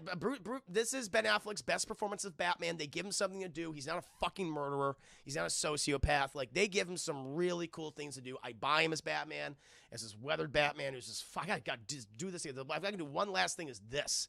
He does a good job. Does a very good job. Woman does a good job. Yeah, all the cast. Superman, Henry Cavill sadly doesn't get anything really to do. You know, it's just like, Zack Snyder's just not. That's not his character. I don't think he still doesn't understand Superman. He has like maybe an occasional moment with Lois and Martha at the farm. Other than that, not much. Steppenwolf is, I really like Steppenwolf in the movie chat. Like, he's not the greatest villain of all time, but compared to what we've got, he's a huge improvement over the original one. He has an understandable motivation. I just want to go home. You know, I like how pathetic he is. Like, he's just like, I'll suck your dick, Darkseid. Like, he legitimately is like, he's on his hands and knees. I'll suck your dick. Like, I love that. You will give us 50,000 worlds. And the look on his face is gold. It's fucking gold, Chad. It's really, really funny. Darkseid is really cool. Again, Darkseid is prototypical. I will control the multiverse. Yeah. But those scenes were still cool. I liked the battle scene. The past battle scene was really neat. All that with Darkseid. All that with Desaad. You had fucking Zeus and all them. That was good. The Green Lantern showing up. That was cool. Really, really neat. Trying to think. And you had really good choreography, too. Like, a lot of the fights. Like, I remember like any of the fight scenes from the real Justice League. Most of that was kind of underinteresting. But they give each person something to do in the movie. Especially in that final battle. Everyone feels like they are contributing, Chad. Until Superman shows up, he's like, I'm just going to do this myself. No, they all feel like they're doing something relevant to the story itself. And Barry has this, you know, he has the fucking final moment to save everybody, which is really cool. Which often happens with the Flash in the comics and things, other stories. Usually is like he's the saving grace of a very dangerous situation. It's just the things that Zack Snyder typically likes to indulge in. There's way too much slow motion. If he just didn't have slow motion in it, the action scenes, I think, would flow a lot better. Like, Barry's slow-mo, that's fine. All these other people did not need slow motion. Aquaman didn't need it. Fucking Cyborg doesn't need it. Batman doesn't need it. Superman doesn't need it. No. Flash, sure. To showcase his powers, how he moves around, all that's good. I like how they do that with him. But all the rest of it, get out of here. The fight choreography is a lot better. Fight choreography is a lot better here. The action scenes feel more realized, more robust. There's some fun stuff here. It just kind of sucks that it's in like everything has a blue, gray, black color palette. So I want a little more color, but clearly Zack Snyder is like, that's not what I do. This is not what I do. So it's like, all right, but it's better. And so for the most part, really enjoyed it. But man, that last 30 fucking minutes, oof, it's bad. It's very bad. That whole nightmare sequence, everything with Jared Leto is awful. And the Martian Manhunter just does not need to be there. It also undercuts the scene. You know, the conversation between Lois and Diane Lane early in the movie. It's like, that was not necessary. The only thing of activities, so I will disagree with the nightmare sequence part. I also enjoyed it, especially the banter between Joker and Batman. We gotta agree, disagree on that. Honestly, I like this Joker better than the Gangster Joker. When comes to Martian Manhunter, man, fuck that guy. 3 movies doing nothing, and now you want to join. Yes, Lazy Ass, great movie though. We have to disagree on the nightmare scene. I just did not like that. I just did not work for me. I was like, you do not need this. Intellectual scene, which I thought was better. It was just, but it's not needed. And there's plot holes. There's definitely plot. The whole Lois Lane pregnancy. I was like, this came out of nowhere. Like, I thought, like, when I was doing the commentary, I was like, oh shit, that doesn't make any fucking sense. I just know I did the commentary until I did my review. I was like, oh my god, that makes no fucking sense. Like, it takes place a year later, and she's pregnant with Clark's child, or is it Bruce Wayne's child? Like, I know apparently, and they were going to set up sequels where it's going to be Bruce and Lois's child. That is not indicated they had a romantic relationship or a sexual relationship of any kind. That's not. So that's unless you just go Kryptonian human gestation is different. It does. She was pregnant. Yeah. You see a pregnancy test in her drawer, and she goes to the bathroom to take the pregnancy because she has the bubbly guts. And she's like, my tummy. And you also see at the end of the movie, you see her and Diane Lane taking all this baby stuff into the house. And Bruce Wayne says congratulations to Clark. And so, yeah, that doesn't make any fucking sense. Because it's been a year. And I know how baby, where she'd be super preggo, chat. She'd be like, oh, she'd be waddling, chat. She's like, oh my God, this baby is so big. You'd be like, blah. So, that doesn't make any sense. However, overall, chat, I enjoyed it more than I liked it more than I disliked it. It has flaws. There's no doubt about it. It has flaws. And if they just really shaved off that last 30 minutes, chat. Yeah. I would, if they had not had those 30 minutes on it, I would give it a matinee. This is a matinee. Very, very entertaining matinee. But man, that last 3 minutes, I think I'd have to, I thought I'd give like a low matinee then. I give it like a very low, I mean, I wouldn't say it's a high rental, you know. I give it a low matinee. Yeah. Yeah. I don't know. Shit. It's a low matinee, high rental. I'm just, damn it. I don't know. I got to think about that. That 30 minutes, though, it really poisons the well right there. Yeah. It's around there, chat. High rental, high matinee. Or, excuse me, low matinee. You know, I'll go with a low matinee. I'll go with a low matinee, chat. I think we'll see fan answer. Now, if they take that 3 minutes off, boom, I'll give it a matinee. Yep. The epilogue is optional. Chris, at least no nuclear family. Hey, no, I appreciate that. That was goofy. So I call it 7 out of 10 Marthas. Martin gave it the same score. You gave it a low matinee, too? What did Corey give it? I didn't see the low microscope. You killed me with that knife, bro. That was funny. Oh, no. Martin matinee for Corey. Yeah. Like the original Justice League, I give like a some old bullshit. That's a some old bullshit movie. This is better. Yeah. I give it a low matinee. That's how I give it, chat. I'm a stamp of approval. This is probably his best DC film. I'd say that. This is his best DC film. I give it a low matinee. Thank you, D-Cox, for the 10 biddies. Yep. Corey said you would give it a rental. Well, he was wrong. He doesn't know me. He doesn't fucking know me. I was thinking about it, though. But nah, I give it a low matinee. Stamp of why not? Yeah, because it's a low rental for me. Last 3 minutes made no sense. No, I agree with you. But yep, too tall, I agree. And besides, why add Martian Manhunter the last 3 minutes? Even the nightmare scene was just awful, but I still enjoy it. Yeah. Yeah. Yeah. The last 3 minutes does not need to be there. Cannibal Amy Adams should have made the main film. That's what she had, the bubbly guts. I must vor you, Clark. I must vor you for our child. No, no. Did you write that? Thank you, chat. Well, this has been, I think it's confirmed. This is my longest review of all time. How long was this, chat? For you, it's in a matinee Deadpool. What do you guys give it? Dizzy Man, think of the 75 biddies, Dizzy Man. Eric, I thought Zack Snyder's Justice League was almost as good as Infinity War. Fair enough. Ace Rock 4. It was the longest of the movie. Can't believe. It's good to see Can't Believe. Superman, the animated series, now HBO. I cannot wait. I love that show. I love that show. Eric, full price. Now, everybody, 84 years. Too damn long, Chris. Bro, it's a fuck you. Fair enough, Ed, man. Glad it goes between a matinee and a low rental at points. Sometimes that's straight fuck you. Yeah, the Joker. I'll tell you right now, the Joker scene and Martin Manhunter is a fuck you. That's a fuck you moment. That's why I was like, See, you forget about the Martian Manhunter scene at one point in the movie because it's like at the 2-hour mark and you still got 2 hours of movie to go. Remember, Jess, you're thinking with 100 biddies. Just remember, those Bucky Barnes. Thanks for taking your time with this. I told you, Shay, I would give you this. This is a robust review. I wasn't gonna bullshit. I wasn't gonna bullshit on you guys. I was gonna give you a thorough fucking review. I hope I lived up to that. Best news is that this movie review didn't kill me. I'm good. Martian Manhunter was literally that kid in the group project that did nothing. He was. Yeah, it's that kid. I mean, it feels right that the first Justice League is 4 hours. If the epilogue would be a full price. I'd give it, no, to me, it'd be a solid matinee. It is a solid, entertaining matinee movie, chap. Has some issues, has some unnecessary stuff, a little self-indulgent, unnecessary music video segments, but matinee. But then that, last 3 minutes. Almost almost Captain America now, damn it. I know I will enjoy this review more than actually watch it. Fair enough, Ace Rock. Yeah, you can also have my commentaries along with it. I give this review a 5 full price movie I will skip. Thank you, Emerald Justice. I appreciate that. I'll allow that. Eric, the Justice League, excuse me, movie was basically 30 episodes of the animated series. Yeah.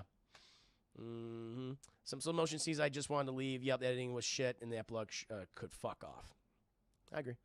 Eric on, but one thorough plotline. Cat's Fate was basically a mini-series. Yeah, Drew, that you did good, Chris. Thank you. Broadway Tone. Matinee requires sitting in a theater. I'm not sitting for 4 hours for that.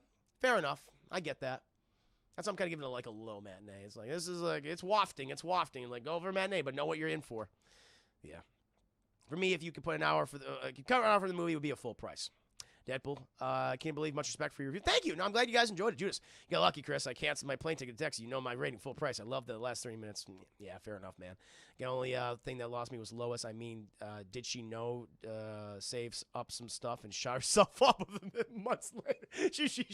I love this. Hold on, let me just say. I mean, did she, you know, save up some stuff and shot herself up with it months later? Did she save some stuff and shot it up?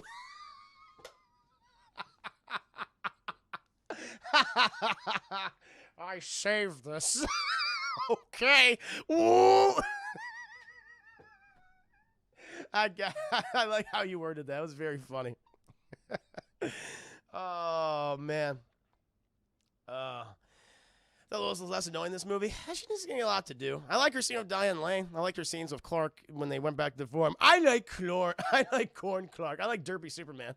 That was funny. She kept it in the freezer. Cyborg was great.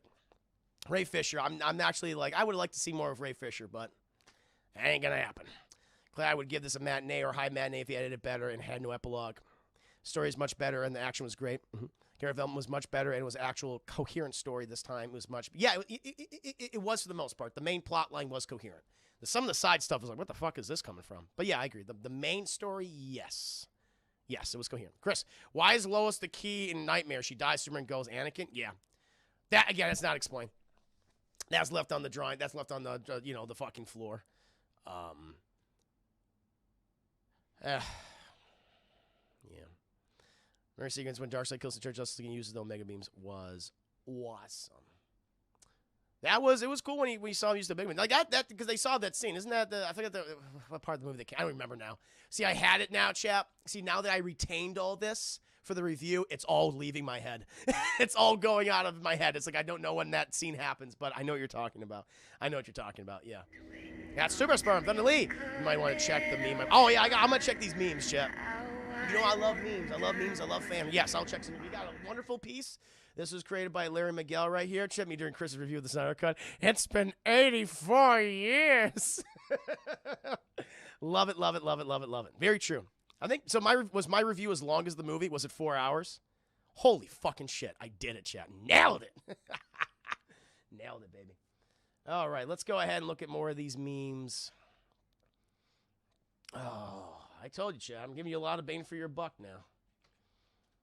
And then you'll have my commentary up there, chat. I'll be uploading part 1 and part 2 of my full-length video and audio commentary of the Zack Snyder Justice League cut. That'll be going up there tonight, chat. So be on the lookout. I reviewed every I told you. Every minute. Let's go ahead and see what we have here.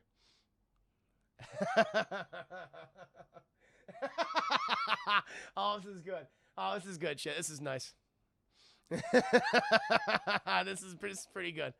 All right, you got me here, Jacob. You got me. This is a good one. You got some really good ones here, chat. Oh, this is wonderful. Ariel Panda. Oh, you're nailing it. You are oh, chat. Please do share these online. These are so funny. These are so funny. 4 hours and 20. So my review, chat, was 4 hours and 20 minutes longer than the film. Booyah. Can Zack finally move on, not be tied done to this franchise? He should. He should move on now. He ended on a better note. He ended on a better note. Yep. And it was his best note. This is good. This is a good one, chat. I like this one. Let me go enlarge it. Find a reason to bash Zack Snyder's Justice League, realizing how much he enjoyed the film.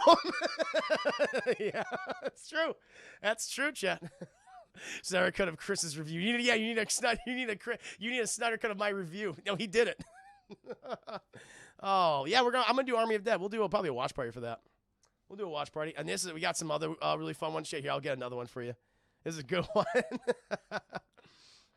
This is from Ariel Pan. I'm gonna get this one up right here. But no, good job, Larry Miguel. Good job, Jacob. Fun one here. Let me get this one. Oh yeah.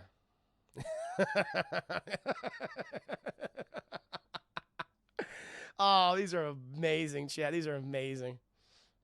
You got the juicy cut. This is the juicy cut. This is a good one. All right, let me make this a little smaller. Me when Chris starts the Snyder Cut review. Me after half of Chris's review of the Snyder Cut. It's been 84 years. Oh Lord. His fans will destroy the universe because of this movie. I hope they don't. You know, hey, they ended on a good note. They ended on a much better note. And they're doing the they established the multiverse in this movie. We can play Chris's review synced up. I think you can. I'd be pretty accurate. I wonder how accurate it would be. I mean, I know some of the scenes are out of order in my version, but it might be fairly accurate. It might be pretty good. My commentary will be accurate though. What was shocking about the production crash was with the Will Beal got a Crow Circuit. He wrote a similar Justice League movie in 2011. He rumored to have Ben Affleck direct. Oh, that means ZLJL was in development since 2011. Wow. She needs some water. Yeah, you got to finish it. Yeah, exactly. I'm like Ali Lestrange right there. Hey, Zach got to finish his vision. I mean, all of it. Now we can move on. Let's move on. I agree. You know, it is what it is. So, and it was the best thing he's done in the DCU. I'm gonna say that right now. He's the best thing he's done. They get figured out. The intended sequence of Martian Manhunter scene in the end shows Bruce's growth since he didn't immediately want to murder the alien on sight. I love he says such a non-reaction. He's like, whatever. Okay.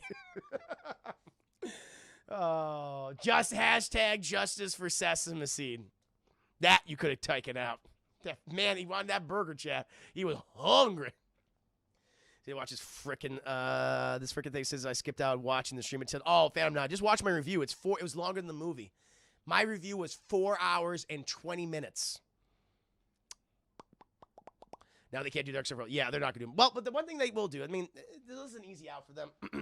They have the multiverse. Darkseid says, I want to control the multiverse. All right, so that's a real thing. They're going to do the Flash movie. They'll rework all this stuff that they don't want. They'll be like, all right, that happened, but then it didn't happen. So that's what they're going to do. Arrow Pan, thank you 100 so I missed the last of the review. So would you say it was worth the 4 hours? Well, it was worth it because it's better than the original movie. There's stuff that can be taken out. That last half hour, no doubt about it. So, okay, you're working on a 3.5 hour film now. So I would remove that entire Nightmare stuff, Lex Luthor stuff. I even like the Lex Luthor stuff in the movie. I think that was better than he's ever been. But then you don't need it. Take that out. Martian Manhunter, take that. That's 30 minutes of the film, all gone. Take out the Martian Manhunter stuff. Take out the montage of Lois Lane. Take out all the slow-mo. Don't have the slow-mo in there. Like, the only one who needs the slow-mo was the Flash, because that works with him. It looks really good with the Flash. It makes sense, because you're seeing things from his perspective. He's moving fast, but everything else is just slow as fuck to him. Like, that, I get that. And you could probably have a workable 3-hour movie. Let's say you could have a 3-hour film right here, and I'd be like, all right, 3 hours, pretty good. Pretty good. I think you can have a workable 3-hour movie. Aquaman singing. Oh, the Aquaman singing scene could have been. Yeah, that could have been cut. They just wanted the thirst song, as I call it, chat. These goddamn sea urchin hybrid human abominations. Just want to fuck. They're sniffing his clothes. It was so weird. Like stuff like that. Exercise it. Get out of it. Get out of here. You could have had a 3-hour movie right here. A perfect 3-hour, very enjoyable, solidly entertaining matinee film. Boom. But they had some thirsty sirens, exactly. They just had too much fat. They had too much fat. And the other criticism, I just don't think Superman has a lot to do in the film. Slow motion scenes felt boring with all the other characters except the Flash. But for the other slow motion scenes, it felt like it was wasting the film in my opinion. I agree. I'm right there with you, Chad. Loved up the Aquaman turned him into a horny toad. You know, I like the movie. That scene was awful. Yeah, it was so awkward. It was like, ooh, that's cringy. It's one of the cringy moments in the movie, chap. Like, that was cringy. The Martian Manhunter stuff was cringy. The Joker Nightmare thing was, that was rough. I was like, ugh, during that scene. Remember in Lord of the Rings Return of the King when the Hobbit sings? I remember that. I like that one. That one worked. That one fucking worked, though. I like when Pippin sings. Hell yeah. Man, everyone was really badass in the film. Yeah. I mean, I want to see the memes. I love the memes, chat. Thank you. Let's get a new one in here. Let's see what else we got. Oh, yeah, we got some good ones here, chat. We got some. Okay, just wait, I'm gonna get to yours in a second, Deadpool. So we got.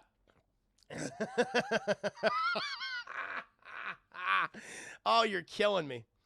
Oh, you're fucking killing me with this. All right, this is a great one right here. Hold on, let me swap this one out. These are amazing, chat. All right, this one was I think this was also Jacobs. This one, Chris enjoying Zack Snyder's Justice League. Last 3 minutes of the film, just looking disgusted. Just like, oh, oh my God.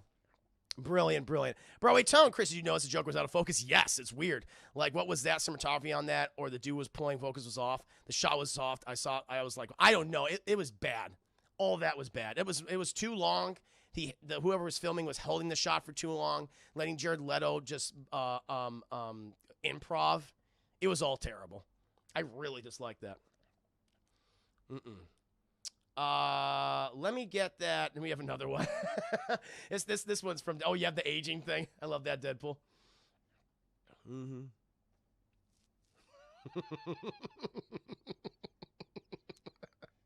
You guys are killing me with these. I love them. Yeah, this is very good. Oh Lord. This is a good one. I know Corey's looking at me.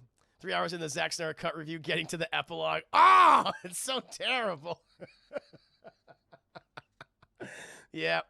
Oh, you're nailing it, chat. You got it. He's gonna just represent my review. Whew, it's like Chris will hate Zack Snyder forever.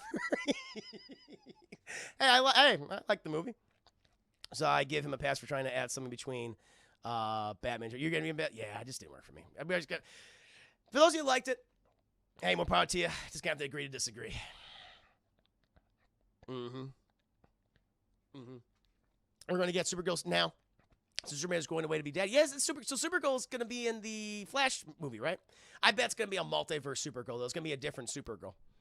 Because I talked about this, I think, during my commentary, where there was a prequel comic from with Man of Steel, where Kara Zor-El, she's sent to Earth in the birthing vagina ship, Chad. Yeah, and she's sent there, and she's the only survivor, and she leaves. But it's like thousands of years, or whatever. So I don't think it's gonna be, unless they said, oh, fuck that comic, that ain't canon. That might be that. And everyone's like nodding smiles. Yeah.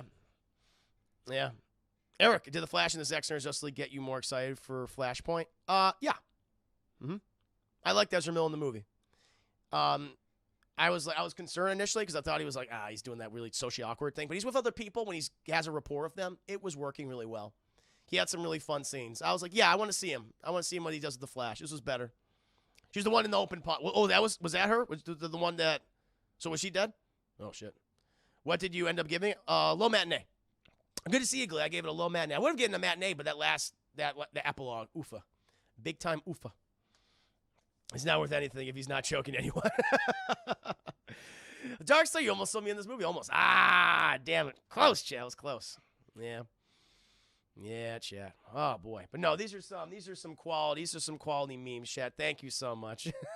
I'm digging the hell out of them. I'm gonna share these online. These are very, very, very funny. That was, the empty pod, man. That's what I'm talking about. That empty pod, that's the one where Kara was. And then she left. So I think that's what they was supposed to reference. But again, who fucking knows. They're going their own way. Chat. But now, chat, give me the Herman cut. I'll give you the Herman cut. Well, I talked about it. I shaved that epilogue would be gone. Martian Manhunter, he'd be gone. The slow motion would be gone. The only one that needs slow motion is the Flash. That'd be gone. So you'd have probably a 3-hour movie, roughly. I think you had a 3-hour film. Oof, chat. But now, my friends, we're going to go ahead. Give me the microscope cut. I love that nearly killed me. I was like, I didn't know what the defibrillator. I always forget what the thing the defibrillator is called. And now I was like, microscope? It's like, nope. Nope. That's hilarious. Release the juicy cut. Eric, I love Junkie XL score through the music. That that plays during the Speed Force scene was giving me heavy Linkin Park vibes. I like the Speed Force scene. That was good. He was goofy the way he was running. He was doing the Superman night. He was doing that. They took a plot point from 78 though, of him going around the goddamn world. I mean, he wasn't going around, but he was reversing time. I was like, I see what you're doing here, Barry. Mark scoped a heart attack. I'm helping. Yeah, 3 hours would have boosted this version up a lot. Agreed. Yeah, there's too much fat. Whoo! Release the Manhunter cut. No, get rid of that. Get rid of him. I love John Jones, but you not need to be in this movie. Oh, no, you're right. You know, Superman. Endgame did steal that scene too. Time travel. That's what happens. Chap, we're going to do a watch party for Falcon and Winter Soldier, chap. This stream's been going on for 5 hours. Let's end the stream with a watch party for Falcon and Winter Soldier. If you want to stick around, chat. Thank you. I hope you enjoyed the review. I'm gonna get the one thing to set this up. Just give me a second here. Just give me 1 second, chat. Yeah, some of you might be new to these watch parties. Excuse me. Just give me a moment. I'm gonna get I didn't switch out the poster. Falcon and I've not seen this, but I've not seen this, chat. I spent 4 hours watching a movie yesterday. I've been working on all this other stuff today, so I've not had time to watch it. We'll do a little spoiler discussion after we watch the episode, chat. Go into the nitty-gritty details. But I need a break. I just need to be like, oh, yeah, I need to calm down.